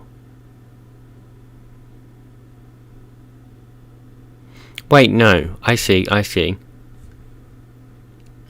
So the first UV, so U0 and V0, need to be the position on the texture that we want to draw it at, and the second one is the position on the actual fluid texture. I think that's what's happening. I'm pretty sure. Maybe we don't even need this draw textured rect because we're drawing the repeated fluid sprite GUI. So maybe we don't even need that, right?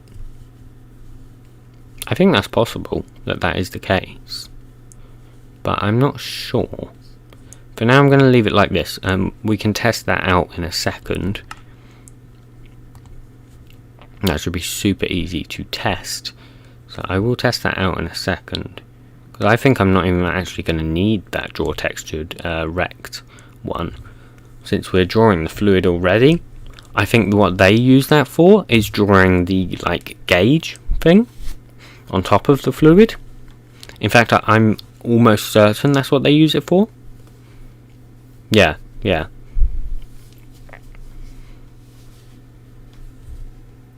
So I'm pretty sure we don't need that. We're about to find out. There's a chance it will crash, maybe, if it can't find the correct texture or something. Okay, it didn't crash. It hasn't done anything, which is good, maybe? Question mark? I don't really know if that's good or not. Maybe it doesn't have any water. That's possible. Oh, there it is.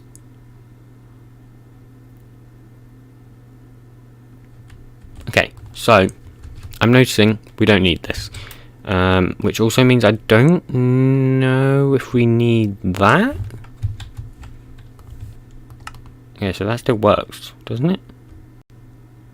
Okay, that doesn't work. Oh, that crashed. Okay. Already building?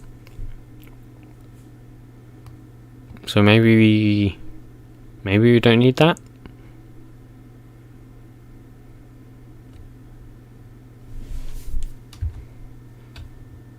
I'm just trying to get rid of as much stuff that we don't need here.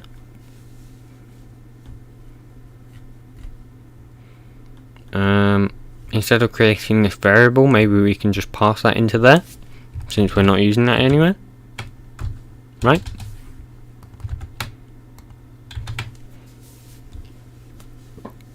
So we're pushing, and then we're popping.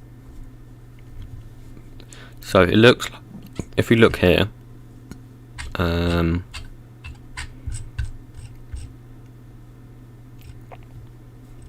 does it give me a stack trace of where in the GUI this is happening? This is saying about the world renderer. It shouldn't be anything to do with the world renderer. I don't think. Okay. Should we try again, maybe?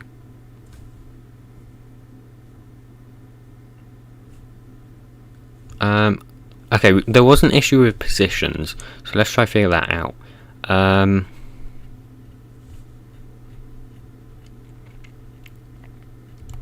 So the X position should be right here. So that is 9 and 13. So we add 9, add 13. Alright. Then, so X and then Y plus H, fluid height. So H, so width 13. I think the height and the width was fine. I just don't know what that offset was about. So where's the X and Y here? So it's after the fluid. X, Y, Y plus H. Maybe there's no offset on this. Let's have a look. So it takes in X and Y.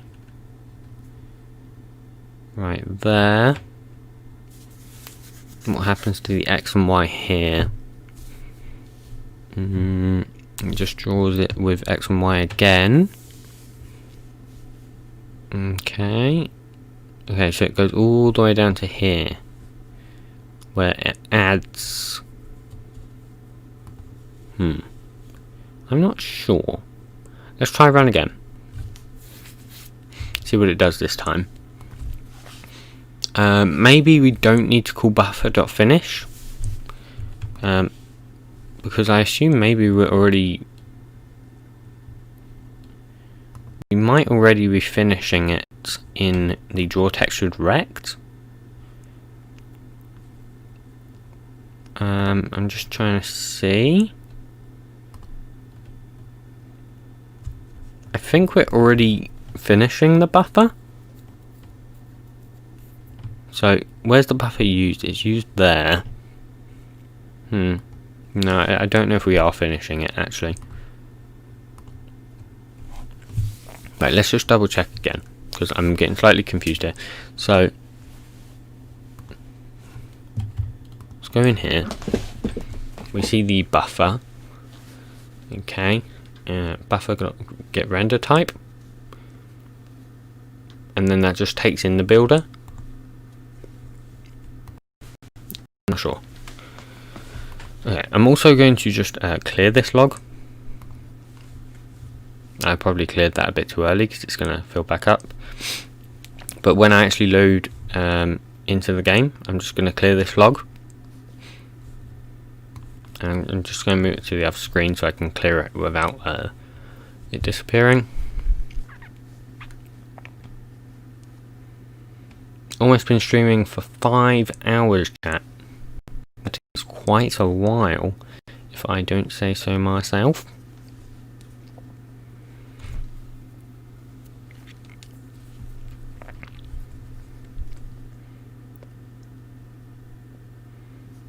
Okay, this is the reason I wanted to clear the log, because of all of these hundreds of missing textures, which are fine, but hopefully I am going to fix them at some point in the future, not soon.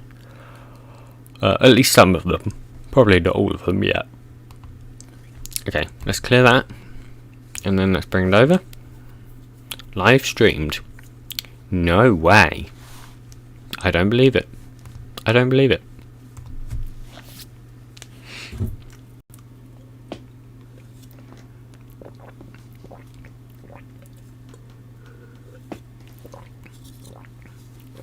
Now, who dare ping me?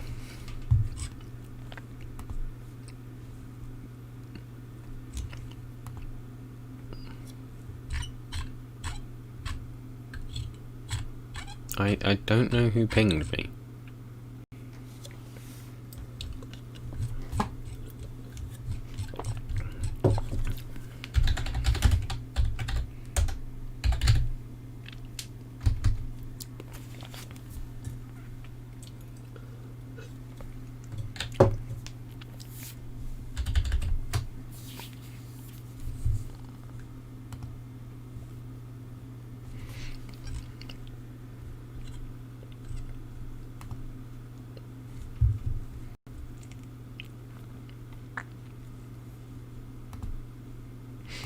Alright. How long have you been working on some water texture? What do you mean? Do you mean like rendering the water texture? Okay, it crashes instantly. I'm gonna try not finishing the buffer, maybe? Because it says already building. So,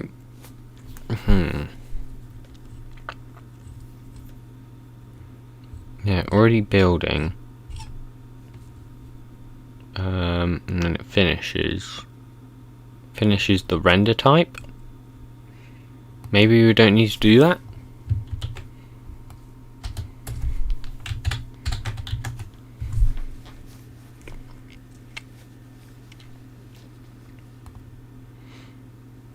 Let's load back up again. I'm pretty sure we do need to finish the buffer, but I'm not sure.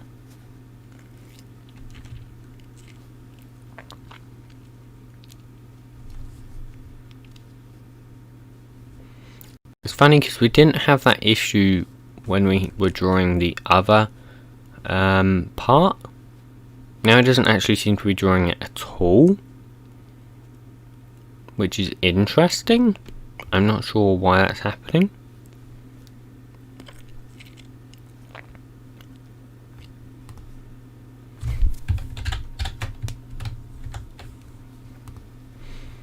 I wish it loaded up a bit faster, not gonna lie. It's rather slow. Kind of bad. I suppose while this is doing its thing, I'm just gonna go through Discord.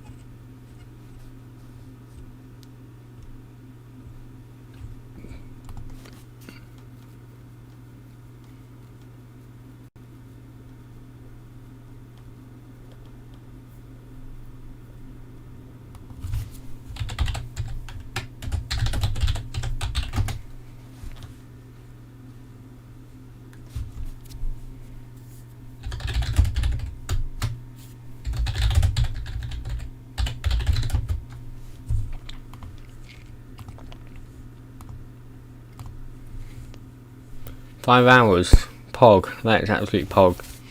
For me, it actually says 5 hours out of 5 hours 47 minutes. I don't know why it says that. Yeah, I'm not sure. I'm not sure why it says that, to be honest. I think it's a bug.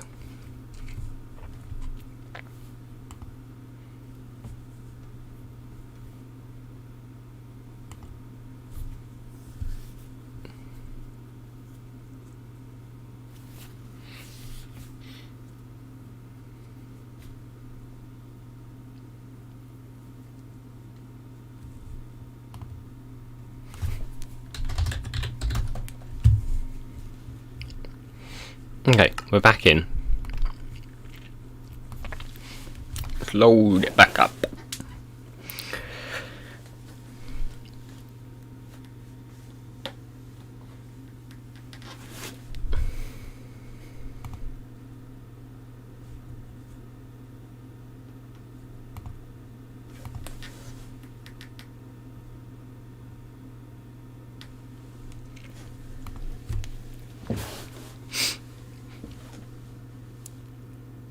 Okay, it's probably going to crash again. In fact, I'm almost certain it is going to crash again. But we'll see. We'll see. I think it's going to crash with a different error, but I think it is going to crash. In fact, I'm almost certain it's going to crash.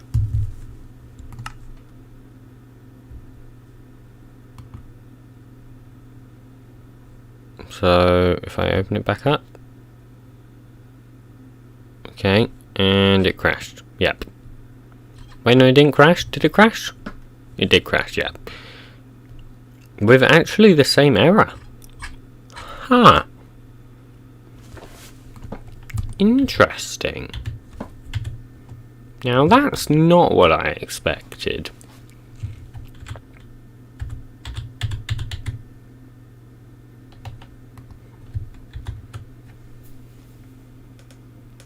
So,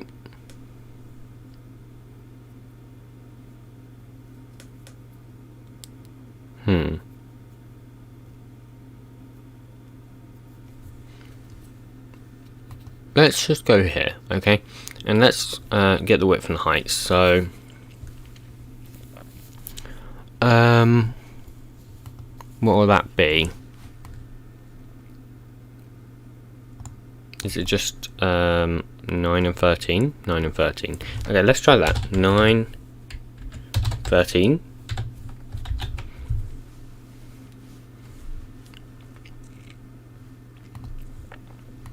Since when we drew this, it didn't crash.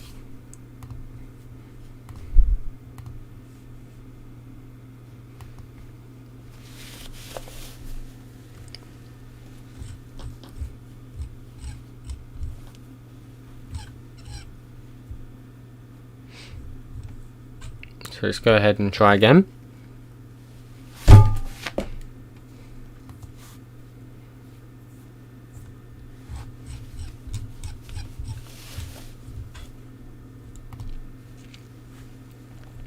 Hopefully it'll work this time.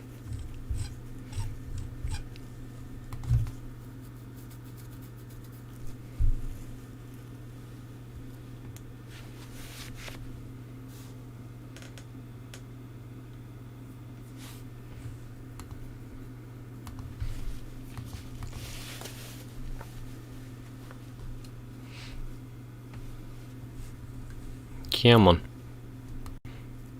I don't know why it's so slow. I wish it loaded a bit faster. I mean, in 1.12 it loaded significantly slower. I will give it that it does now load faster, but it's still not fast. It's pretty slow. It's pretty slow still, which is a bit of a shame. But it's not too big of an issue.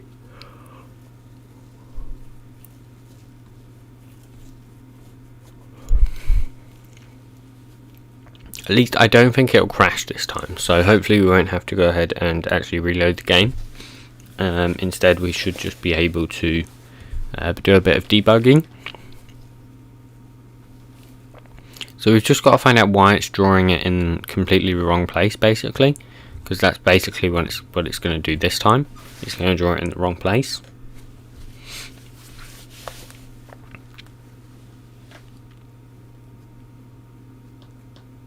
So we'll have a look for why that is.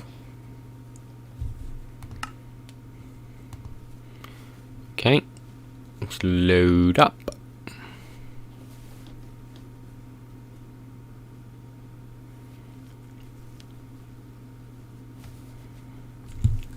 Here we go.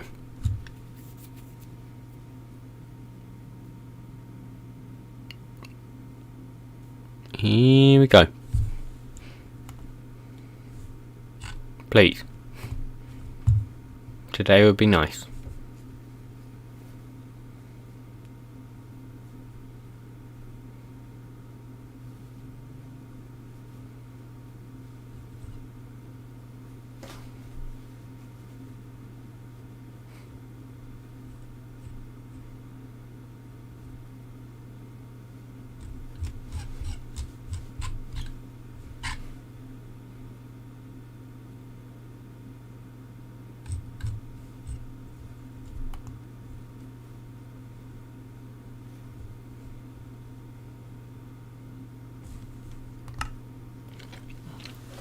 Okay, here we go. Let's open it up.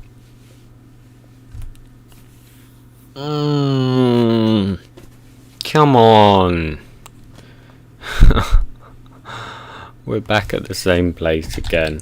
Okay, so these two zeros were right. Okay. Okay, that's helpful. So where does that put it? It doesn't? Question mark? What? Why?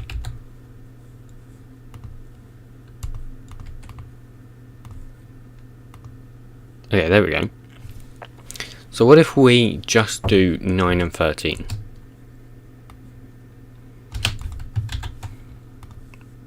Oh, okay, that works. So it automatically adds it.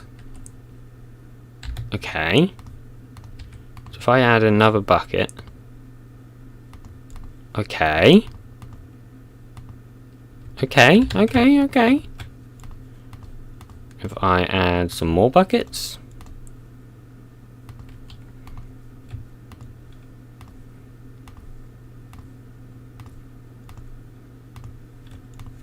I think that's scaled slightly wrong because I'm pretty sure that's almost already full, and yet it's not looking full. It's going up by hardly anything. I think it can only hold like 1 or 2 more buckets. I haven't been counting. Yeah, so that's not exactly full, is it? Okay. So why is it only going up by 1 every time is the real question here. So 1,000. Maybe it's something to do with this. What happens if I do like 2,000? No difference? Okay. I didn't think that would be the issue. Let's just try 5,000 just in case. Okay, so it did just go down. I did see that. Okay, that's good. Alright, so why? Why? So the width we have as 13. The height we have as 57.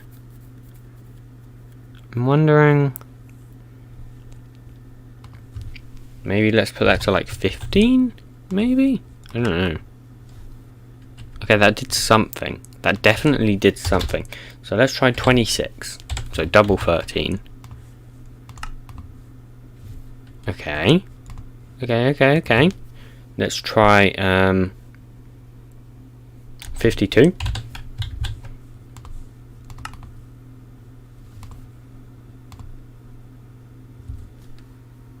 Is that working?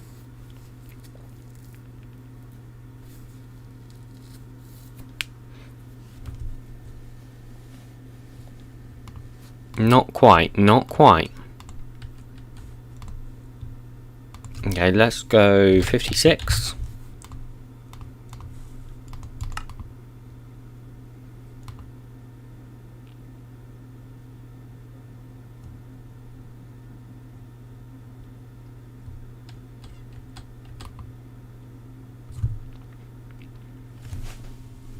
It's really hard to know if it's working, to be honest.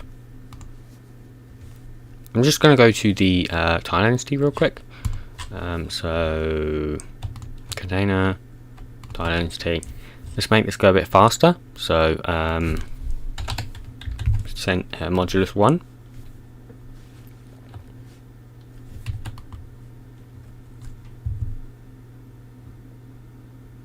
I think it's working.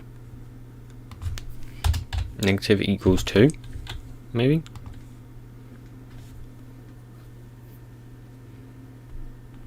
We'll see when this bucket gets taken. We'll see. Not quite. Okay. So let's try. Where is it? Here it is. No, here it is. 58. Okay, that looks full, I think.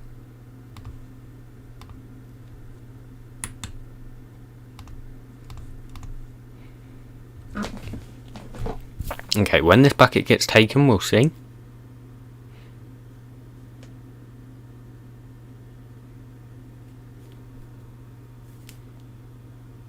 Okay, yes, that's working. That's nice. Okay. Now, currently, I don't have a texture for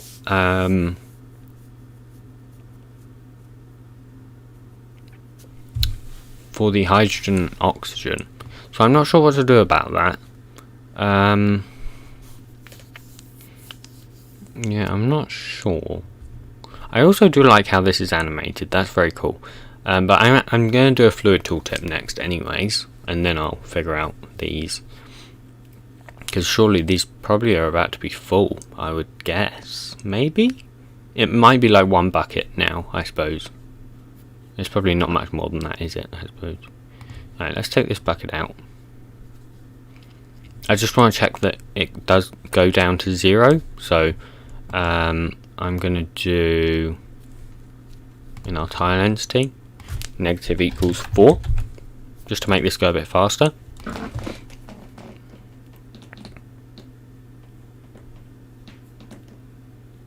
Still a bit slow. Let's do negative equals 10. Yeah, that's going a lot faster.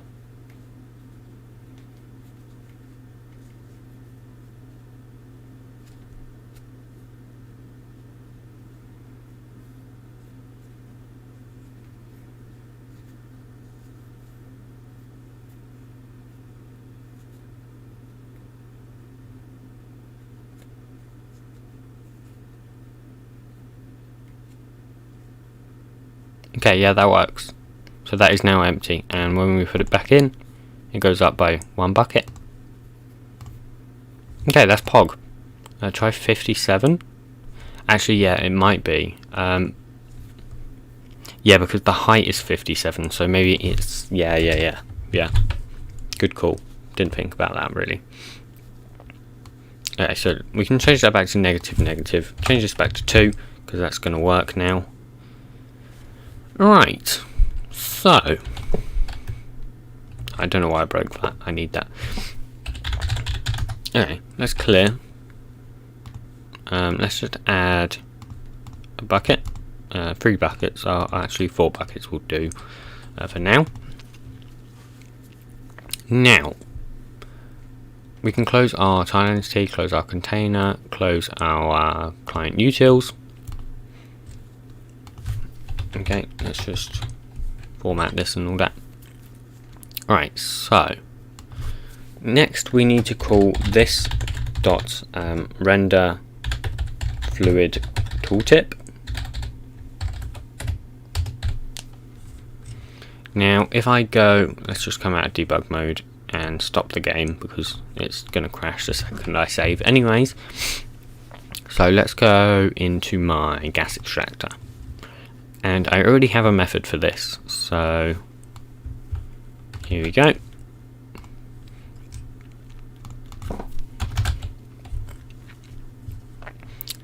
So if it's greater than, so the x, we want it to be greater than 8.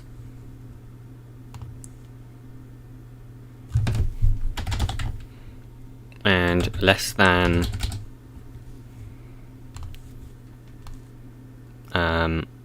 22, and we want the y to be greater than 12, and less than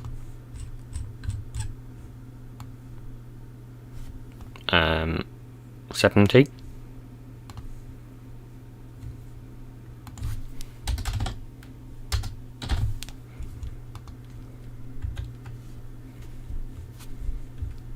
I don't know why. Yeah, fluid. I suppose fluid.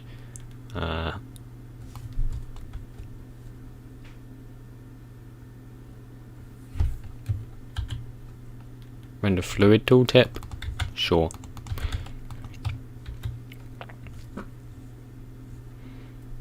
So we're going to want to render. What do we want to render? Like, what do I render in here? Water, and then okay, yeah, that'll work. So water plus. Let's just insert mouse X and mouse Y. Okay. So it's going to be water plus this dot container dot tile entity dot get current water, or get stored water, plus out of this dot container dot tile entity dot get max water. Let's just check that this works for water. Well, actually, I suppose we don't need to check if it works for water, do we? Also, I'm just going to change this to render tooltip, and we'll just consider it an overload. It'll be fine. Render tooltip.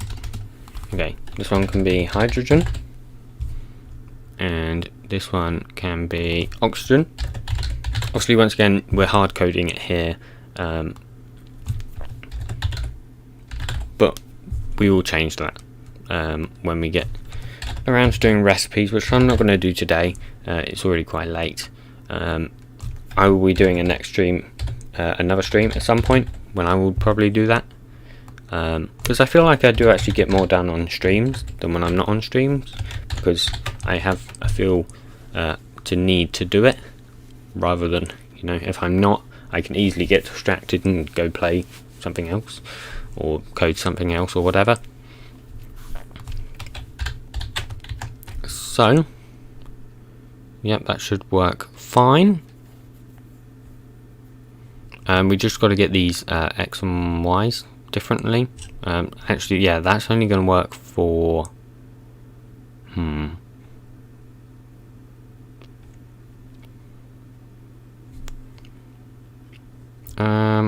yeah, we can't call it render tooltip. Okay, let's do int x left, int x right, int y top, int y bottom,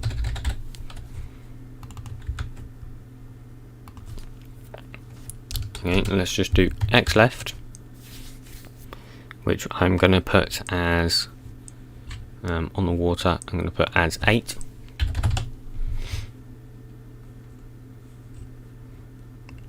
And then x right, which I'm going to put as 22.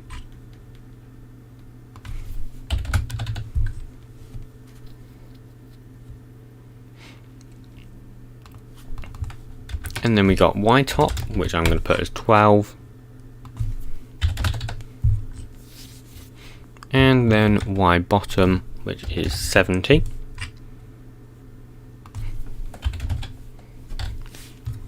Now we can keep the y's the same. So let's just paste these in here.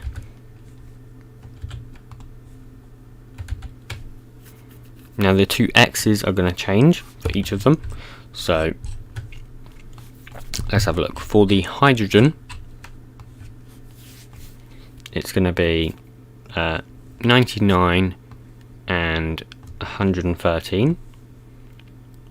So here we go, 99 and 113. And then for the oxygen, it's going to be 153 and 167. So 153 and 167. And what on earth has happened there? Not sure. But okay. Let's close our GUI now, we don't need that anymore. Someone ping me again. Stop pinging me, you noobs.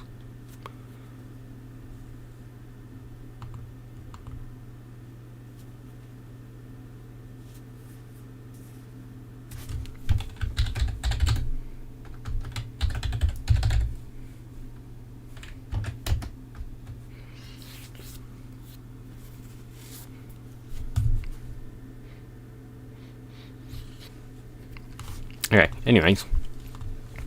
Noobs pinging me. Let's go ahead and run that. Hopefully this will work. And then I can sleep. I can sleep knowing that I have successfully basically completed this. I mean, it's going to work perfectly fine, just not with other fluids at the moment, which is no issue. I might maybe add the other two slots, the output slots, and just add temporary buckets for those fluids, the gases, I suppose they are. I think there is a mod which has like upside down buckets. I think I'm going to kind of follow that concept and have an upside down bucket, since that then means, you know, it's kind of holding the gas in a bit more. Obviously it's not a great way of holding gas, but as a temporary solution.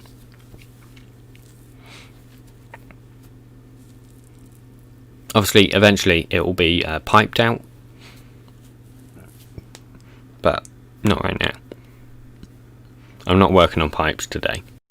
Maybe next stream. Maybe. Maybe. Maybe. Maybe. But probably not. Because pipes and cables and conveyors are my worst nightmare. Because they just have so many different states, and they have to transfer things to one another, which means they have to know all of their neighbours, and then it has to be set up on like a system. So for example, conveyors have to know which way it's going to pump it, or not pump it but take it, and you know, cables and fluids have to know where all the other things are. It's just horrible. I hate it. Maybe I'll find an easy way to do it.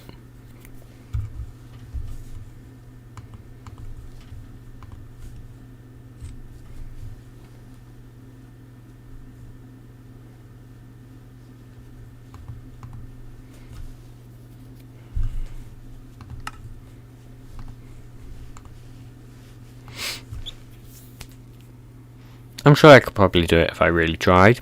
I'm just not really in the mood for even thinking about it, because it just hurts. We've been streaming for 5.5 hours. How on earth have I streamed this long? I'm probably gonna have no voice box tomorrow, and I was thinking of streaming tomorrow as well. Maybe. If I do stream tomorrow, you can expect it to be about 6 o'clock BST, 6 PM BST, if I do stream, but I'm not sure if I am going to stream or not. So let's open up our GUI here. We should, oh, okay, that's completely the wrong offset, -7. Okay, but that tells us some information that helps a lot. So clearly I've obviously done an incorrect offset here. Let's see, so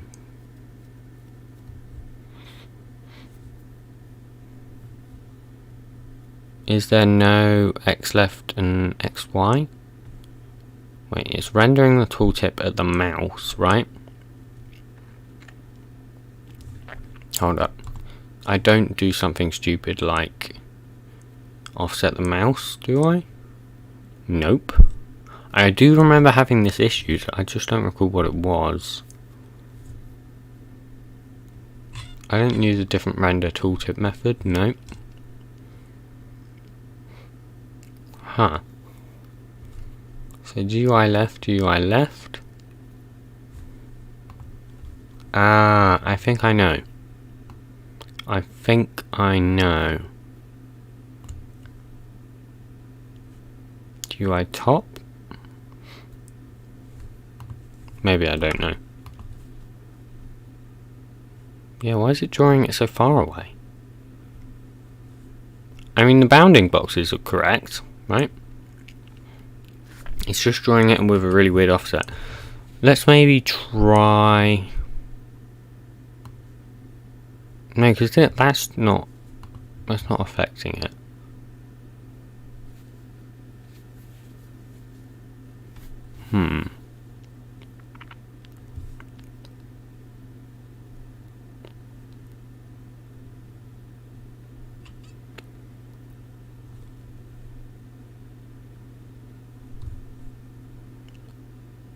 It is calling the correct render tooltip. This mouse X and mouse Y must be wrong. Oh, yes. I meant to call this in the render method. That's why. I do actually remember this issue specifically. And I just accidentally changed those. Yes, I do remember this. So, you're meant to go in the render method and draw them. Because that's where you're meant to, like, draw everything. Really? Yeah, there you go. So that gives you the correct mouse X and mouse Y. And I think I'm actually meant to draw... I'm probably meant to draw this in there as well. Before all the tooltips. So, right there, maybe? Nope. That completely messed it up. Don't do that. So that's fine in there.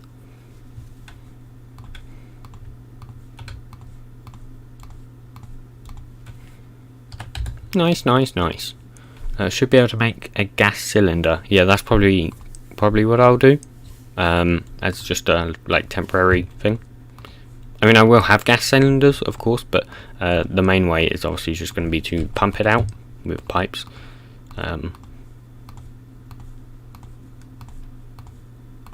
Yeah, so I do need to fix that negative thing. Yeah, so hydrogen's almost full. Oxygen is roughly half of it, which is good. So yeah, we've got to figure out why this water goes into negatives. I'm not sure why it does that. I think it's probably something to do with the fact that I was negative. Yeah, because I did like -10, didn't I?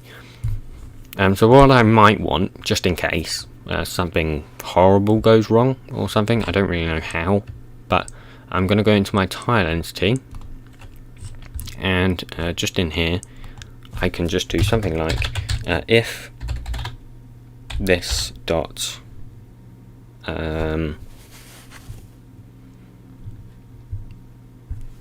don't know, if this dot stored hydrogen is less than or equal to, I suppose just less than 0, then this dot stored hydrogen is equal to 0, and we're just going to do that for the other ones as well. So stored oxygen is less than 0, stored oxygen is equal to 0, and if this dot stored water is less than 0, then this dot stored water is equal to 0. And just by doing that, it's going to mean it always make sure those are 0. And I'm just going to set dirty to true after those, because otherwise it's going to be a slight issue.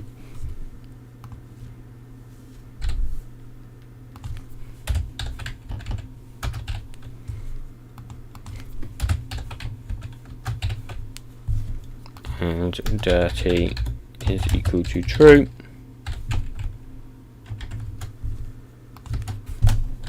Dirty is equal to true. Obviously, got to do the thing there. Alright, so that will just make sure if they're less than 0, it sets them to 0.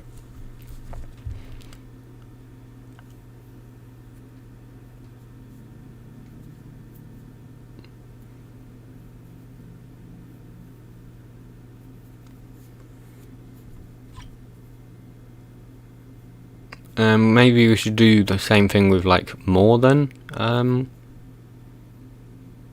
0. So we're not actually doing anything here if it's reached the max. So what we might want to do is create a few booleans. So boolean max hydrogen is equal false, and like a boolean max oxygen is equal false, and do something like max hydrogen is equal true. Well, I suppose we could just do max, like max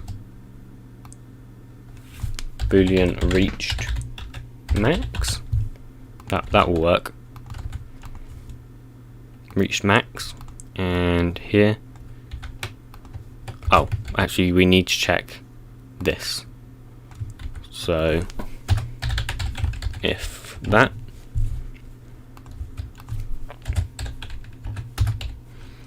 How did you learn Forge? Time, vanilla code, looking at people's GitHubs.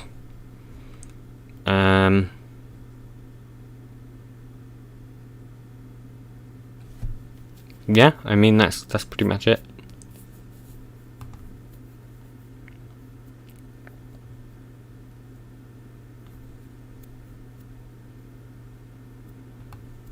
Actually, instead of checking that twice, because that could get rather expensive, we should do that as an inside if statement, like that, and then just get rid of this if statement, and move this else statement there.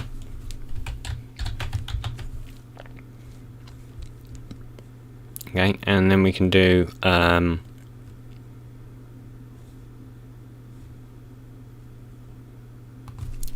and not reached maxed. There you go.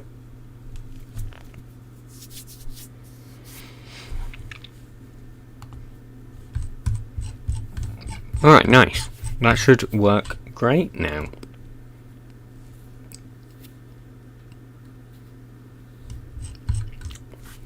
Obviously, there are some stuff which we maybe could have done better. This is about to reach the max, so we can actually test if that's going to work now.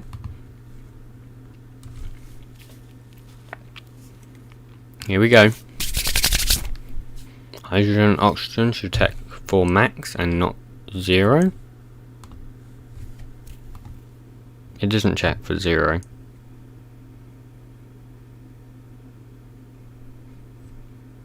Yeah, it doesn't check for 0.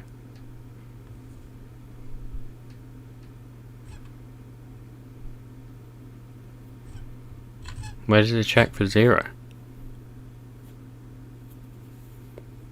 It doesn't. I don't know what you're on about. You're crazy, mans. Okay, here we go. Here we go. Watch it crash. Okay, that's good. This is still decreasing though. And this is still increasing. So, for some reason. So, if it does not equal that, reach max goes to true. Ah, I see. So, we actually need that to be a boolean up here. Right, of course. So, private boolean reached max is equal false. Let's terminate.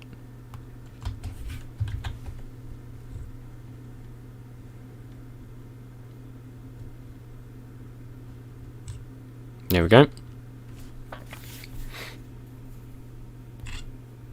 And then we can write that. So this dot reach max is equal compound dot get boolean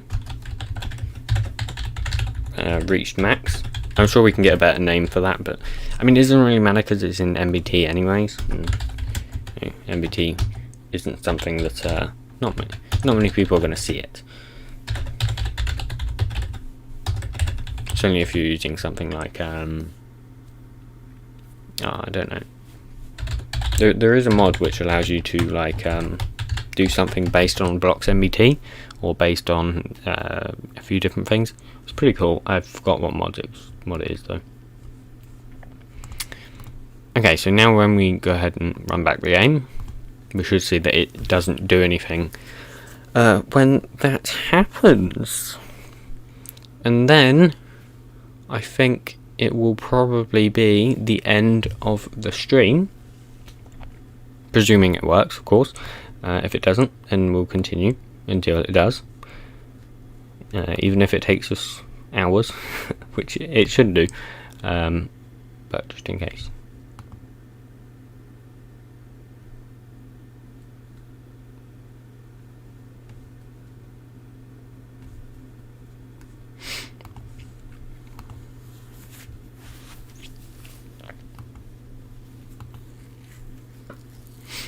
Okay.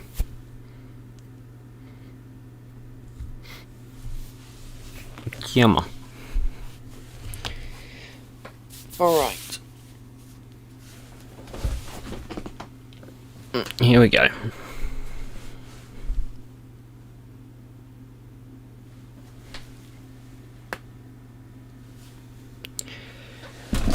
Ooh.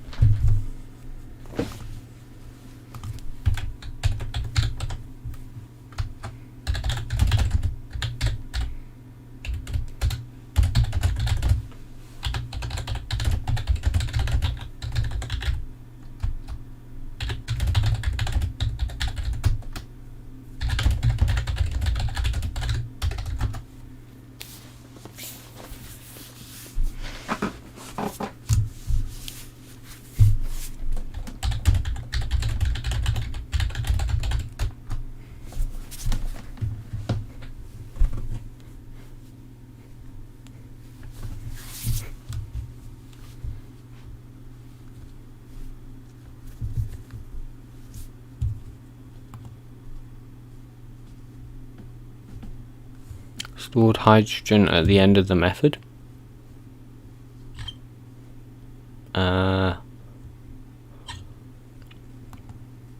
What? Yeah, we're checking if it's less than 0, and if it's less than 0, then we set it to 0. Yeah, that's fine. That's fine. And here we're checking if it's not equal to the max. If it is equal to the max, then we set reach max to true. Yeah, that's fine. I don't know what you're on about.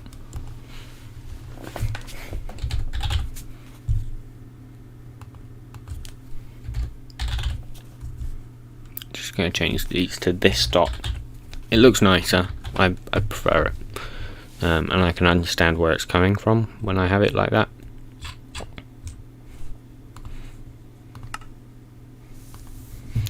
Okay, so let's load it up.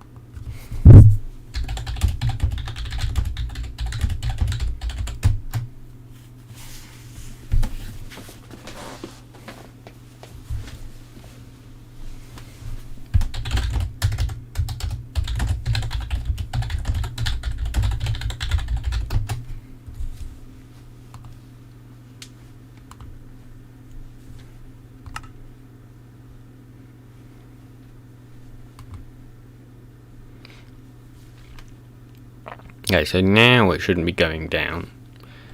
If I break it, and then put some water in, so